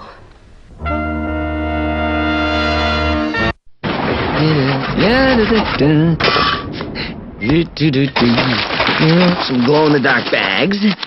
This is the best costume ever. I'm a pirate. No. Spaceman? No. Ninja? Enjoying the Nick at Night broadcast reimagined? Want to see more? Well, consider visiting our Patreon. That's right, our Patreon. A community of classic TV connoisseurs like yourself. Visit patreon.com/Nick at Night to learn more. Tales of horror that will give you the creeps. This is going to be extremely painful, Mr. Verrill. The most fun you'll ever have being scared. Creep Show. Rated R. Now playing at a theater near you. I may be stranded, but at least I got my Fruity Pebbles. Fruity! A ghost! Only a Fruity Pebbles can set my spirit free. My Fruity Pebbles? Okay. Frighteningly fruity flavors. Thanks, Fred. Barney! Boo. Yeah! Bon appetit. Post Fruity Pebbles cereal, part of this complete breakfast.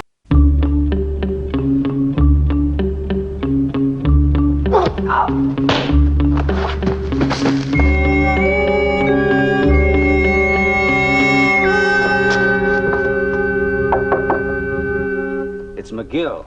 Now let me in. Hurry up. Gil.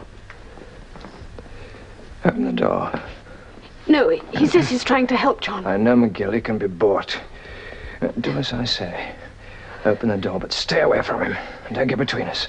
No, I can't. Open the door.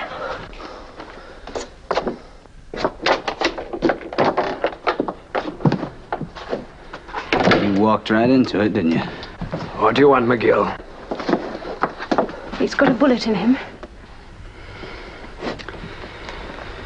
Kane said there was a straight handover. Kane's dead. Then give me that report. Not that easy, McGill. Now, what else are you gonna do? Now, somebody has to do it. You can't. You can't fight. You can't even run. They're just gonna kill you for nothing. They'll kill me anyway. And what about her and that report? I've asked her to go. You can go, too, if you'll take her with you. Wake up, Gilson. Give me that report. I swear to you, I'll deliver it. John, give it to him, please. Not to McGill. You're no crusader. I'm no dope peddler either. Now, you're gonna last about 10 seconds out there. Don't count on it. This is my ground. It's too late. Up the stairs, darling, quickly. Get upstairs.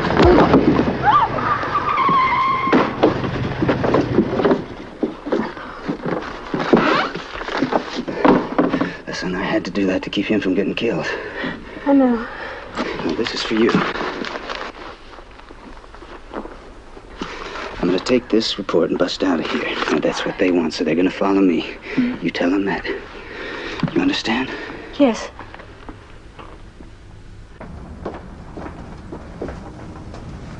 His Peter's round the back. Okay.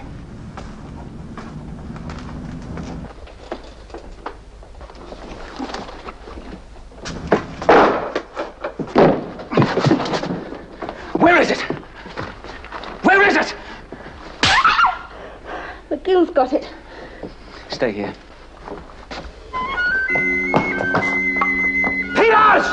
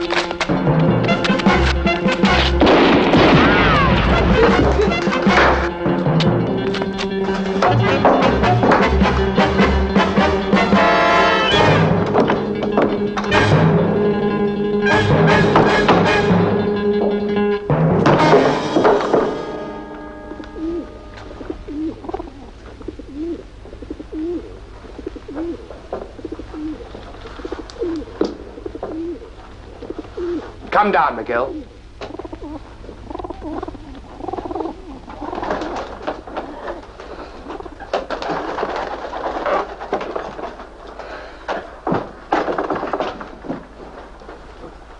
Where is it?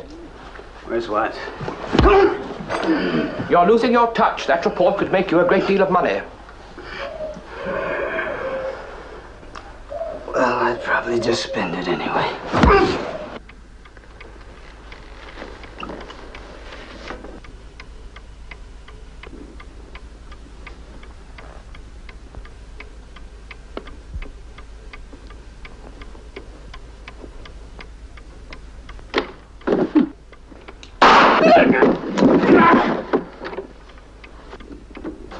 McGill's got the report.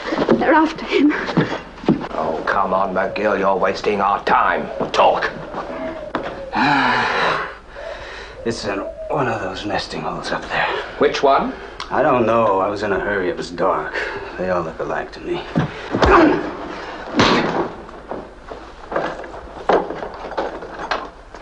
Check every hole. Ben Reese, outside. Watch the road.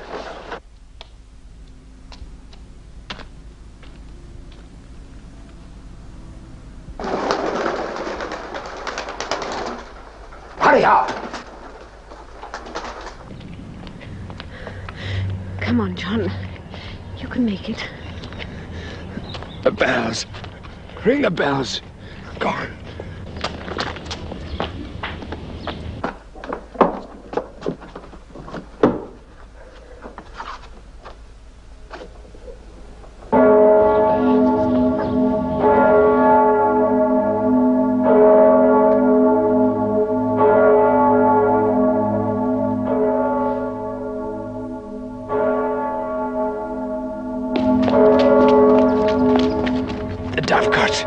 Back lane, quickly. Come on. Quickly, we must go. Come back later. Come on, outside.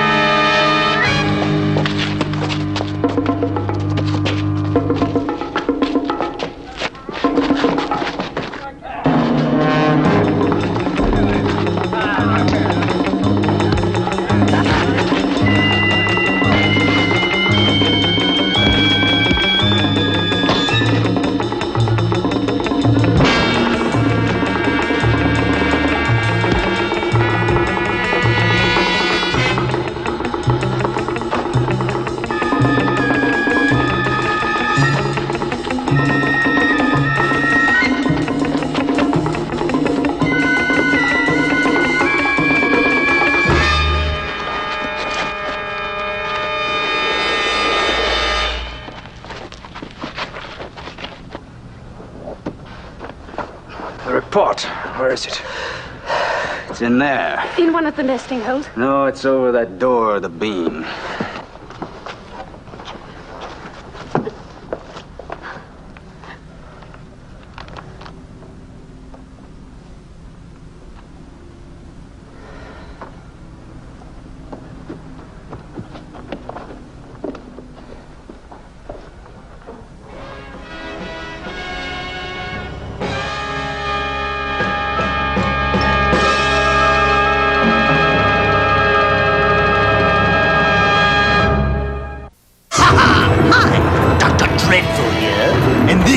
Dr. Dreadful Drink Lab.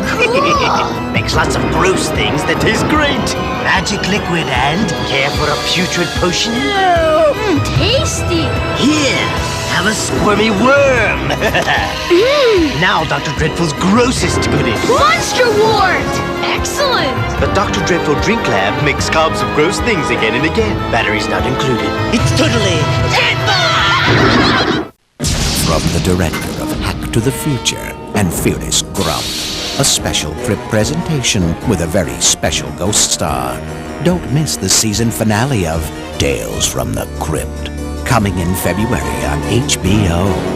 Scary is as scary does.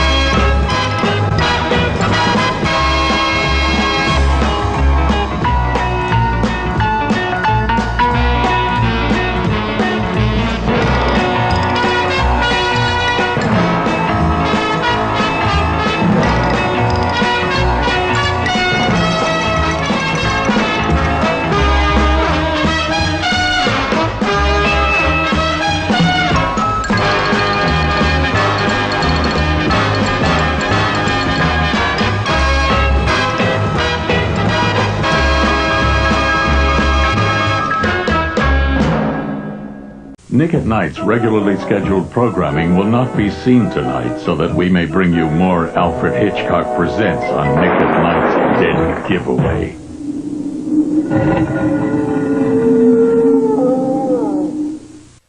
And now, tonight's Hitchcock tale, uncut, on Nick at Night.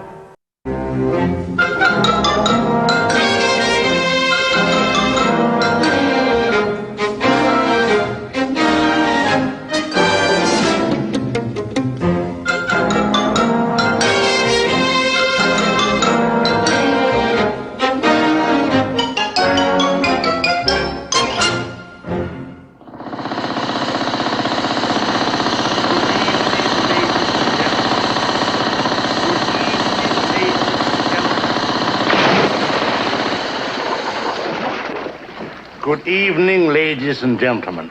I hope you didn't mind that interruption. This trip was my sponsor's suggestion. He wanted to show off his diving prowess. You see, he's the gentleman who just went over the side. Now he's jerking on the line. I intend to ignore him. His messages are always the same, always just like this one coming up.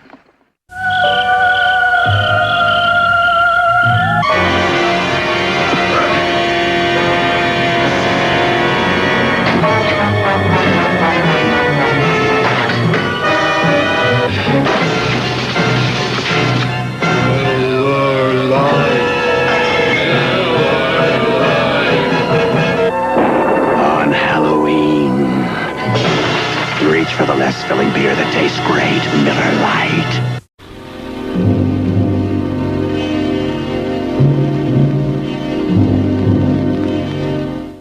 Hi, I'm a Boglin. Me and my buddies want to be your friend, right, guys? Right. Call us at 1-900-909-5464 and hear how we can protect you from ferocious beasts. And help your teacher grade your math test. Yeah, a new story every day. 1 call gets you a 3D Boglin hologram like this. 4 calls get you a set of 6. Trade them with your buddies. And part of your $2.35 2-minute call goes to Special Olympics. So get your parents' permission and call us at 1-900-909-5464. Don't get the phone. I said get it, not eat it. We now return to Alfred Hitchcock Presents on Nick at Night.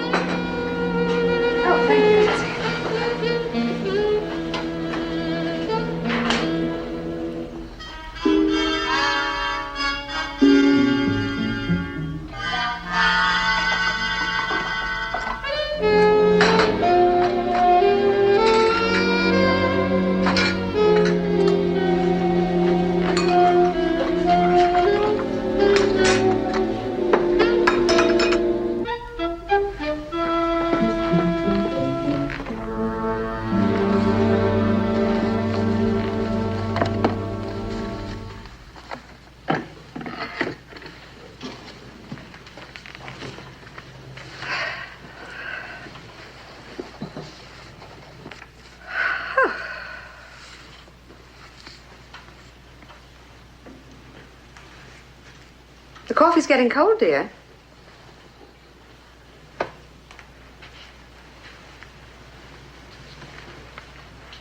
Marjorie, Yes, dear. I want a divorce. A divorce?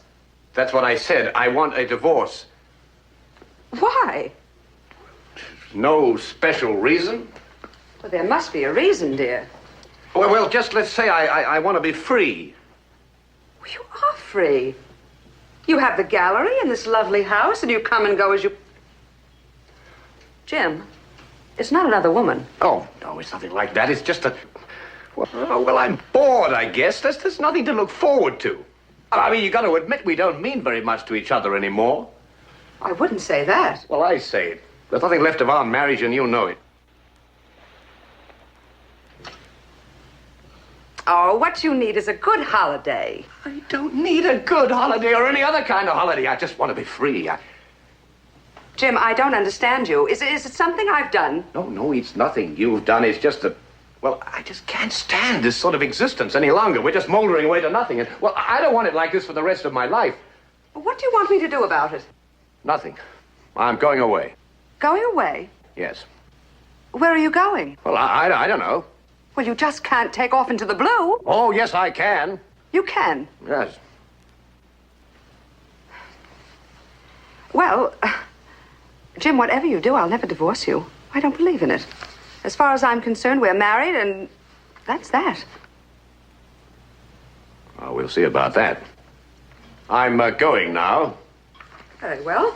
Then I'll pack for you. No, don't bother. Just have Nancy send my things down to the gallery.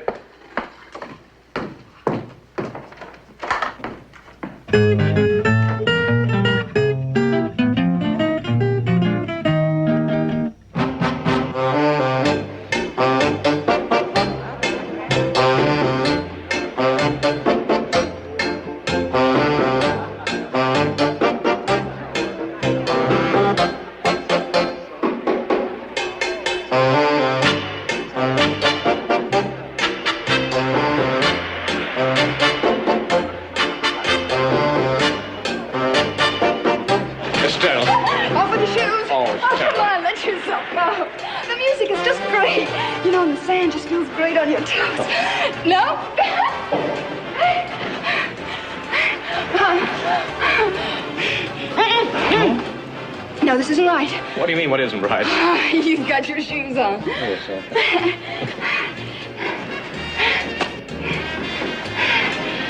Oh, now isn't that better? Huh?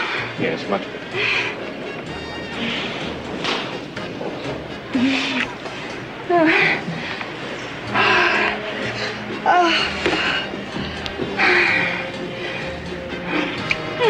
I wish this didn't have to end. Oh, so do I.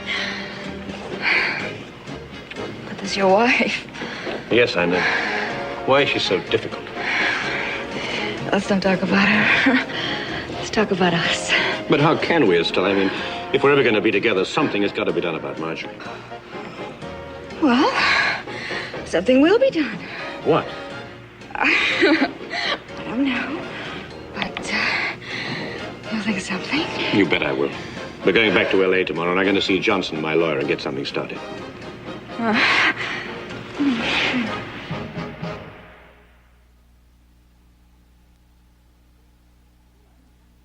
I'm afraid, Mr. Howgill, that, lacking an agreement between the parties involved, there's just no way of being free of your wife. You mean there's nothing you can do for me? I could take action if she provided the grounds, mental or physical cruelty, perhaps. But you've indicated there's nothing in that area. No. Marjorie is not like that. And you are the one who deserted.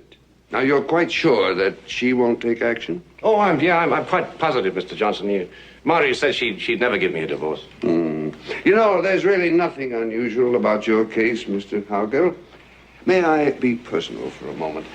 When a man, married as long as you have been, reaches your age, he sometimes becomes restless. Cases like yours can be resolved through reconciliation. Oh, no, Mr. Johnson. Look, I assure you that I'm quite serious. I have no intention of ever going back to Marjorie. I see. You mentioned having been away for a couple of months. Had the thought occurred to you that women, not accustomed to living alone, sometimes seek the companionship of others?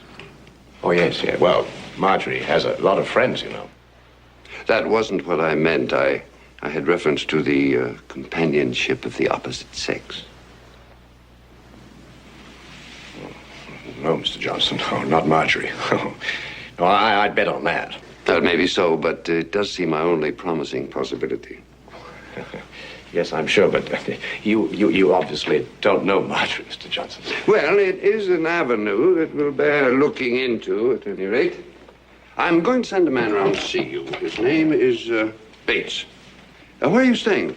Well, I'm staying at the gallery for the moment. This man, Bates, is he a detective? Yes, he is, and you'll find him most discreet and quite capable. And if there is any activity in the field to which I had reference, he'll be the one to uncover it. Well, frankly, I think this is a waste of time, Mr. Johnson, but, well, I suppose if it's the only thing to do, we've got to do it, haven't we?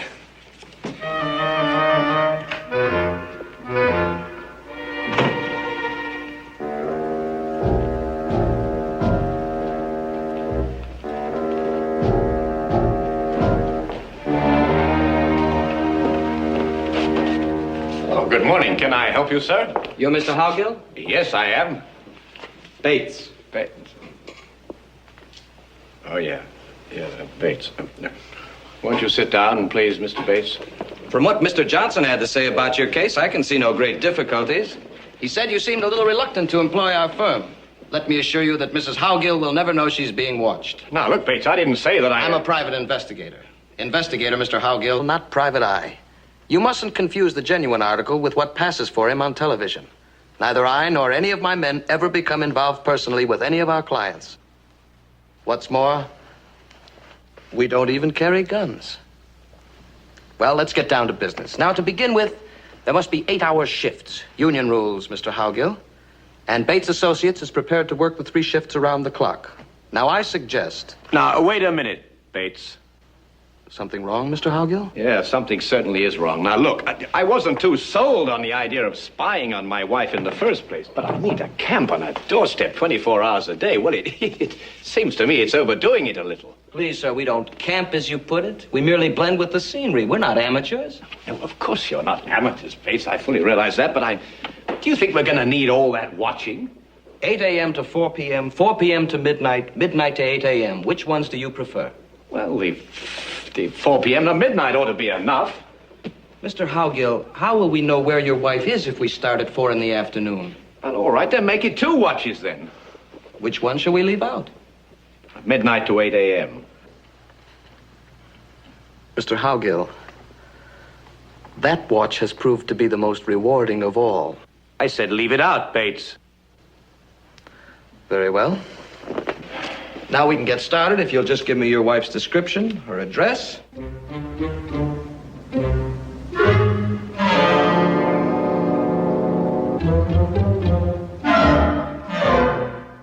Genesis brings you the 16-bit arcade challenge with Ghostbusters. 16-bit thrills in Ghouls and Ghosts. And 16-bit arcade action with Forgotten Worlds. Gruesome ghosts, ferocious foes, battles of power, of magic and might. Ghouls and Ghosts, Ghostbusters, and Forgotten Worlds are for the Genesis system. Sega Genesis brings the arcade experience home. Game sold separately.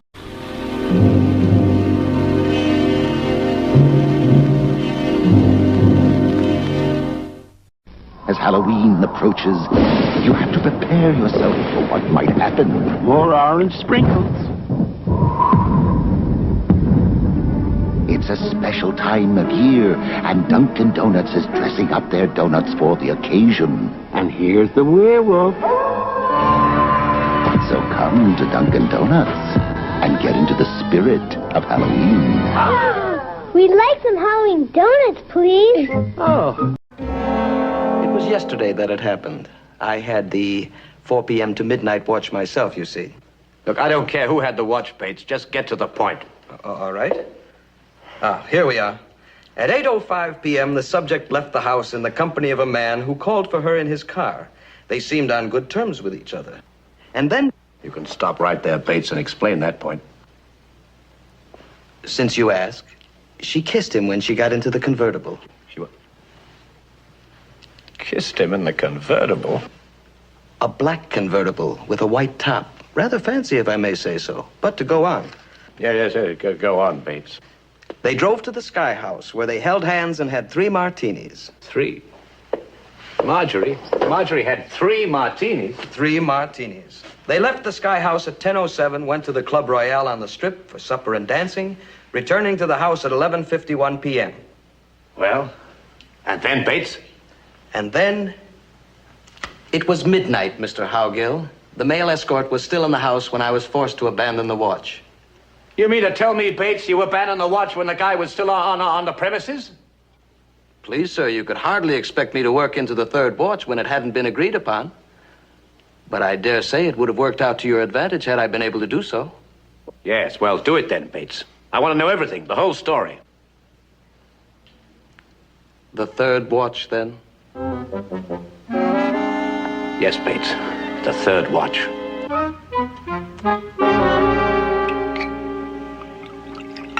Soda or water? Please, dear. Now, what kind of an answer is that? I said soda or water. Oh, I'm so sorry, Estelle.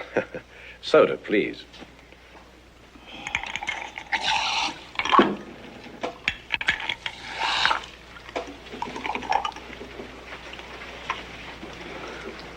Here, this will make you feel good. Oh, yeah. Thank you, doll.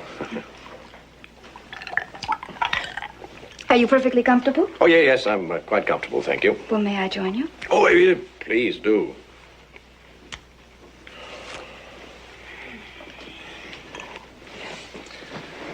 Oh, there, that's better.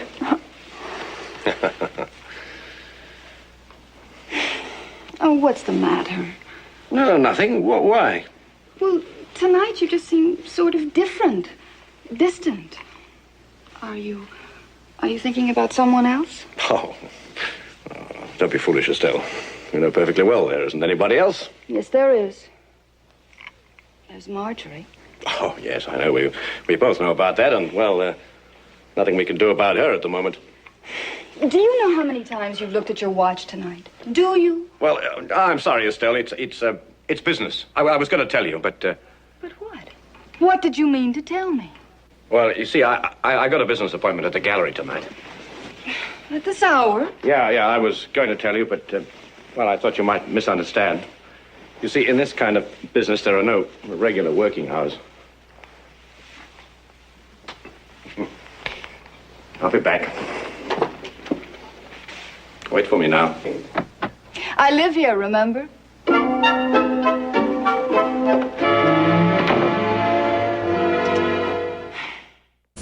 Bobby! What? Wake up! Huh? What's the matter? You're having a nightmare. But this is no dream. More relentless terror comes your way on Halloween Madness, a night of fright on Nick at Night. Konami's Castlevania The Adventure for Nintendo's Game Boy. With a maze of vampire crypts and unearthly evils, it is about to sink its fangs into you.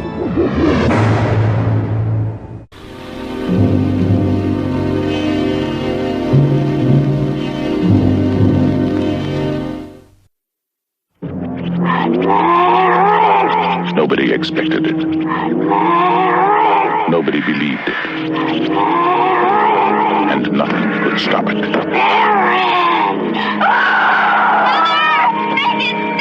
The one hope. The only hope. The Exorcist. Rated R. The movie you've been waiting for. Without the wait. We now return to Alfred Hitchcock Presents on Nick at Night.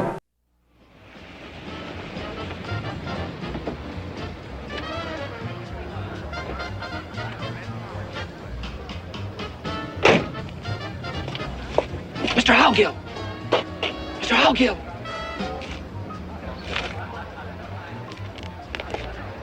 Oh, it's you, Bates. You shouldn't be seen here. How long has this been going on? The last car drove up about half an hour ago. The black convertible, the one in front. That's Mr. Brandon's. Brandon's?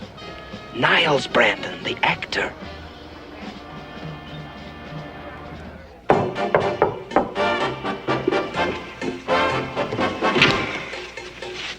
Well, that wasn't too long, was it? No. No.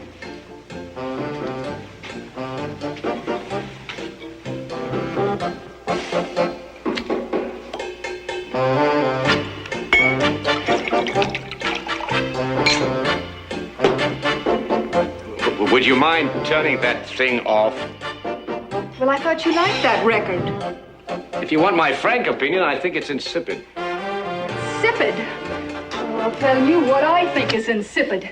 You were saying one thing and doing another. There was no business at the gallery. I called and there wasn't any answer. You had no right to go checking up on me. I mean, even Marjorie wouldn't do a thing like that. Well, I am not Marjorie, and that is just the sort of thing I do. All right, Estelle, all right. I went for a ride. I wanted to think. I don't know what's wrong with me.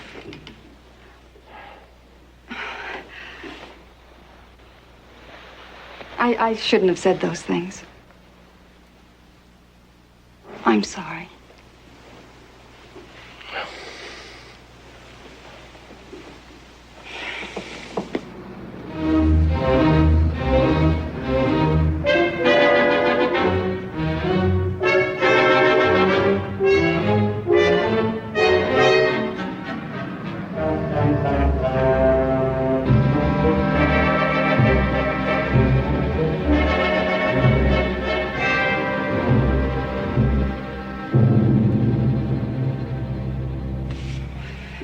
just isn't the same since we came back from Acapulco. Just not the same. I'm sorry, Estelle. What did you say? Oh, never mind. You don't even know that I'm here. Oh, of course I know you're here. Well, you give very little evidence of it. Once more, I've come to the conclusion that you don't even want a divorce. I think you'd like to be rid of me and go back to her. Oh, Estelle, that's not true. Not true at all. Isn't it? No.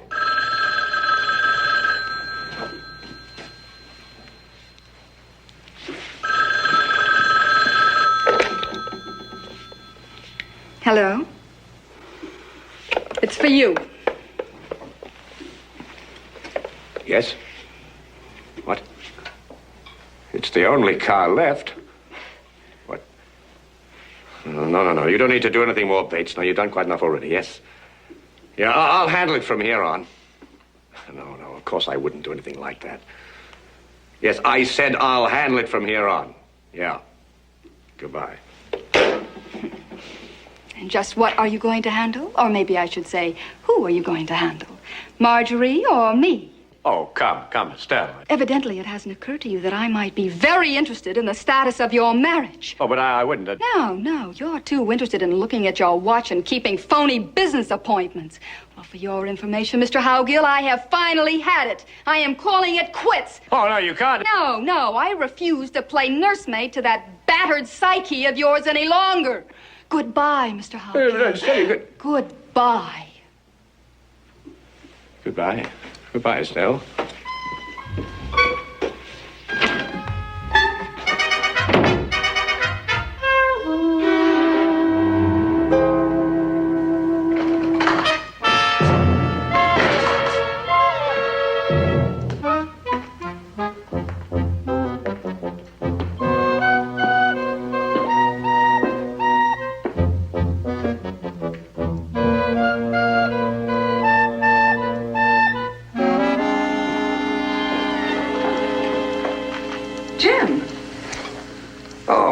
Hello there, Marjorie. Well, how nice to see you. Well, I just thought I'd drop by. Oh. Well, I'm glad you did.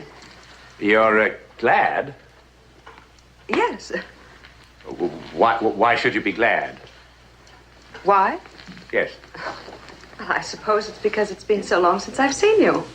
Oh, yes. It certainly has been a long time since you've seen me, but I expect you've been keeping yourself fully occupied lately, eh? Well, I've managed to keep busy, yes. How, Marjorie? How? Yes.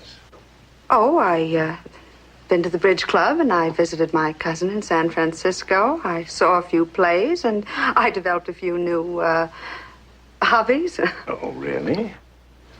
But you wouldn't be interested in those. On the contrary, I would be most interested in those.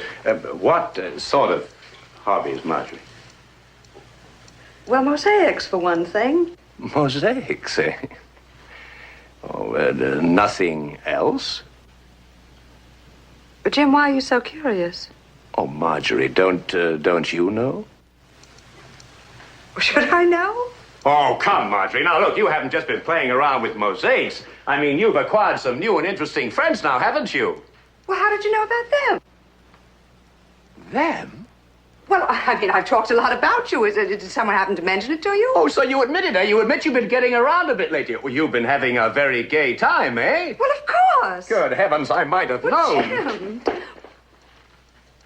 Well, it wasn't the same as being with you. Well, Jim, Oh, Marjorie, it's so nice to be home again. Why don't you stay, darling? Believe me, I'll never leave you alone again.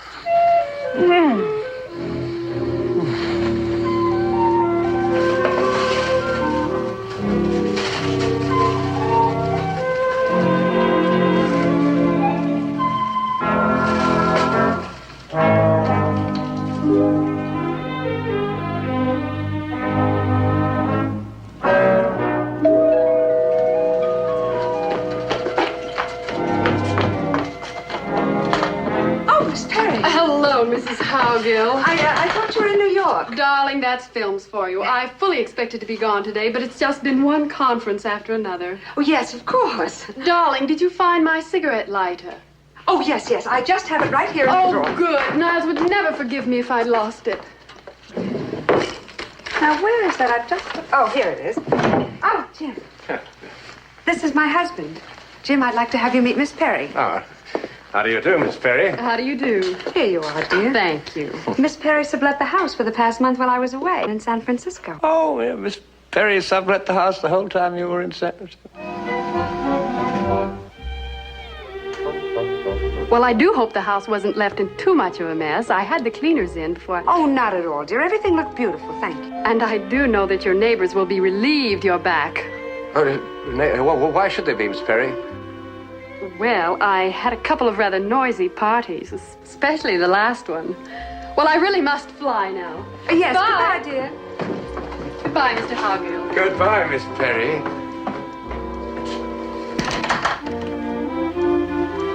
You mean, Marjorie, that she sublet the house and all the time you were away? Yes, darling, I told you. While I was in San Francisco to Cousin Bridget. Wasn't it lucky that I could sublet it for the whole month? Yes, darling. Very lucky.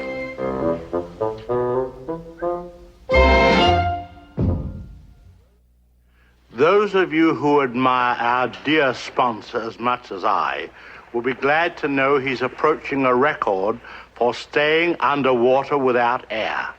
He left this note to be opened in the event he didn't return. Let's have a look at it. The haunted mansion at Long Branch is a living, breathing nightmare of more than 30 incredible rooms, each with its own very special surprise. Wander through its myriad of secret passageways and winding labyrinths. Discover the graveyard of the living dead and its unimagined terror. There's Renfield and his spiders, the Prince of Darkness, Count Dracula, and many more. At the haunted mansion at Long Branch, it's waiting for you.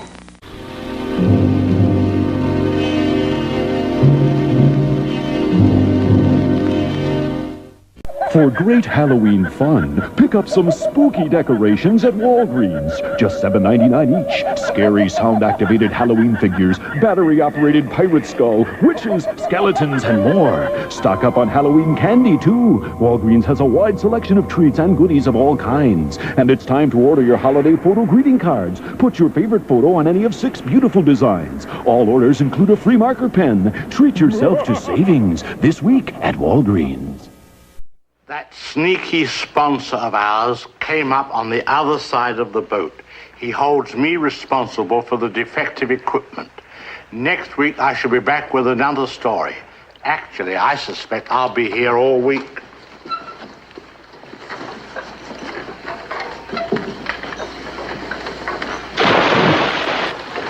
Until then, good night.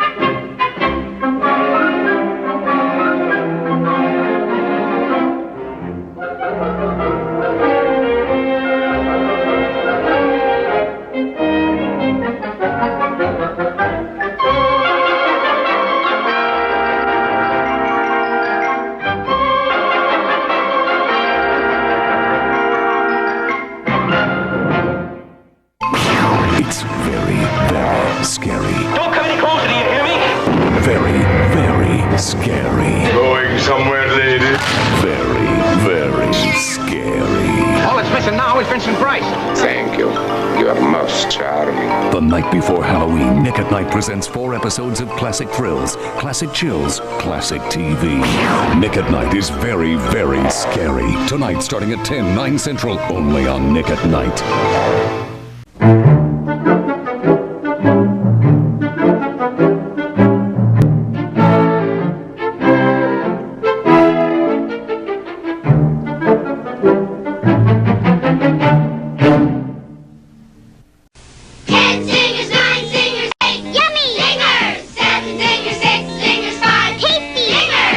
Everyone wants to zap gold cake with vanilla frosting, devil's food with chocolate, raspberry with coconut, all with cream centers. Please one singer to zap. Right now, in specially marked bonus packs, you'll find a pumpkin decorating kit and 2 extra zingers. Trick or treat. 1 trick and 2 treats from Dolly Madison. Hallmark's ready for Halloween, and you know, it's the strangest thing. Everybody's wild about new scratch and sniff stickers in special trick-or-treat packages, and they're dying to take home these cuddly pumpkin beanbags. And these party decorations are so popular, they seem to just disappear. So come to Hallmark, the Halloween store. We're waiting for you. How does Jerry Hubbard feel about being preempted for Nick at Night's dead giveaway? I am filled with fear and terror and anger. Stay tuned for more Alfred Hitchcock Presents. This interesting object was found at the site of an ancient Hittite civilization. Fortunately, it was very clearly labeled. It's a plowshare. It was made during the period when the Hittites had signed a disarmament pact with their neighbors. I can see other uses for it, but of course I'm rather imaginative, and my mind sometimes moves in disturbing directions.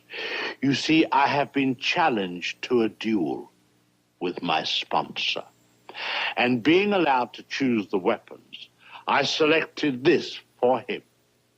For myself, I've chosen a hand grenade. I have dispensed with a second. However, my opponent has 60 of them, during which he shall state his case. Following that, we bring you tonight's play. It is the story of a modern-day Lady Godiva and her peeping Tom.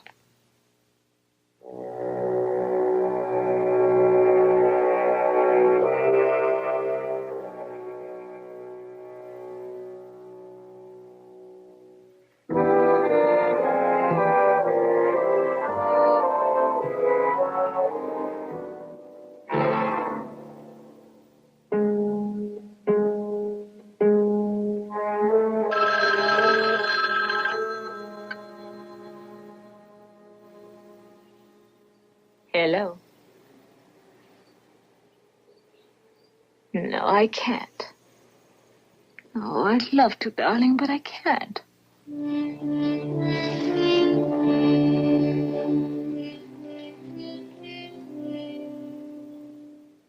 He's due back today.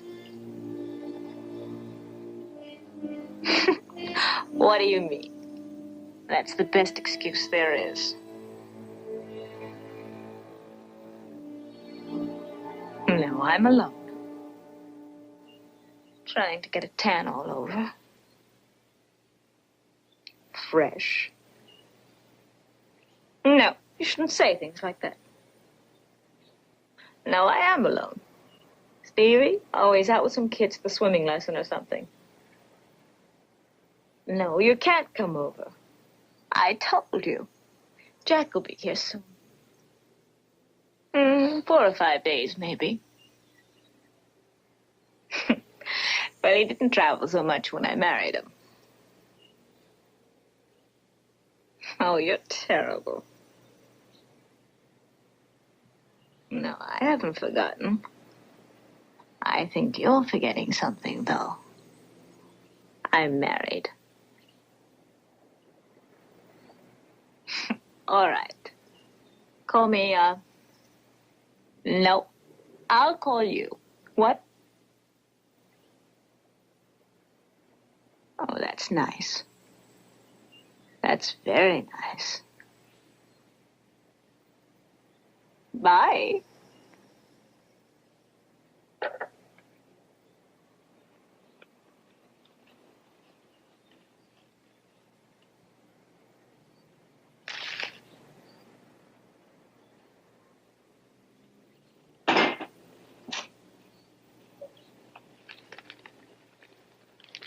Who are you?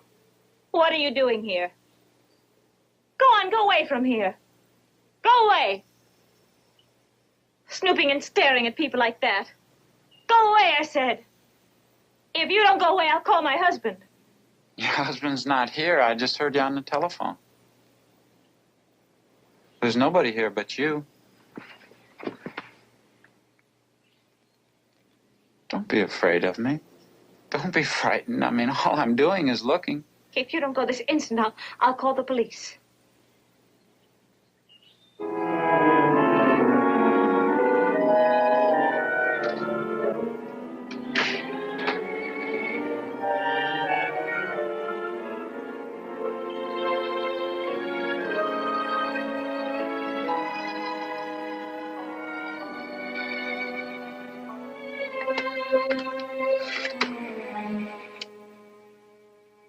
Hello, operator. Get me the police, quick. He must have come along the ditch down there. It runs in back of these houses. He scared me half to death peering through at a person like that. I was lying in the sun. I had a swimsuit on. Yes, ma'am. He wouldn't go. I asked him to go, and he wouldn't, until I ran in the house to call you, and then he disappeared. Did he actually come onto your property, ma'am? Well, no. Or threaten you or anything? Not with words, but it was the way he looked at me, and the way he told me he knew I was alone, that my husband wasn't home. I was talking on the phone. I guess he heard me. Talking to your husband? No, a friend. My husband's in Chicago on business. He'll be home tonight. What's that got to do with it? How old would you say that this boy was, ma'am? 19, 20, maybe. He was 6 feet. Wearing light blue jeans and a T-shirt. Have you ever seen him before? No, never. You'd know him again, though. Oh, sure I would. Standing there just staring. I was holding a towel in front of me, but he just looked at me. I felt like I wasn't wearing anything. Look, you've got to find this boy and tell him to stay away from here. Well, maybe he didn't mean any harm, ma'am. He just looked over your fence, didn't try to come on the property, and didn't actually threaten you in any way. He scared me. Isn't that enough? Look, I'm alone here most of the time, except for my stepson. How old is he? 12. Is he here now? No, he's at a swimming lesson or something. Please find this boy and tell him to stay away from here. Well, we can see if he's a neighborhood boy, ma'am. Maybe you'd like to go along with us while we make a few inquiries. And you can identify him if we find him. Well, if you'll wait, I'll change into something.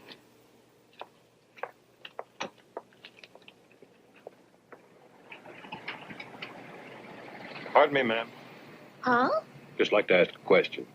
Oh, they know me down at the market. They let me take the basket home. I always return it. Sure, ma'am, that's okay.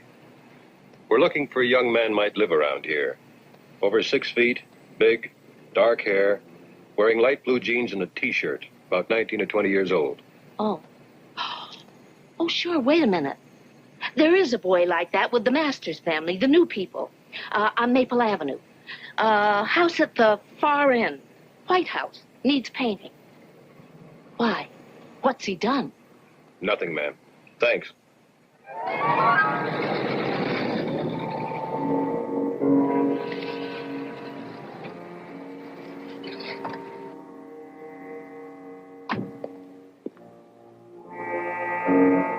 Yes? What's the matter? What do you want? Does a young man live here, dark hair, over 6 feet, 19 or 20 years old? That was him.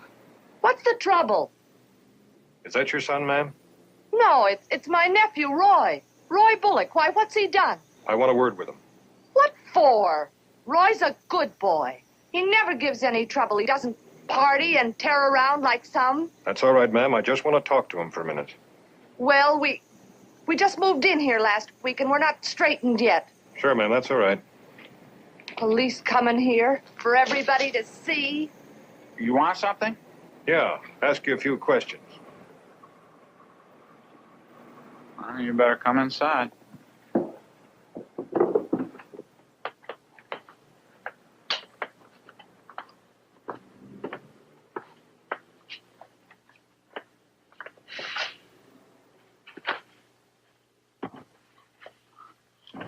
This is your room?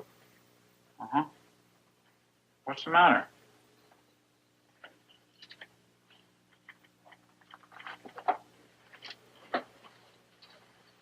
Improving your mind, huh? Was there some kind of law that says what you got to read? There's a law against bothering people and making yourself a nuisance. Well, you mean the lady outside in your car? Yeah, she turned a complaint against you. What, for looking over a fence? Officer, I was standing on city property. I wasn't on her property. She was sunbathing and I was looking at her, that's all. Why? Oh, now, wait a minute. There's no law against looking. I mean, she was sunbathing, and I was looking at her when she got mad and went in the house, and that's all that happened, believe me. Well, that's not the way she tells it. My advice to you, son, is to cut out this peeping Tom act with her or anybody else. For your own good. Okay? Okay. But it wasn't a peeping Tom act. But I will bear in mind what you said. I wish you'd tell her that for me, too. Is that all? Yeah. That's all, I hope. For your own sake.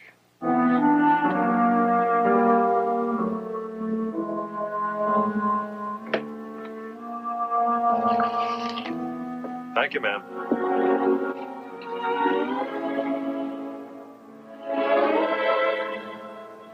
It was him. But I warned him, and he won't bother you again.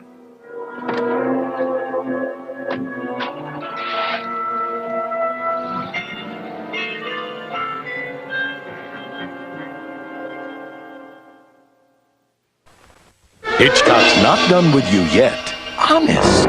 So stay with Nick at Night.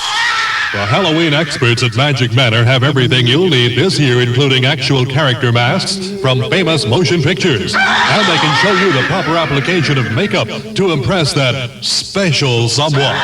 Magic Manor's professional hand-painted custom masks start as low as $250. This Halloween, remember Magic Manor. Wigs, masks, makeup, costumes, shockingly authentic. Magic Manor, East Wind Mall. Anything could happen tonight with Mickey Mouse and M&M's candies. Everything's gonna be just right.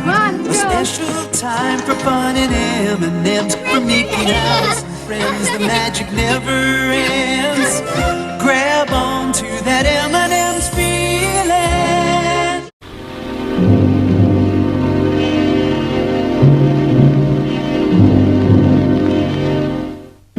The earth was a formless void, and darkness covered the face of the deep.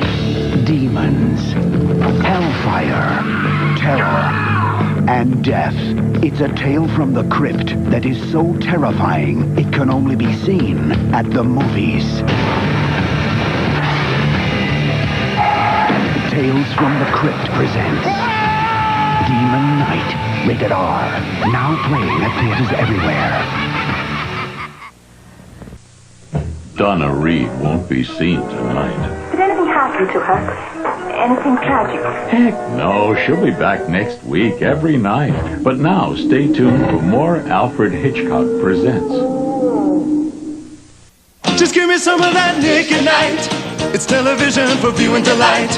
It's guaranteed to make you feel alright. Just give me some of that Nick at Night. We now return to Alfred Hitchcock Presents on Nick at Night.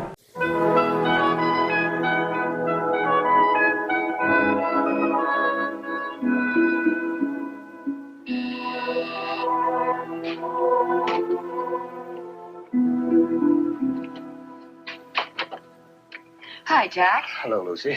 I saw your taxi drive up. I brought these cookies over for Stevie. I just made them. Where is Marcia? And Stevie, do you know? Marcia knew what plane I was coming in on. I thought she was going to meet me. I don't know where Stevie is, but Marcia went off in a police car. Police car? Yes. She told me all about it while she was waiting for them to come. About what? Oh, about this peeping Tom, peering through her at the fence while she was sunbathing with no clothes on. With no clothes on? Well, almost. Come on, Lucy, what happened? Actually, nothing happened. This boy sneaked up to stare at her, and Marcia got panicky and called the police. Of course, it's not for me to say, but Marcia does kind of like to make everything dramatic. And after all, if a person lies around almost naked... What Marcia does is her business. Marcia confides in me, and I try to give her good advice. Advice you should be grateful for. What do you mean? Never mind. I try to be a good neighbor and... Okay. Okay, I'm sorry, Lucy. Thanks for the cookies. I better call the police and see what this is all about. I'll give you some advice, too, Jack. You oughtn't to leave Marcia alone so much. She gets restless, she's told me. Not that I think there's anything wrong in her going out when you're away. I'm sure Marcia isn't the type to do anything stupid. What do you mean by that? Nothing. I guess Marcia can look after herself. But she's an attractive woman. And she doesn't mind letting the whole world see that she thinks so. And a woman alone in this town? You know what men are. It's small wonder peeping Toms come around. That's about enough, Lucy. I think you've made your... Dad! Hi, Mrs. Phillips. Hi, Dad. Hello, Stevie. How have you been, Stevie? Hi. Thought you were going to be at the airport. Well, I didn't know you were coming today. Hey, what's the matter with Mrs. Phillips? I don't like her. She's always asking questions. Didn't your mother tell you I was coming home today? Uh-uh. Hey, cookies! Gee, I'm hungry. You act like you're starving. I didn't have any lunch. Why not? Mom was busy. Yeah. Too busy even to tell you I was coming home today. What did you say? Nothing. Come on. You can bring the cookies. I brought you a present.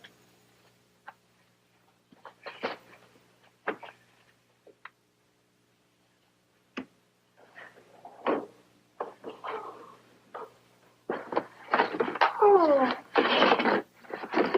Gee, that's neat. How's that, huh? Gee, it's great, Dad. Thanks a lot. You can fly it in the park. Hey, can we go there now? Oh, I'm sorry, Stevie. Not right now. Why don't you take it up to your room to study the instructions? Okay, Dad. Hey, I've seen Jimmy fly his, and I think I know how it works. Off you go. Gee, thanks a lot.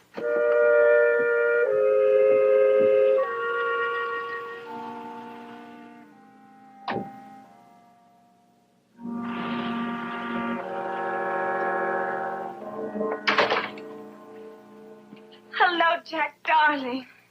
Big welcome home. Nobody at the airport? Nobody here? You didn't even tell Stevie I was coming.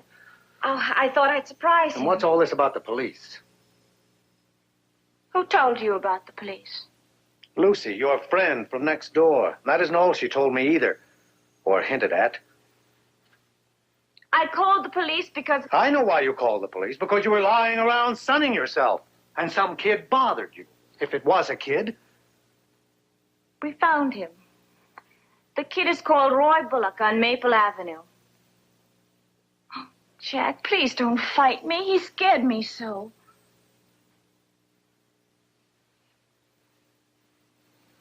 Okay. Okay, I'm sorry, Marcia. I'm so glad you're back. I hate it so when you're not here. And this afternoon upset me so much.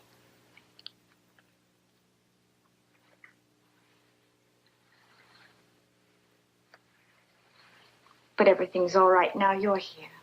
Yeah. It will be. The police were awful. They made me feel like I was just making a big fuss about nothing. That boy scared me. I don't care what they say. There's something bad, something weird about him. Well, I'll scare him. When we've had dinner, I'll go over and see that punk myself. Stevie! Stevie, come on down!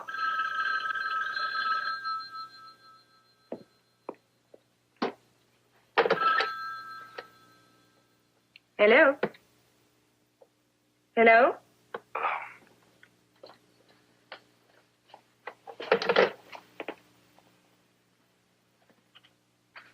Who is that? Nobody. Wrong number, I guess. I'll get out some ice if you fix us a drink before dinner.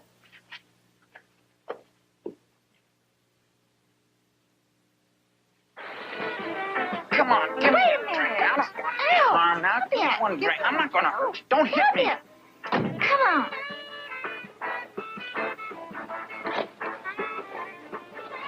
Were you looking for somebody?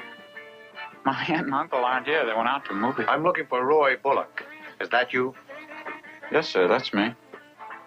Cut it out. Nancy, cut it out. Look, this is my girlfriend, Nancy Willis. She's been my steady for quite a long, long time. About a week. You nut. I'd like a word with you. In private. My name's Fowler. Mr. Fowler? About this afternoon. Yes, sir. Well, I'd like to talk to you, too. Look, why don't y'all take off? What do you mean, just take off? What do you mean? Just take off. Go away. Stop. Go on. Yeah. Take your radio. That's right. I guess, you want to talk to me about my looking over your fence this afternoon? And scaring my wife to death? Yes. No. Wait a minute, Mr. Fowler. I didn't know that I scared her to death until she brought the cops here herself. Now, my aunt and uncle and I haven't lived here very long. Matter of fact, we just moved in here, and I was just exploring this Along afternoon. the ditch behind people's backyard? Sir, I didn't even know where I was. I was trying to find a shortcut home, that's all. Really, and I saw your wife in her backyard, and I was going to go ask her what... That's not the way she tells it. Now, look, young man, I'm warning you. Fowler, wait a second. Now, I don't want to harm anybody. I didn't mean to scare your wife. I don't want to scare anybody. Snooping through the back fence at her? My wife's highly strung. Of course she is. She must be. Mr. Fowler, look. If I upset her, I'm sorry. Please tell her that for me. Okay. Okay, we'll forget it. But don't do it again, see? No, sir, I won't. Thank you for being so nice about it. And I am sorry I upset her, really. Okay. I believe you forget about it. Okay.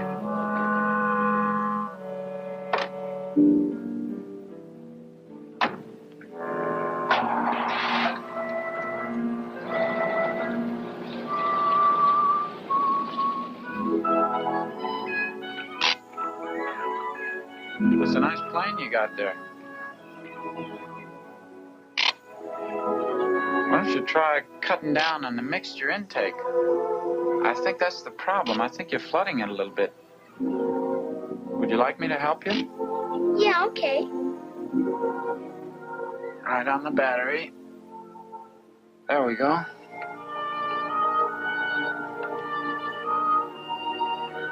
Okay? Okay.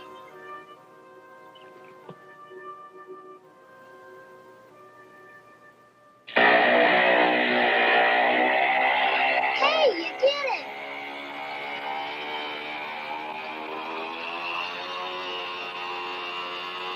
You know, this is actually a two-man operation. Take the plane and go over there.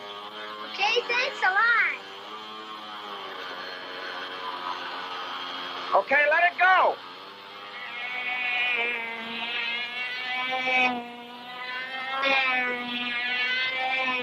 Gee, thanks a lot. I don't think I could have done it. Yeah, you could have done it. You learned fast.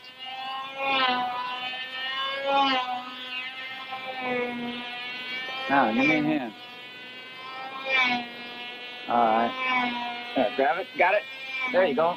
Up, up, up. That's it. How about that? You're the Fowler boy, aren't you? You live over there on Orange Drive? Yeah. How'd you know? Oh, I've seen you around. You're kind of a loner, huh? Yeah, I suppose so. I met your dad the other day. Boy, he's a nice guy. Yeah. My name's Stevie. What's yours? I know. Mine's Roy. You want a shake? You live around here? Yeah, I live with my aunt. We're always moving around, you know? Yeah. Seems like we're never able to settle down in one place. Yeah, I know what you mean. We always move around, too. I've seen you around a lot, though.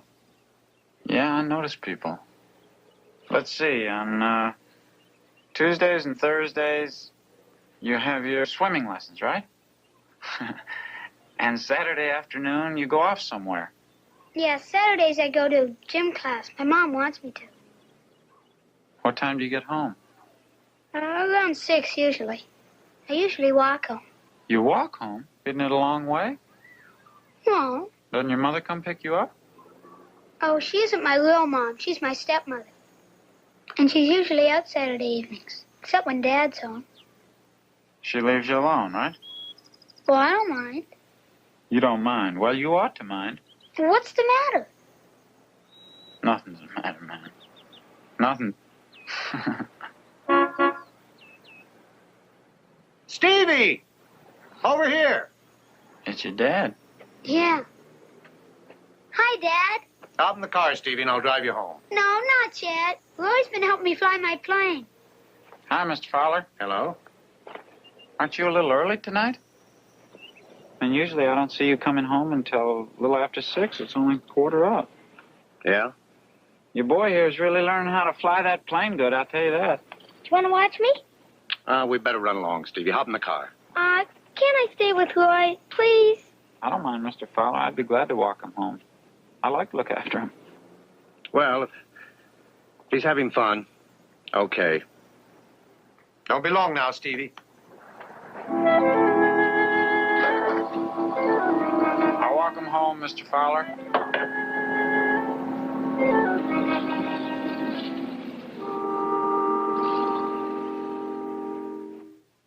As the gentleman said who was in the process of administering the coup de grace, we are halfway through.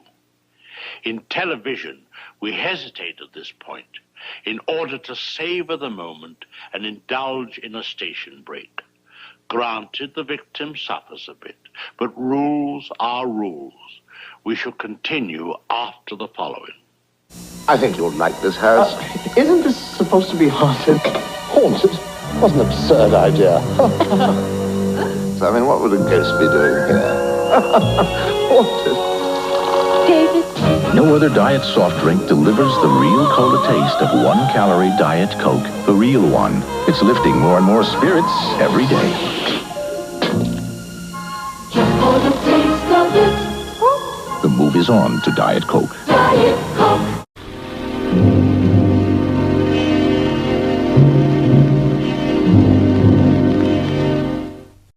Stephen King, author of Carrie said, Evil Dead is the most ferociously original horror film of the year.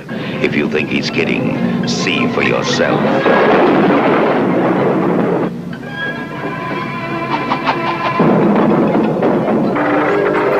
Evil Dead. They got up on the wrong side of the grave. Evil Dead from New Line Cinema.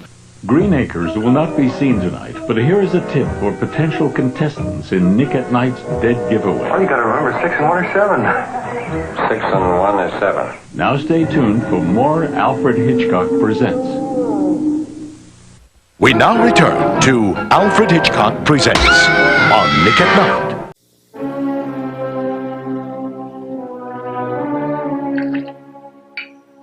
Don't keep on about it. I promised Ken I'd be there early tonight. Period. You told me you were playing poker there tomorrow evening. We changed it. Where does that leave me? Here, right here, without getting anybody in to stay with Stevie while you go out. What do you mean by that, Crack? You know what I mean. I mean like when I'm away. So sometimes I go out until Lucy's next door to watch a movie. What, am I supposed to be a prisoner or something? You're supposed to be my wife, a mother to Stevie. Crazy. Hi, Dad. Hi, Mom. Stevie? What are you doing here? So long, Stevie. You left your oil can over at my house, so I'll bring it over to you some night, okay? We stopped by my house for a little while, Mr. Fowler. Night. Good night. Good night, Roy. Night, Mrs. Fowler. Where did you meet him? Well, gee, what's the matter? It's all right, Stevie. Go on up and wash. I said it was all right. Off you go. Okay, Dad. You knew he was with that boy? Yeah, I saw him at the park at the end of Maple. Stevie wanted to stay a while, and the Bullock kid said he'd see him home. And you said yes. That boy after what he did to me. You know, I think Lucy's right. You get yourself all upset about nothing. Here's your drink. Upset about nothing?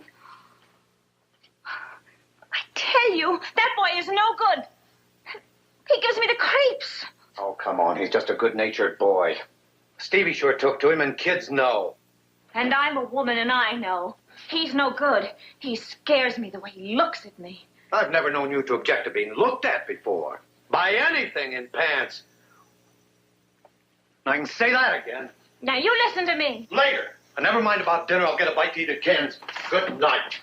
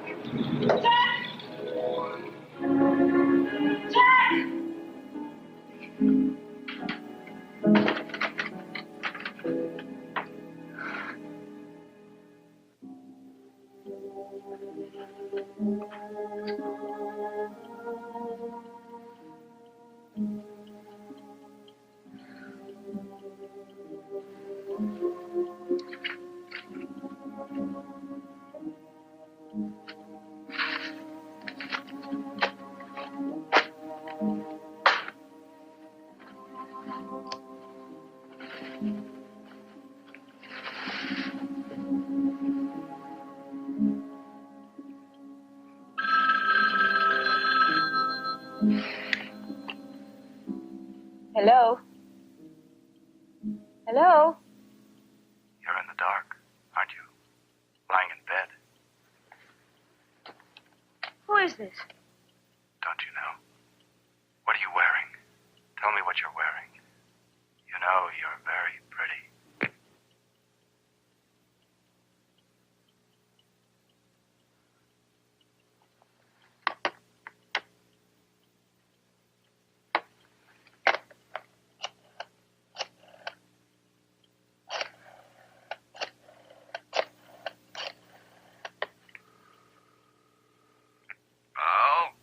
Hello, Ken. Is this Ken? Masha? Is Jack still there? What's the matter? Wait.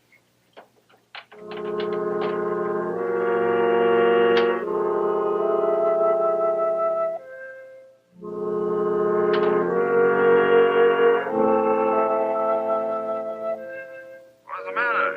You still there? Something wrong? Masha? Masha, are you still there? Jack. Oh, Jack. Hey, take it easy. What's wrong, honey? I thought... Well, honey, you locked the front door and the kitchen door. I had to go around to the side. I didn't want to waken you. What's the matter, honey? Everything's okay. Masha? Huh? Masha, are you still there? Hello, who is this? What's going on? Oh, Ken. No, it's all right. I just got in. Something wrong? What? No, everything's okay. I called you at Ken's. I was lying in the dark, and the phone rang. And it was him. It was Roy, that boy, whispering, saying terrible things. Then he hung up, and I thought it was him breaking in. Honey, what are you talking about? It was him, I tell you, whispering awful things. But why should it be that boy? Because he knew you weren't here. How? You drove away after he left, remember? And then there was somebody out there watching. It was him. Come on, honey. Could be anybody that called you. There are all kinds of weird people in the world. You've got to believe me. It was Roy Bullock. He scares me. Please listen to me. Okay, honey. I'll go over to his house and put it to him straight. I don't care how late it is. I'll go there. Now, will you be all right? I'll hurry back.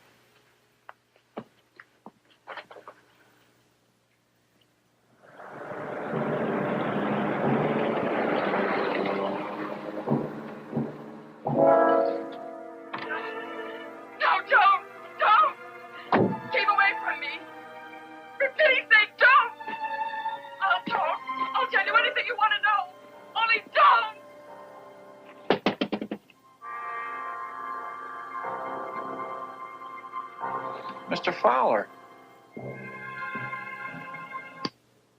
I was watching The Late Show on TV. What's the matter? I want to speak with you, young man. Well, sure. Come on in, right there. My aunt and uncle are asleep, though, so shh.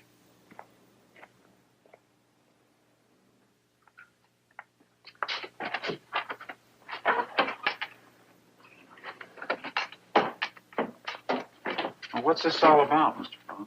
Look, you can cut out the innocent bit. You telephoned my home again and scared my wife. I did not. Now, why would I do a thing like that? Why? Why'd you snoop through the fence at her? Mr. Fowler, I already explained that to you. I never did snoop through the fence at her. I've been out on a date tonight with Nancy Willis, my girlfriend. Remember her, the girl on the porch that danced and twisted? The crazy kid? She's a kook. Well, I just got home. Maybe you're a kook, too. The nasty voice on the phone type. Calling people up to scare them. Shot them. My wife swears it was you. Why would she do that, Mr. Fowler? What has she got against me? Huh? Look, Mr. Fowler, I have heard about guys calling up women on the phone and saying things to them on the phone, guys on some kind of a kick. You really think I would do something like that? I mean, why? Because I got these magazines in my room? Does that make me a kook? Mr. Fowler, now let's face it, you mean to tell me that when you were my age, you didn't have any of these kind of magazines in your room, huh? My wife swears it was you that phoned. Okay, so you've been out. There's a telephone booth at the end of our street. And whoever called said you just turned out the light, or you're lying there in the dark, or something like that. So he must have been within sight of the house, and he hung up the phone when my car turned in the driveway. Now, you've had time to get home here before I got here. Mr. Fowler, you get me all wrong, and you are starting to get me sore. Get you sore? That's right, get me sore. And if your wife's going to sling accusations around, maybe there's a few accusations I could make. Why, you punk? What do you mean? Nothing. So forget it. I mean, your wife sends you around here late at night saying all sorts of crazy things about me. What is the matter with her? Now, you look here. I am looking. I am looking. Mr. Fowler, look. I have no quarrel with you. Believe me, I don't. I'm not interested in any woman who's older than me. It's late. She sent you here. You said what you have to say. And I've said what I wanted to say. Now, please, let me go to sleep, okay? Look. I don't claim to know a whole lot about women, you know? But maybe all your wife wants is some attention drawn to her. Your attention. Okay. I don't know, maybe you're right. But if it was you that phoned...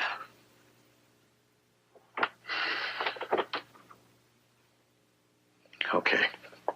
Well, good night. Don't slam the door on your way out. My folks are still sleeping. Yeah. Good night.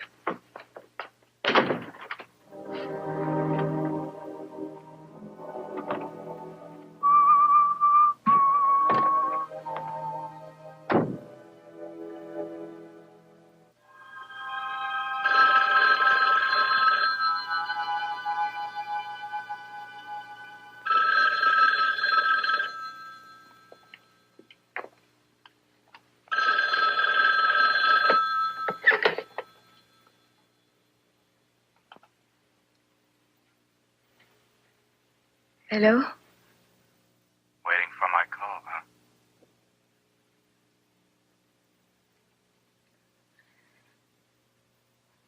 Jack? Jack, come here. Who are you kidding? He's not there. You're all alone. I know. Go away. Stop this. Stop it. What are you wearing? Tell me what you're wearing. What kind of nightgown? You're very exciting. Stop it. Stop it.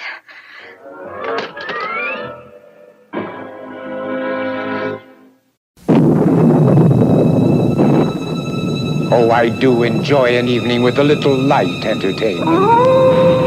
But when your video heads get dirty, you lose your picture. Not a pretty sight. Happily, this new Polaroid video cassette will help you. It actually cleans your heads as it plays, so dirty heads needn't haunt you. New Polaroid video cassettes. Get the picture?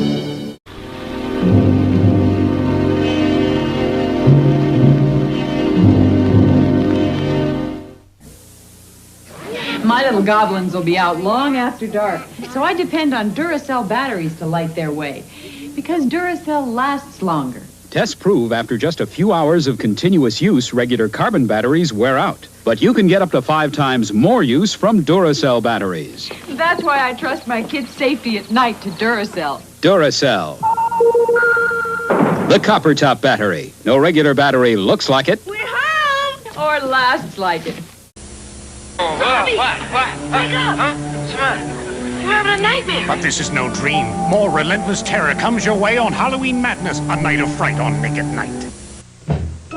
Dobie Gillis will not be seen tonight. Because there are sinister influences working against me. Sinister influences. Now stay tuned for Alfred Hitchcock Presents on Nick at Night's Dead Giveaway. We now return to Alfred Hitchcock Presents on Nick at Night.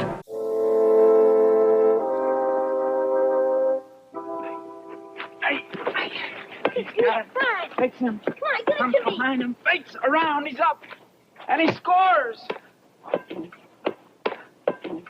Rah, rah, rah.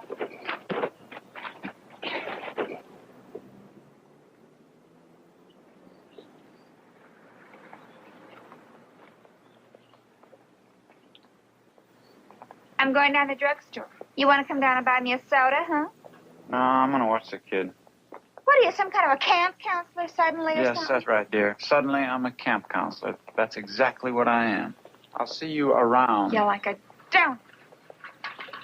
I don't need you, brother. No, but you sure need a little bit of new dialogue.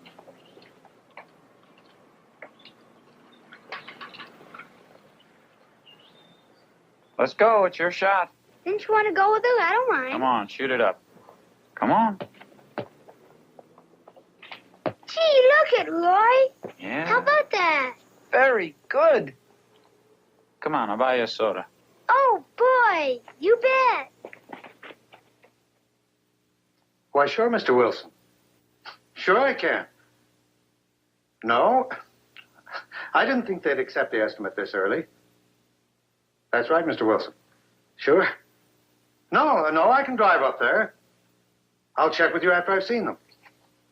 Okay, bye, Mr. Wilson. You bet.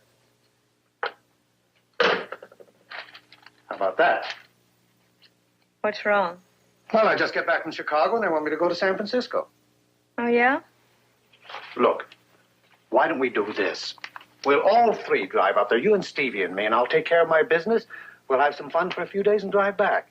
Jack, you know I hate driving all day. Oh, come on, honey. The trip will do you good. Sitting in a car getting all creased. Oh, come on, Marcia. Look, why don't you fly up? Then you can make your deal and come back in the same day. Only takes an hour or something. Tell you what. You say you want to give Stevie a treat. You know he's crazy about planes. Why don't you take him with you? You sound like you want to get rid of us. For a whole day, yes. Then I can take up the hem on the new dress you bought me. Take Stevie, huh? Yeah. Yeah, why not? You get a real kick out of it. Why not?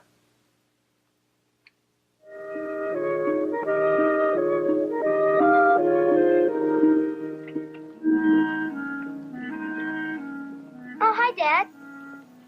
Oh, hi there. Hi, Mr. Fowler. Roy? We were practicing a basketball, and Roy bought me this. Yeah? Well, I've got a surprise for you. We're going to San Francisco tomorrow, just you and me, by plane, for the whole day. How do you like that? We'll leave early in the morning, get back late at night. In a plane, honest? Oh, boy, in a plane. Oh, Dad. Take it easy. You go in and wash up. About time for lunch. Okay. So long, Roy. Take your ball, babe. Well, he sure is a good kid, Mr. Fowler. Thinks the world of you, Roy. Take a lot of trouble with him. Well, it's really nothing. I guess when I was his age, I was pretty shy of people, too. Just the two of you going up to San Francisco tomorrow, or? Yeah. Well, I'll see you. Take care. Have a good trip.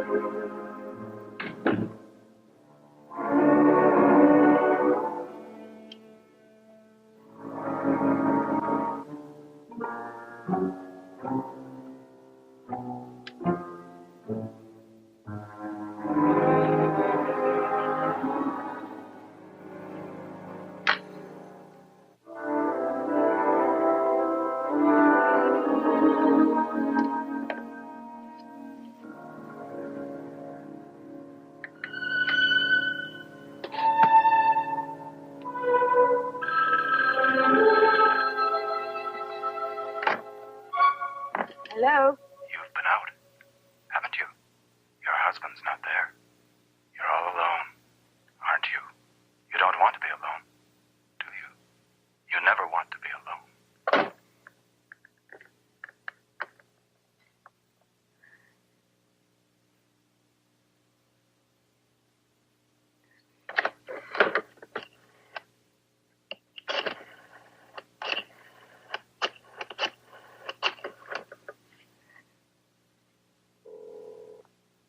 Lucy, please answer.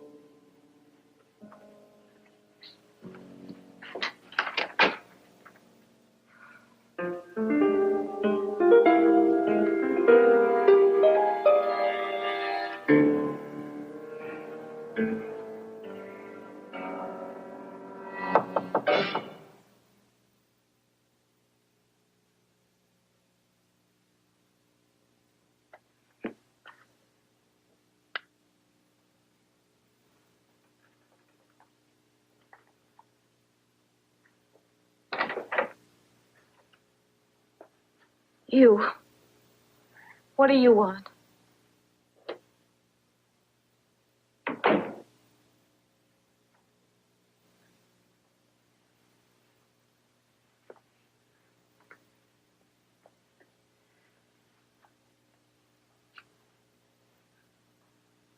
I just want to talk to you, Mrs. Fowler, while you're still alone.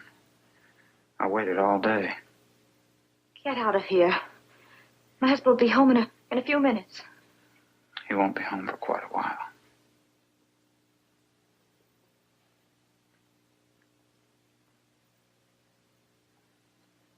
Breaking into a person's house. I'll tell my husband. I'll tell the police. Oh, no, Mrs. Fowler. I didn't break in. You let me in. I brought a present for Stevie. I wouldn't break in to do that, would I? I've had this since I was a kid, about Stevie's age myself. He saw it over at my house the other night. I thought he'd like to have it. Get out of here. Not until I've told you something, Mrs. Fowler. You are doing to Stevie exactly what my stepmother did to me. And that's what killed my father, the way that she went on all the time she went on. Sure, it was an accident. That's what the papers said, an accident. It's an accident that a man drives over a cliff on a clear blue day. What's that got to do with me? You're crazy. A string of men friends all the time, Mrs. Fowler. A string of men friends all the time. Shh, don't tell anybody, Roy. This is your Uncle Joe from Kokomo, Roy. Why don't you go outside in the yard for a little bit, Roy, huh? Why don't you go away to camp for 1 week, Roy? Stop it! That's the way you talk to Stevie, isn't it? Yeah, I know. He's told me, Mrs. Fowler. Look, Mrs. Fowler, don't you understand? Kids don't like to be gotten rid of. They want a home that's a home to them. That's all. If you don't stop this. Listen to me and let me finish.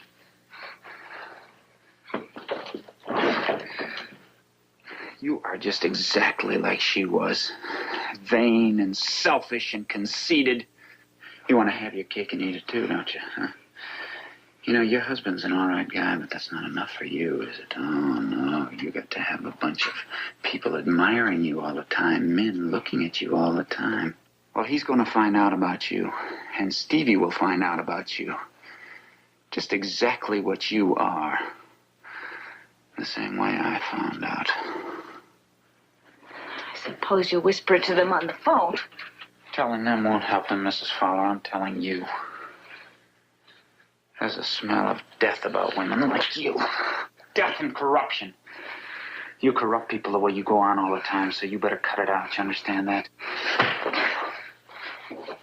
Now will you get out? Now just put the gun down, Mrs. Fowler. My rotten stepmother killed my father and me without any gun. Put the gun down. How many people do you want to kill, Mrs. Fowler?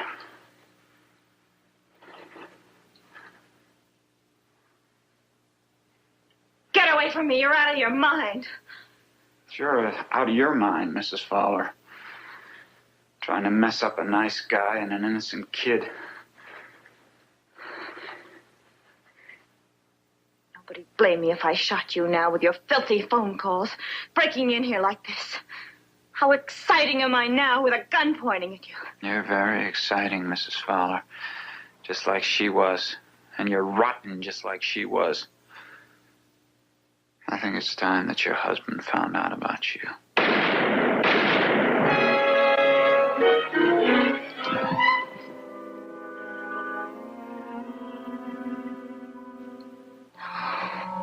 No. I didn't mean to kill you.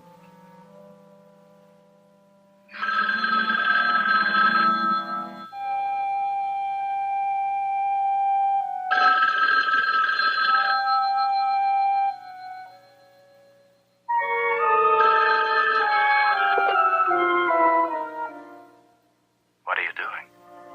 I bet you'd like to have me come over there. You're aren't you? You're exciting. Aren't you going to answer? What are you doing? That concludes our story. At least it concludes Mr. Roy Bullock.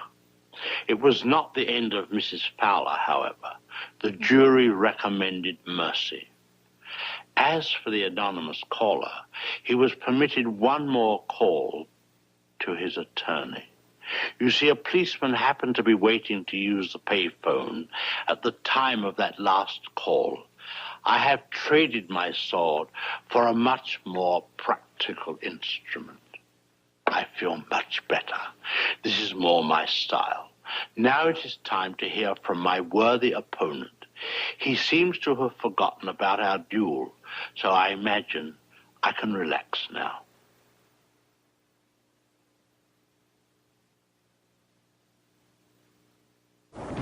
So, you want to know the story of Splatterhouse, the new horror video game for TurboGrafx 16? They say he stalks the old haunted mansion. They say he's looking for his girlfriend. They say his only weapon against the maggot-eaten ghouls who took her is a 2x4. And you say you want to play this game? Splatterhouse. Only for the TurboGrafx 16 system from NEC. Hi there, I'm Dumpy the Pumpkin. Carvel's Halloween ice cream cake. I weigh 44 ounces and serve 10 to 12 people. Having a Halloween party? I'm Wiki the Witch, and I weigh 45 ounces. We're both made fresh daily at your participating Carvel ice cream store. You want to send one to a friend? Please phone 800-327-GIFT and call the Cake Honors most major credit cards. Thank you.